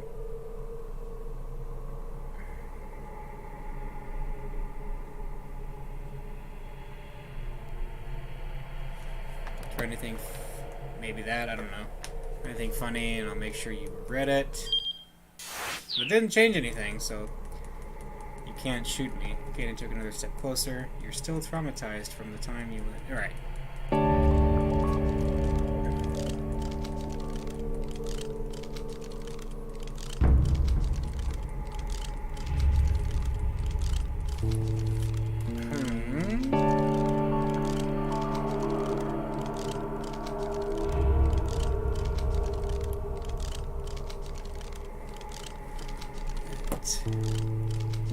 Corner. You're afraid to pull the trigger. Right, this is all the same stuff, but I'm assuming Stanley arrives in time. Yeah. If he hadn't fired back then, maybe Katonia would still be alive. Your friend's entire life was changed because of you. Why hadn't he tried to talk the culprit down? He knew the reason why, because he'd loved Katonia. He still loved her, even if she'd become Daisuke's wife. His desire to be the one who saved her had warped his sense of judgment when things had come down to the wire. Tottenham, do you not enjoy being with me? There was a forlorn look on Katonia's face. It wasn't that he didn't enjoy being with her. Her very presence soothed him. But the more serious the relationship had grown, the more it tore at Tottenham's heart. The truth was, he didn't really know what happiness was, and so he was incapable of making someone else happy. As if it was possible, he wanted Katonia to be smiling always. And that meant her being with someone other than him.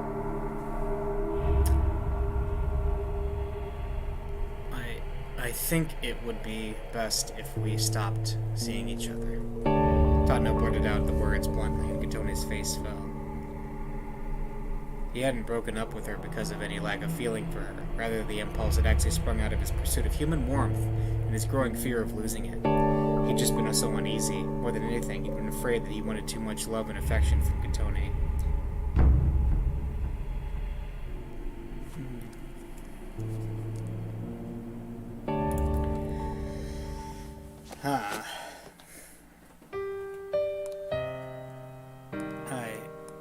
Bit by bit, Tottenham lowered his gun, his hand ever more unsteady. His heart was on the cusp of breaking. Still, Canning continued with her diabolic whispering. You can go ahead and kill me. But if it turns out I'm not Alphard, what then? Now she stared at Tottenham with an almost pitiable look. You'll have once more done something that you can never undo.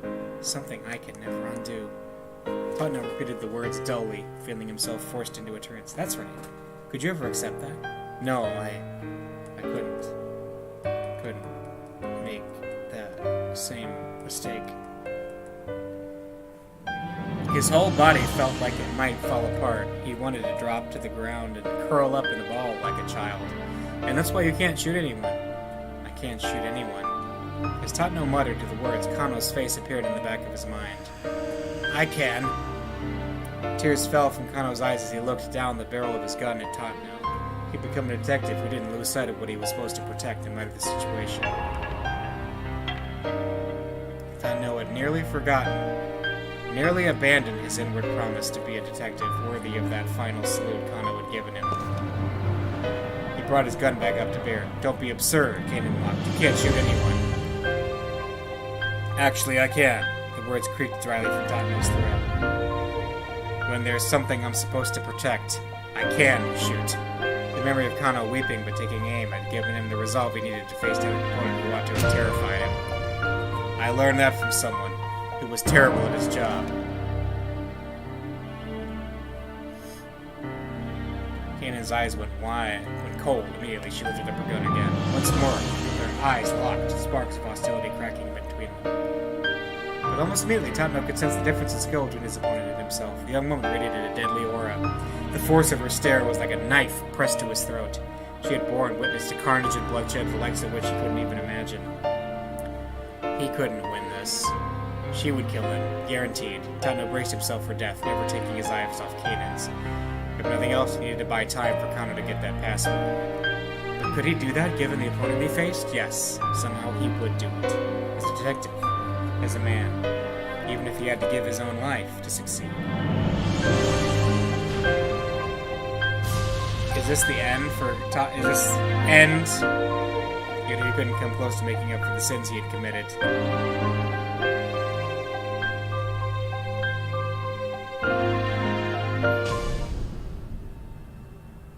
Yup, taught no end.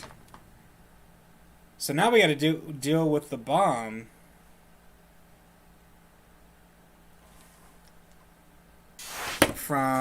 So we have those guys in, so we're good there. But now we gotta deal with the bomb. How do we get to Kano there? Is there something from this?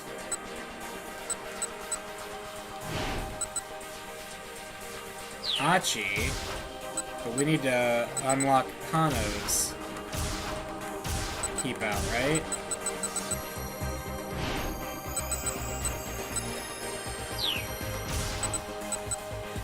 Or was this his? No, that was Stanley.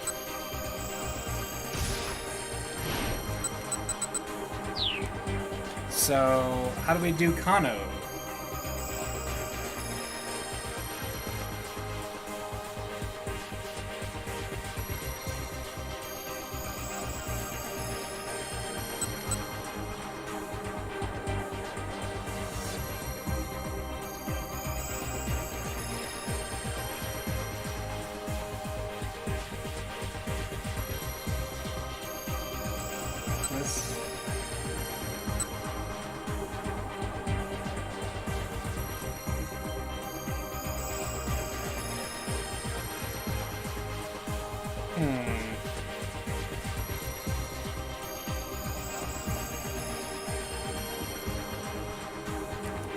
Yeah, I'm confused here about this. Is this No, this probably isn't Kano, is it? This isn't the right one.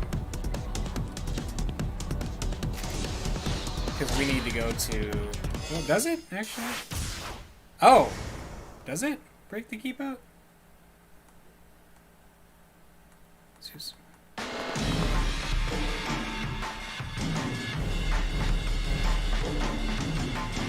It didn't break the keep out, though. There's still a keep out there, so I don't understand. Because this Stanley, we've already done.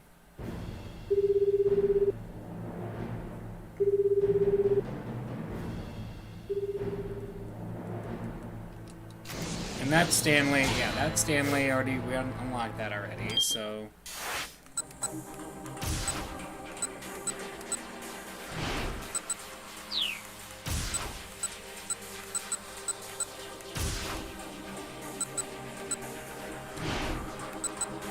Oh, maybe it's Tatano's calling Kano. Let's see if this does it. 50. Yeah, this is probably the one that we need. This is probably the one from Tatano calling him. Alright, there we go. Yeah, that did it. Cool, cool. Alright. So the same old Shibuya. This is the nice... Yeah, this was the nice ending, but it's interrupted. Tatano's name appeared on the incoming call display. Kano quickly picked up. Detective Tatano? What's going on? You need to get Hitomi Osawa to safely, immediately. Alphard isn't going to try to get her blood. He wants her eliminated. What? Tatano wasn't making any sense. Alphard, Palmer, had already been arrested. The threat was over now. Hurry! Tatano barked. Yes, sir.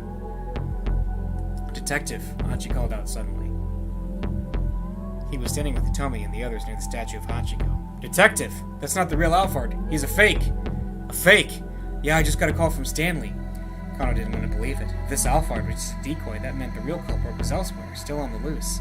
Hachi's voice rang with desperation. He said the real Alphard is planning to get rid of both Hitomi and the fake was some kind of bomb.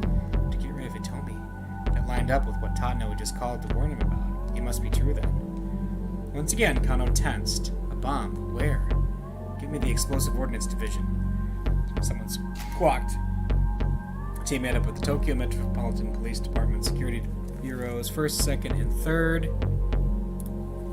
Yeah, Escort Vehicle Division. Yeah, I'm just kind of moving through this. We've got an emergency here. It was Kuze, practically screaming into his cell phone. We're at the Scramble outside the station. Hurry! The director started running toward the precinct, still shouting as he wove his way through the crowd. Kano felt himself starting to panic. If Hitomi and Palmer were his targets, the bomb had to be nearby. He stormed over to his captive. "Okay, where's the bomb?" he demanded. "What are you talking about? Don't play dumb with me." "But I told you the password," Palmer said. "What point would there be in keeping things from you now?" He had a point, and if he had known about the existence of the bomb, he'd kept it a secret so far. Getting revealed now would not be easy. Kano decided just to have a look for it for himself. He took a deep breath and tried to think logically. If he were Alphard, what would he do? How could we ensure he eliminated both Hitomi and the fake Alphard at the same time? Or would he plant a bomb in order to pull that off? Not a minivan.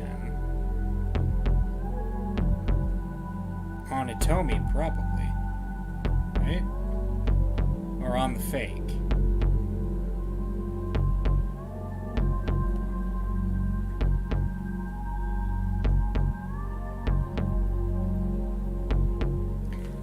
Fake. There was no other place he could possibly have planted it. On the fake. There was no other place he could possibly have planted it. Kano began to put Pat Palmer. "Achi," said, "check the case, hurry." He gestured at the attaché case Palmer had been carrying. "Don't move." Kano searched through his captive's jacket and the pockets of his pants, but he came up with nothing. Perhaps Alphard had fitted the bomb into the man's watch or belt. "Stop this, I'm not carrying a bomb." "Shut your mouth!" But Kano couldn't spot anything suspicious about the watch or the belt either. He clenched his jaw in frustration. Did Palmer really not have it after all? Detective! It was Achi. He looked alarmed. Kano hurried over to him, dragging Palmer.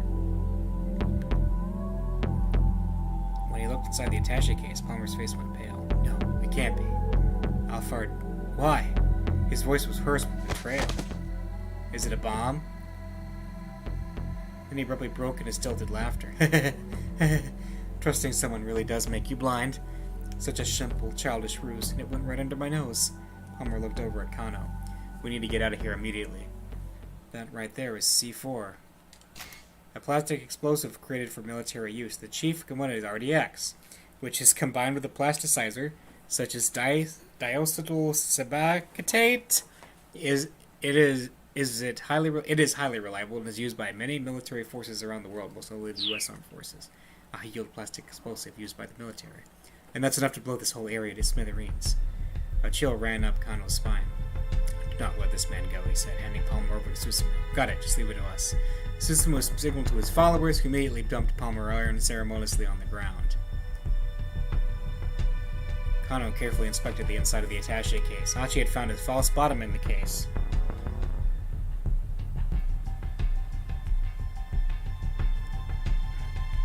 It was indeed packed full of plastic explosives. Set within it was what looked like a detonator. Kano didn't know much about bomb disposal. He'd only been taught the very basics during his police academy training. Nonetheless, something drew his eye. A microphone. There was a parabolic microphone attached to the detonator. In all likelihood, the detonator had been set to go off in response to some sort of sound. "Hey, detective, is that thing going to explode or not?" Achi's voice was shaky. "It looks like it's sound activated, but it hasn't gone off just from having people talking nearby."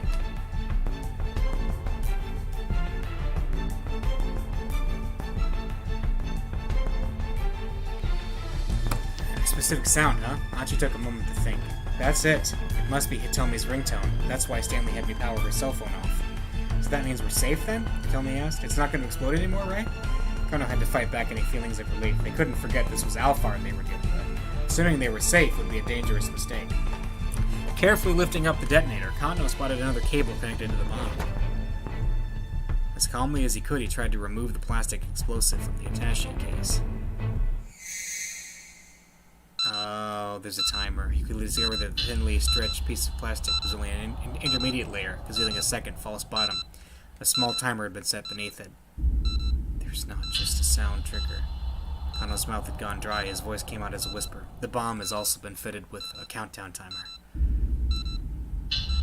Stanley had been right on the mark. The ringtone on Hitomi's cell phone would trigger the explosion. That way Alphard could eliminate both her and his stooge, Palmer, at the same time. But just in case the sound trigger were discovered, as a backup, the bomb had also been rigged to explode after a set time. Kano speeded down his boss. "Director Kuze, where's that bomb squad?" 151, 150. Not even 2 minutes left to go. It didn't look like the explosives ordnance unit would make it in time. Kano scanned the area, weighing his options. He noticed Achi standing right beside the bomb case.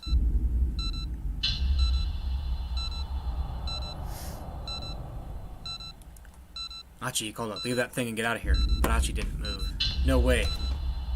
He sat down, the attaché case cradled in his arms. Achi, what the hell are you doing? I'm not going anywhere until everyone's made it to safety. Detective, you need to get these people safe, someplace safe right away. Clear the area first, then I'll go. But there's no way I can do that. Damn it, don't you want to save these people too? Kano bit his lower lip in frustration. Achi was right. If the bomb went off amidst a crowd like this, there was no telling how many casualties there'd be. He needed to do whatever he could as quickly as possible. Get back, everybody, get back! Achi shouted at the top of his lungs. There's a bomb! Everyone get out of here! Just run! Following his lead, Kano started directing nearby civilians to safety. They tell me it's too similar, and the others added their voices to his. There's a bomb! Everybody run! Get away as fast as you can! Please, we have to get out of here! But the crowd wasn't listening to their warnings. On the contrary, some people hurried closer to see what the commotion was all about. It was no use. They were out of time. Kano had to save Achi, at least. He turned back to him and called out. Achi, that's enough! Leave the bomb and let's go! Achi! Itami shouted, come on! But Achi only clutched the bomb more tightly. What are you doing? Kano screamed. Come on with us! Hurry! Still, Achi couldn't move. Susumu's face went pale. Wait, Achi, your leg! What about my leg? Earlier, when you kicked that steel pipe. What the heck? Finally, Kano understood it wasn't that Achi didn't want to move. He couldn't move. So he decided to get all heroic and use himself as a human shield to minimize the impact of the explosion on everyone else. An idiot! Kano muttered. If his leg was busted, why didn't he say so? How'd he even make it this far? There couldn't be much time left. If Kano wished he might make it safely when the bomb went off, he had to make a decision. He couldn't just rush in without a plan. The detective needed both a cool mind and a fiery spirit, and the more heated the situation was, the more he needed to stay cool. He could feel the muscles in his legs beginning to stiffen. He did his best to slow his racing heartbeat as his mind sought desperately for a way out of the situation. But his eyes remained fixed on Achi, holding that bomb in his arms, knowing that it could explode at any moment, made it almost impossible to think. The harder he tried to calm himself, the more his panic grew. He cursed himself for not leaping into action immediately. He should have acted before thinking. That was the only thing he was good at. So he stood frozen, staring at Achi. And he felt the hairs on the back of his neck, and smoke was pouring from the approaching minivan. Oh, the dry ice machine! The vehicle teetered to a stop along the shoulder of the road. Still, the smoke spilled out, rolling from a partly open window. Kano could feel a strange chill in the air. Is that? Instinctively, he rushed toward it. It's the dry ice machine, the faulty dry ice machine. Going through the minivan's windows, he saw a clunky, box-shaped device in the back that was rumbling fiercely, spitting out an unending mound of white clumps. The dry ice machine. Hey! Kano yelled, banging hard at the door. Open up! By freezing a bomb that used to electronic activation trigger, it was possible to kill the battery cell and deactivate the detonator. The explosive ordnant unit used liquid nitrogen. Maybe dry ice could work as well. Nitrogen that was been cooled to a liquid state with a temperature below... Board... we get it. Dry ice, carbon dioxide... being able to stop quite low. There were 3 men inside the vehicle, kind of shouted at the one in the driver's seat. I need to borrow that machine. Huh? The man replied in a lethargic drawl. No way, man. We haven't even paid this thing off yet. There was no time to explain or negotiate. Kano was just going to have to take it by force. Hold it right there! Another man appeared, suddenly in front of the vehicle, the pushy fellow Kano had run into at the scene of the explosion. You guys are with that Wandering Angel Cedar Troop, yeah? Episode 6, the finale. The minivan carrying Tozuka, Bando, and Amo veered wildly through the streets of Shibuya, leaving a trail of white smoke in its wake. The trio, now definitely impaired by oxygen deprivation, came close to causing several accidents. Shooting on the brink of consciousness, they were still trying to reach Endo Electronics when they ran into Kano and his companion instead. After Kano takes the machine off their hands, the three will happily head back to the theater, clean up, crack open some beers, and look back over one long, crazy day. Pointed at the dry ice machine. That thing's defective. The guy from the electronics store, he didn't refund your deposit. Huh? For real? Yeah, he told me to tell you that. The machine has been recalled. We'll bring it back for you, so hurry up and open the door. Yeah, okay. The newcomer helped the 3 men unweld the dry ice machine from the minivan. Then he turned to Kano.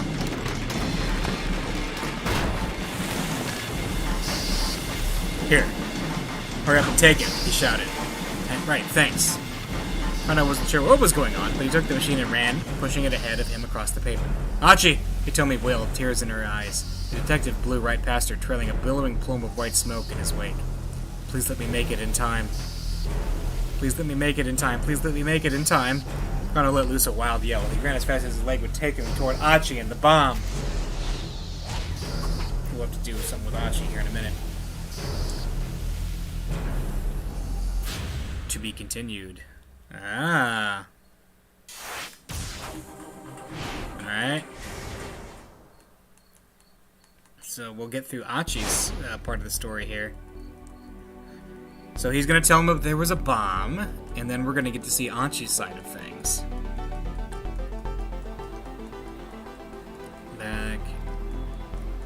If the bomb was meant to wipe it. So that's when they find the briefcase. Where could the bomb be hidden then? Achi scanned the area, but didn't spot any place that seemed plausible.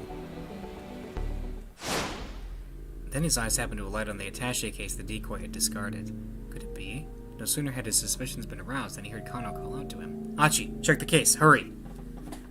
He hurriedly opened the attaché case and searched the interior. The only other things inside were pieces of medical equipment, tubes and syringes and the like. There was nothing that looked remotely like a bomb. Still, where else could the bomb possibly be hidden? Damn it. He had to find the explosive, and soon he took another hard look at the case.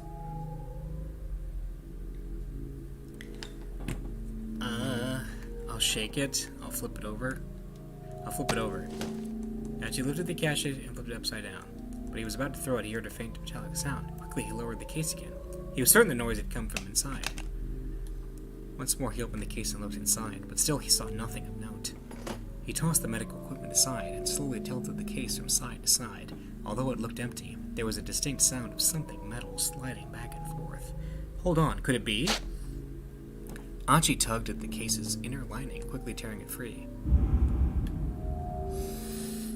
When he looked behind it, his eyes went wide. A thin layer of something that resembled white clay had been affixed inside the cover of the case, several wires connected to a small electronic device.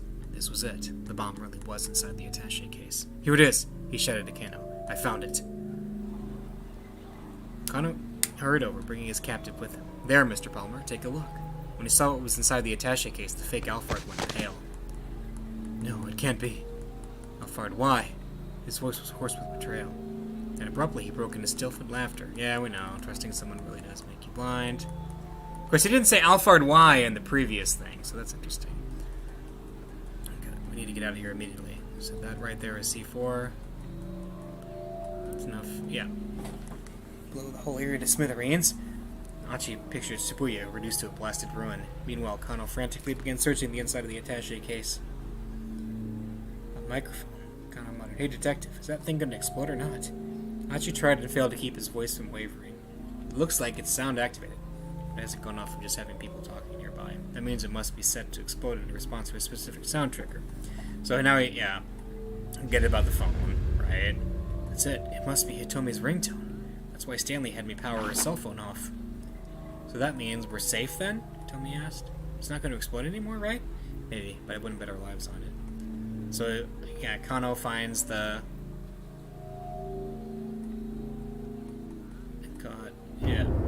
the timer, yeah. It's not just a sound trigger. The detective's voice was a raspy whisper. The bomb has also been fitted with a countdown timer.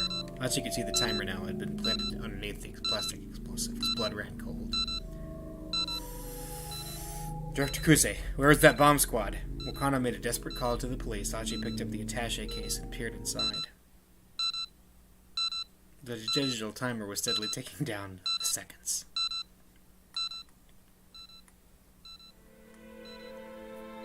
Achi scanned the nearby area. There were too many people around the Scramble. Hitomi was there. Susumu was there. Several more of his old pals, along with a bunch of innocent bystanders.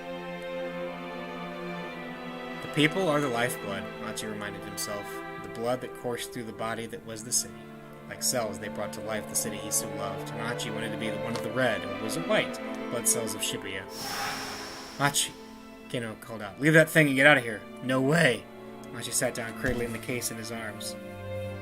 Achi, what the hell are you doing? I'm not going anywhere until everyone's made it to safety. So yeah, he's gonna hold on to it until people get away, yeah. But there's no way I can do that. Damn it, don't you want to save these people? Achi snapped. Kano bit his lower lip. Hitomi wrapped around her, arms around Achi from behind. Achi, don't do this. Hitomi, you need to get out of here too. Why? Why are you acting so crazy? Tears blurred her words, and he could feel her trembling against him. It doesn't matter, just get as far away as you can. No, I'm not leaving you. After the day they'd spent together, Achi knew full well that telling Hitomi something once was enough to get her to listen. But stubbornness was one of the many things that made her so amazing in his eyes. Hitomi, Achi clasped one of her hands tightly. Please, this is the one favor I will ever ask you. His voice came out oddly soft and gentle. Alright, she told him, but let me just say one thing first. There are still so many things I want to talk to you about. So much more than I want to know about you. Please, Achi, don't you die on me. Hey, don't worry. Once everyone's made it to safety, I'll clear out of here right away.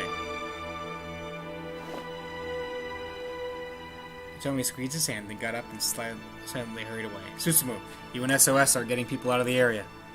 Yeah, alright. Susumu turned away and spurred the gang into motion.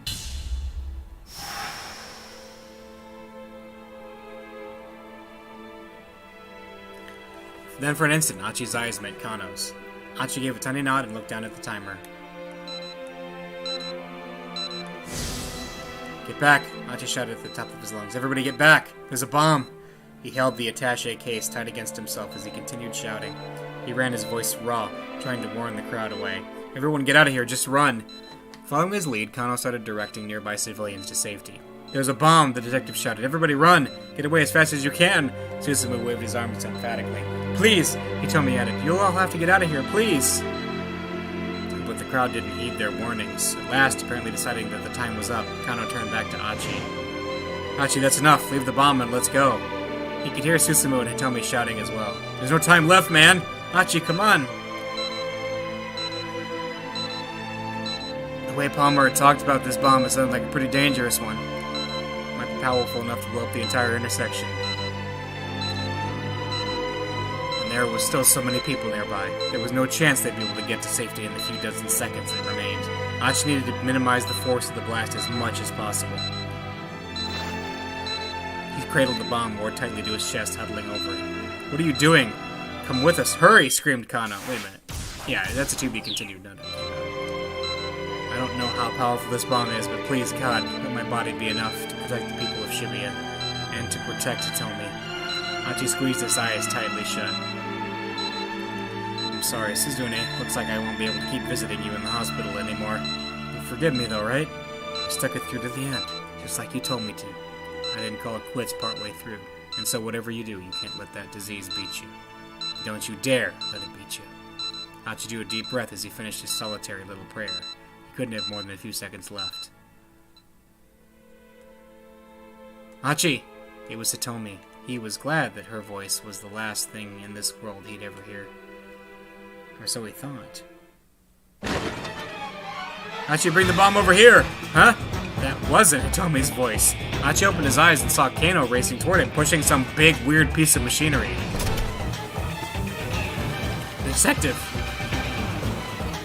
flipped over the machine's cover to reveal a huge mound of dry ice.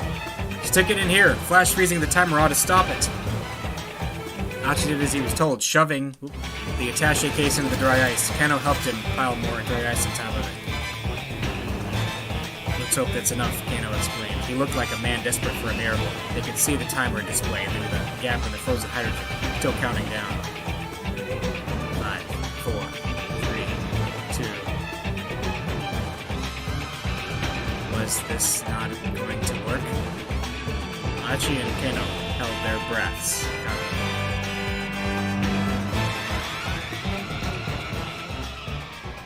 To be continued. Alright, I think we're going to hit the epilogue.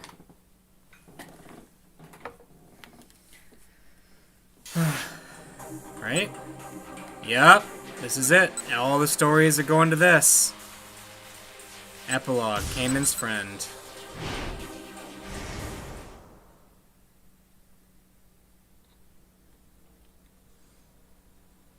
She felt a hand firmly clutching her own as she hazily returned to consciousness. This hand, whose is it? My father's?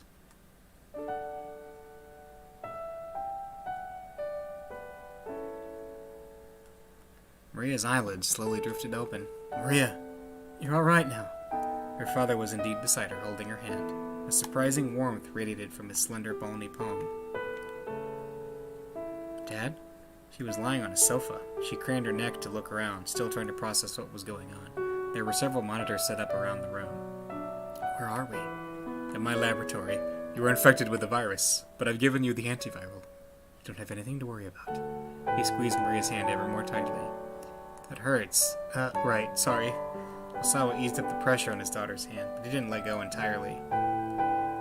This feels so strange, Maria muttered, staring up at the ceiling. I wonder why. What does? Having you hold my hand. I used to hold your hand like this when we'd go on walks together when you were little. I doubt you remember that, though. Maria considered. It was true she didn't have any clear memory of her father holding her hand like this, and yet the touch of her father's palm felt distantly familiar. Gently, she squeezed back. It's been a while, hasn't it? She said. I mean, me looking you in the eye while I'm talking to you. That's only because I didn't look you in the eye. Osawa hung his head. I'm so sorry, he said. Please, forgive me. I never meant to hurt you like I did. Wait, hold on. Maria was taken aback. I don't know what you're talking about. What do you mean, hurt me? Back on that rainy day. Osawa told Maria about the day she'd run away from home, about how he'd known where she'd gone and hadn't gone to find her, about how he'd given in to his anger and struck her when she came back home. When he'd finished, he hung his head once more. I'm so sorry. I've been such a terrible father. Maria cracked an impish smile. Oh yeah, I guess that did happen. Osawa frowned. You know, she said, I'd totally forgotten about that. Till you mentioned it just now, I mean? No, I can't believe that, Osawa replied. The way I hurt you, He sounded so disappointed in himself. Dad, it's not like I can let myself dwell on each and every detail of my childhood. I mean, in the 19 or so years I've been alive, I've been hurt in lots of different ways. A child experienced so much more than what her parents knew. That was what growing up was all about. It was a happy thing, but also a little bit sad. Osawa was visibly grappling with his feelings. I see, he said. I guess you have gone through much pain. Well, yeah, but there have been more things that were fun and happy. I see. It's a sum of all those things that have made me who I am today, so please don't worry so much about the past. I see. Dad, you keep saying I see. Stop it. Sorry, it's just... This is all so difficult to say. Osawa was trying and failing to hold back his tears. Maria wasn't quite sure what those tears were for, but she felt a prickle of embarrassment. Shyly, she looked away, and her eyes lighted on one of the monitors. The screen showed a view from outside the lab. Who are those people? She asked, pointing. Osawa looked, and his eyes widened in shock. 3 people with guns were facing off with each other. Maria recognized one of them, Tatno, the man with the cane. Why are those 2 pointing guns at your friend? Osawa's voice was shaking. My friend? What do you mean? The one you met when we went to the Middle East, you know? Kanan? Osawa switched the monitor to show a different camera angle. A close-up of the young woman's face appeared on screen. Maria was at a loss for words. That certainly wasn't Kanan. It was the girl who'd come to tell Maria that Hitomi was going to be kidnapped. Kanan's friend. Oh, it had happened 3 days earlier. While Maria was on her way home from campus, a girl approached her telling her she was a friend of Kanan. Kanan asked me to pass along a message, and she showed Maria a video recording. Video quality is quite poor and the voice indistinct. There's a terrorist who's after the antiviral agent your father is developing. Maria listened in shock as the message continued. The terrorist plan is already in motion, and Hitomi had been infected with the killer virus. Your father used the antiviral to save Hitomi, but the terrorist planned on that. I'll spare you the details, but there's a way to extract the antiviral from her blood. Stealing the drug from the laboratory directly is too problematic. The terrorist intends to get it directly from your sister. Hitomi is certain to be kidnapped sometime in the next few days, and so I have something to ask you. I'd like you to get kidnapped in her place. Since you're twins, it should be possible for you to trade places without the kidnappers realizing it. I gave the girl who's passing along this message a necklace outfitted with a small GPS beacon. Make sure you wear the necklace. Switch it on, and it'll allow me to keep tabs on your location. I promise I'll come and rescue you. Please help me. This is the only way we can keep the antiviral and Hitomi safe. The video ended, and the girl handed Maria a necklace with an ornate pendant and showed her the hidden switch on the back. Kanan's coming to Japan? Maria asked. She's already here. She's ready to risk her life for this mission. Risk her life? Maria started uneasily. So this terrorist who's after the antiviral drug, is it Alphard? The girl looked shocked. You know about Alphard? Kanan told me that taking out Alphard is her purpose in life, but... But Alphard has ties to the CIA, so it's hard for Kenan to get any good leads. That's true. Which reminds me, you should have this. The girl held out a photograph. This man is dangerous. Stay away from him. He's an ally of Alphard. Maria did her best to burn the man's image into her mind. Alright, the girl said. I've passed along everything Kenan wanted me to tell you. What you do next is up to you. Uh-oh. Uh-oh. So wait, what the heck has been going on while I've been asleep? Osawa recoiled from the ferocity on his daughter's face. That Kenan girl thought of a way to save you. He went on to explain the plan to get the antiviral out of the lockdown lab. Once again, Maria stared at the monitor. As she eyed Kenan's friend, another memory from before popped out.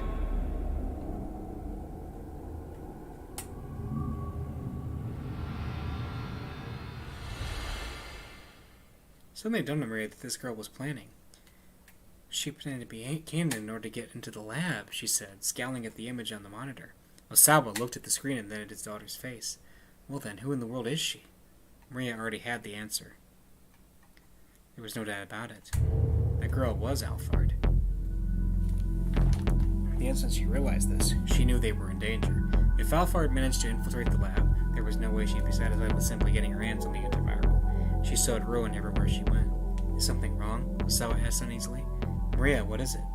Maria's mind was racing. She spoke her thoughts out loud. She's going to kill you so the drug can't be recreated. No, that's not thorough enough. She's going to destroy this whole facility. But how? Vague possibilities stumbled through her mind, but she couldn't be sure what the terrorists might be planning. She gritted her teeth in frustration. Don't worry, Osawa said. I don't know who the girl is, but right now she's outside the lab. There's no way she can kill me or plan to bomb in here or anything. Yeah, I know. Maria gave a tiny nod, but something gnawed at the back of her mind. Make sure you wear the necklace. Hurriedly, Maria took hold of the pendant that hung around her neck. As soon as she did, she felt a chill run up her spine. Uh-oh. She went back over the details of Alphard's plan as her father had explained it, and then finally she understood. Is it a bomb? I've got it. Osawa straightened up. You've got what? I need to get out there. Where those three are. Don't be absurd. I have to go. Osawa peered closely at his daughter's face. Words weren't going to stop her. And as he realized that, his own face stiffened with determination. All right, but I'm going with you. I can't let you rush into danger all by yourself. Thank you, Dad. Maria tried to get up from the sofa, but she was struck by a wave of vertigo and her knees buckled. Are you all right? Osawa caught her by the arm. This is probably a side effect of the antiviral. You shouldn't put yourself too much. Maria looked at her, up at her father's anxious face, and shook her head. Don't worry, I'll be okay.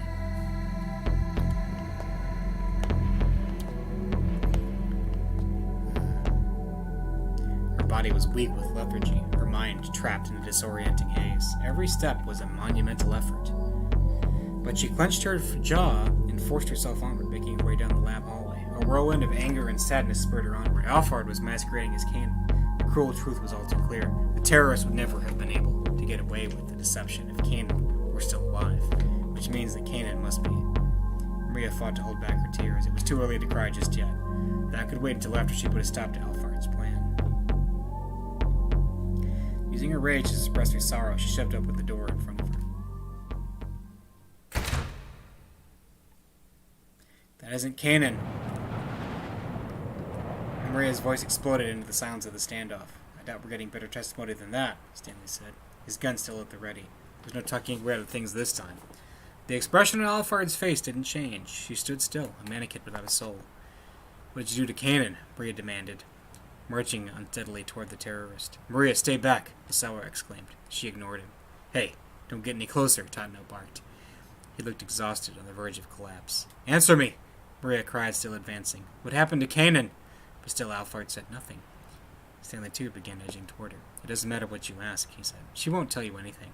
Bit by bit, he inched closer. He was going to try to take her down. Let me turn your question around, Alphard said abruptly. What do you think? Maria paused, confused. What do you think about what? What do you think happened to Kenan? The corners of her lips twisted up, shaping a mirthless smile. You killed her, didn't you? Maria's words came out as a whisper. What was that? I couldn't quite hear. You killed Kenan, didn't you? This time Maria cried out with biting fury. Alphard snickered. She's provoking me, Maria thought, forcing herself to swallow her rage. She couldn't let herself get caught up in Alphard's game. Her anger would spill out of control. Why are you laughing? By force of will, Maria made her voice firm and steady. Because I'm guessing you weren't expecting me to show up here. Alphard raised an eyebrow ever so slightly. This thing here, it's a bomb, isn't it? Maria held out a necklace. What? Suddenly furrowed his brow. Ah, of course. Even if we managed to catch her here, you'd still be able to destroy the lab. Still the smile remained on Alphard's face. She seemed to enjoy watching the others figure out her intentions. But you can't trigger the bomb with me standing this close to you, can you? Maria locked eyes with Alphard. Unless you're prepared to sacrifice yourself. She stood like an image of bravery, while the inside of an apprehension threatened to tear her apart. She could feel her heart thudding so furiously that she thought it might explode. Cold sweat trickled down her spine. Only her rage at Kanan's murder kept her from backing down. Go ahead and blow yourself up if that's what you want, she said. You'll die with nothing. Your death will mean nothing, but not mine. My death will avenge Kanan's. Silence fell outside the laboratory gates. Stanley and Totno stood frozen, their guns still trained on Alphard. Both men were ready to pull the trigger at the slightest provocation. Just how long had they been there, staring one another down? The passage of time seemed to slow, seconds drawn into hours. Osawa swallowed audibly. Finally, Alphard tossed her gun onto the pavement and held up both hands in surrender. Stanley wasted no time springing forward to secure her. He gave her a thorough pat down from behind. He removed a small device that looked like a detonator from one of her pockets. On your knees. Alphard did as she was told. Good. Now hands behind your head. Anything funny and I will shoot. Without a word, Alphard placed her hands on the back of her head, fingers laced together. What are you playing at? Stanley growled disdainfully. Finally realized you can only push your luck so far? She responded with a faint snicker. It's not my policy to resist when things are hopeless. Her tone was detached, her intentions unreadable. Good. That'll make this easy. Stanley kept the barrel of his gun pointed at Alphard's head. This is for my brother. The words hang in his throat, unspoken. A surge of emotion coursed through him. Just a tiny bit of pressure from his index finger. He could put a bullet right through Alphard's head. His long journey would finally reach its conclusion, but although he had wished for this moment more than anything, his finger didn't move. If he pulled the trigger now, would that truly be the end? His mind reeled at the implications. Totno watched Stanley closely, eventually letting out a tiny sigh of relief. They were in this together, after all. Now they just needed to be careful not to let them on their guard. He kept an eye on Alphard as he went to pick up the gun she discarded, but he was too late. The gun was gone. This is for Kanan. Maria had lunged forward, snatching up the gun. Maria, no! Osawa cried. What are you thinking? She ignored her father, taking aim at Alphard's forehead. Kanan's dead, and you're gonna pay. The smoldering rage she'd fought to hold back blazed up with renewed fury. Maria? Stanley said calmly. Put down the gun. He had nothing but words to stop her. There was no telling what Alphard might do if he took his gun off of her. What will this accomplish? He asked, keeping his tone as level as possible. Maria's face remained awash with anger. Maria! Her father pleaded. Please don't do this. Totno took a step forward. Go on. Hand me the gun, he said. Stay back. Maria's arm trembled as she aimed the gun. Everyone stood frozen, not even daring to breathe. The slightest wrong move might bring disaster. The silence roared. I don't care, Alphard sneered. If you want to shoot, then shoot. You do want to avenge Kanan, don't you? Yes, I do. Maria tightened her grip on the gun. Memories of her friend drifted through her mind. To Maria, born into peace, meaning Kanan had been like touching a world beyond her own, a far more complicated world. Kanan had blood on her hands from the time she was a little girl, a walking contradiction of cruelty and childishness. And yet she had lived her life according to her own unshakable beliefs. Meeting her had made Maria think hard about her own identity. What did it mean to be Japanese? No, that wasn't the question. What did it mean to be Maria Osawa? That was the crux of it all. They had been able to find common ground despite differing ideals because both possessed an unshakable sense of self. The tense equilibrium came crashing down as Maria let out a shout. This is for Kanan! She pulled the trigger, but a shot went wide, shattering the window of a nearby car. The sudden gunshots caught Stanley off guard. Alphard didn't miss her opening. She rolled swiftly across the pavement, drawing the small pistol she hidden in an ankle holster. Maria tried to aim for a second shot.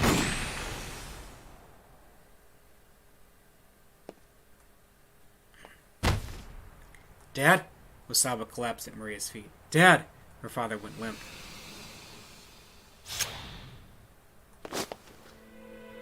Stanley dived at Alphard. He grabbed hold of her wrist, the one clutching the gun, and slammed her head down hard against the pavement. She made no attempt to resist. In a moment, he'd have subdued her.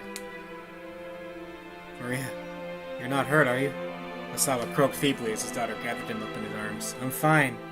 But Dad, you're Blood was gushing through Osawa's shirt. Maria pressed her hand against the wound, but the bleeding wouldn't stop. Look, just hurry. Get out of here as fast as you can. Tatno was on his cell phone calling for an ambulance. I know there's a traffic jam. Just figure something out, please. His voice was ragged with desperation.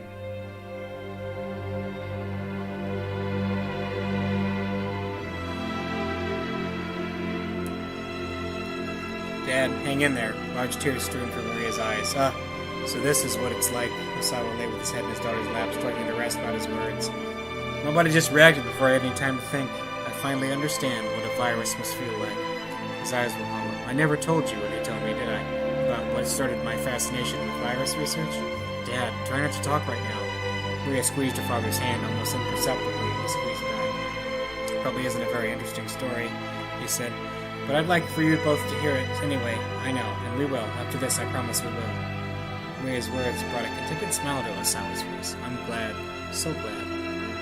It's alright, just don't talk now.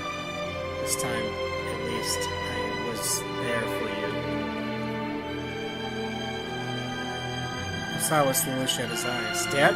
Maria said, but her father didn't answer. Dad, don't die. You can't die. The sound of ambulance sirens wailed in the distance. Maria clutched her father's hand, trying to make her grasp firm and reassuring just as he went back inside the laboratory. Please, don't die. She repeated the words inwardly over and over.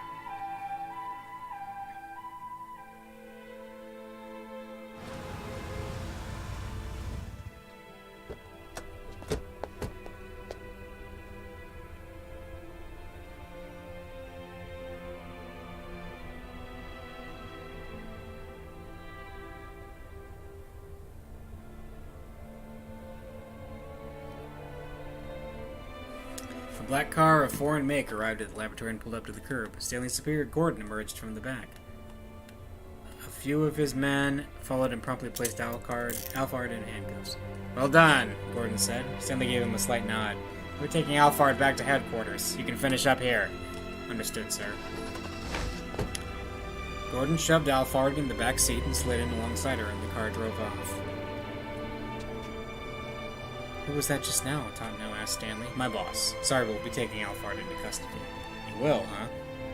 Tatno frowned but decided not to press the point.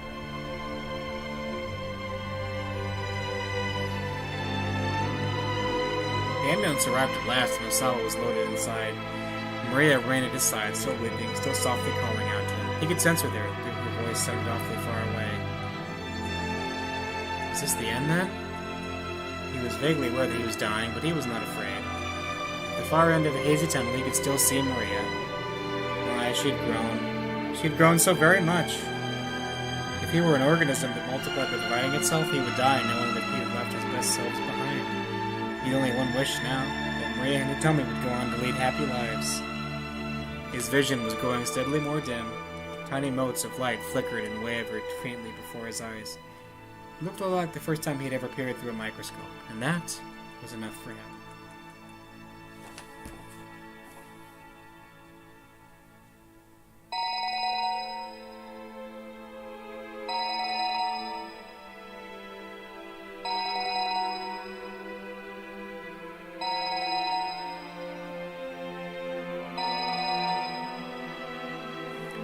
Unexpectedly, Maria's cell phone rang in Stanley's pocket. He'd meant to give it back to her, but the ambulance had already departed. The phone continued to ring for some time, but eventually fell into a death-like silence. Huh.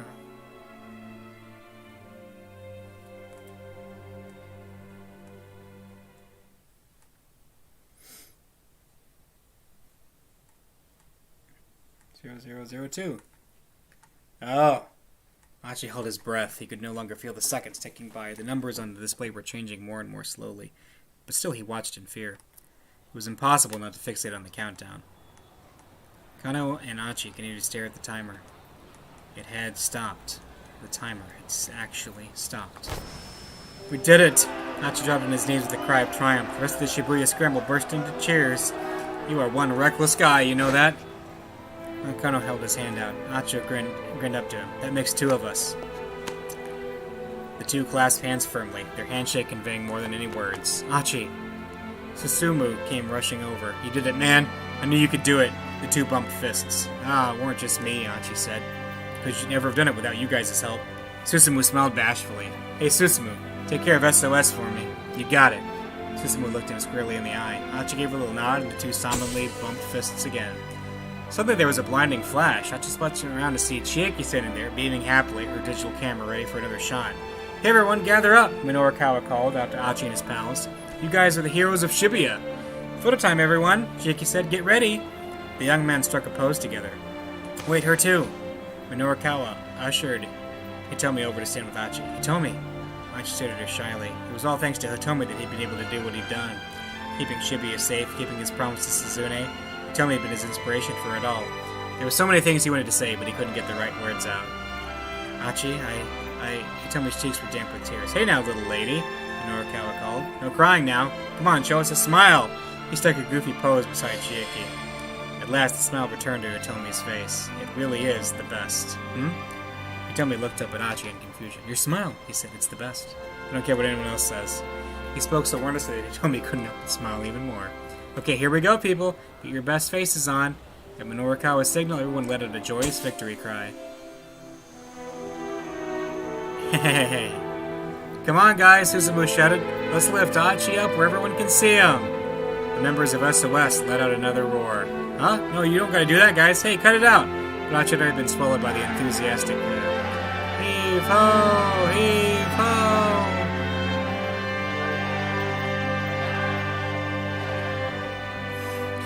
There in the middle of the scramble, Achi was being hailed as a hero. Kana looked on with a satisfied smile. What they'd achieved together was nothing less than a miracle. If it had taken a lot of luck and more than a few coincidences for them to stop the bomb. Coincidences? Kana muttered to himself. No, that wasn't right. This was something different.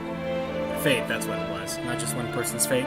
The destinies of several people had collided, gathering momentum until coincidence became inevitability and Shibuya was saved. The raucous crowd tossed Achi in the air again and again. As a plainclothes detective, Kana would probably never be showered with adulation quite like that. But that was all right. The detective's duty was to ensure the safety of the people. He didn't put his life on the line so that he could be a hero. Just seeing all those smiles, that was good enough for him. Not only needed the approval of one person, that was Rumi. Hope she managed to get out of Shibuya, okay? Suddenly worried, Kana pulled out his cell phone. There was a whole bunch of things he wanted to tell her. He couldn't share the whole story. Police rules wouldn't allow it, but he wanted to let her know as much as he could. The kidnapping case had been resolved safely, for instance. That he had learned about the tortured past the detective he so admired. His partner was going to pull through.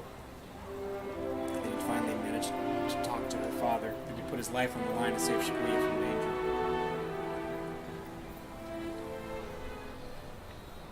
Rumi would listen quietly to the very end, and then Kano thought he knew just what she'd say, short and sweet, in that gentle voice of hers. Good shot.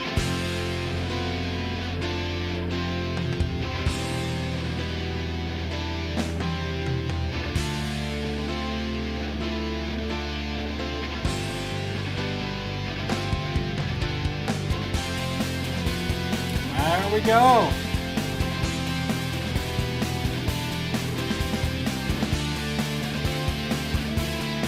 That's it.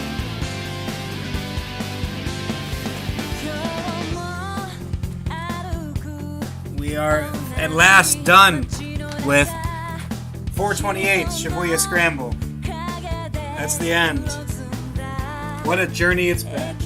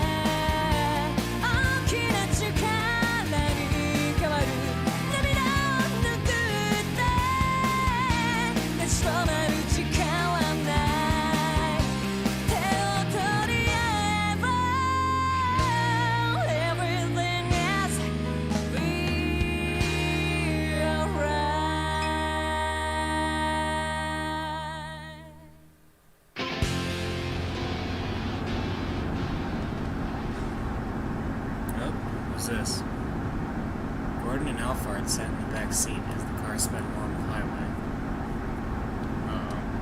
Here. Gordon tossed the handcuff key to the seat beside him. What happened down at the Scramble? Alphard asked, picking up the key and unlocking their cuffs.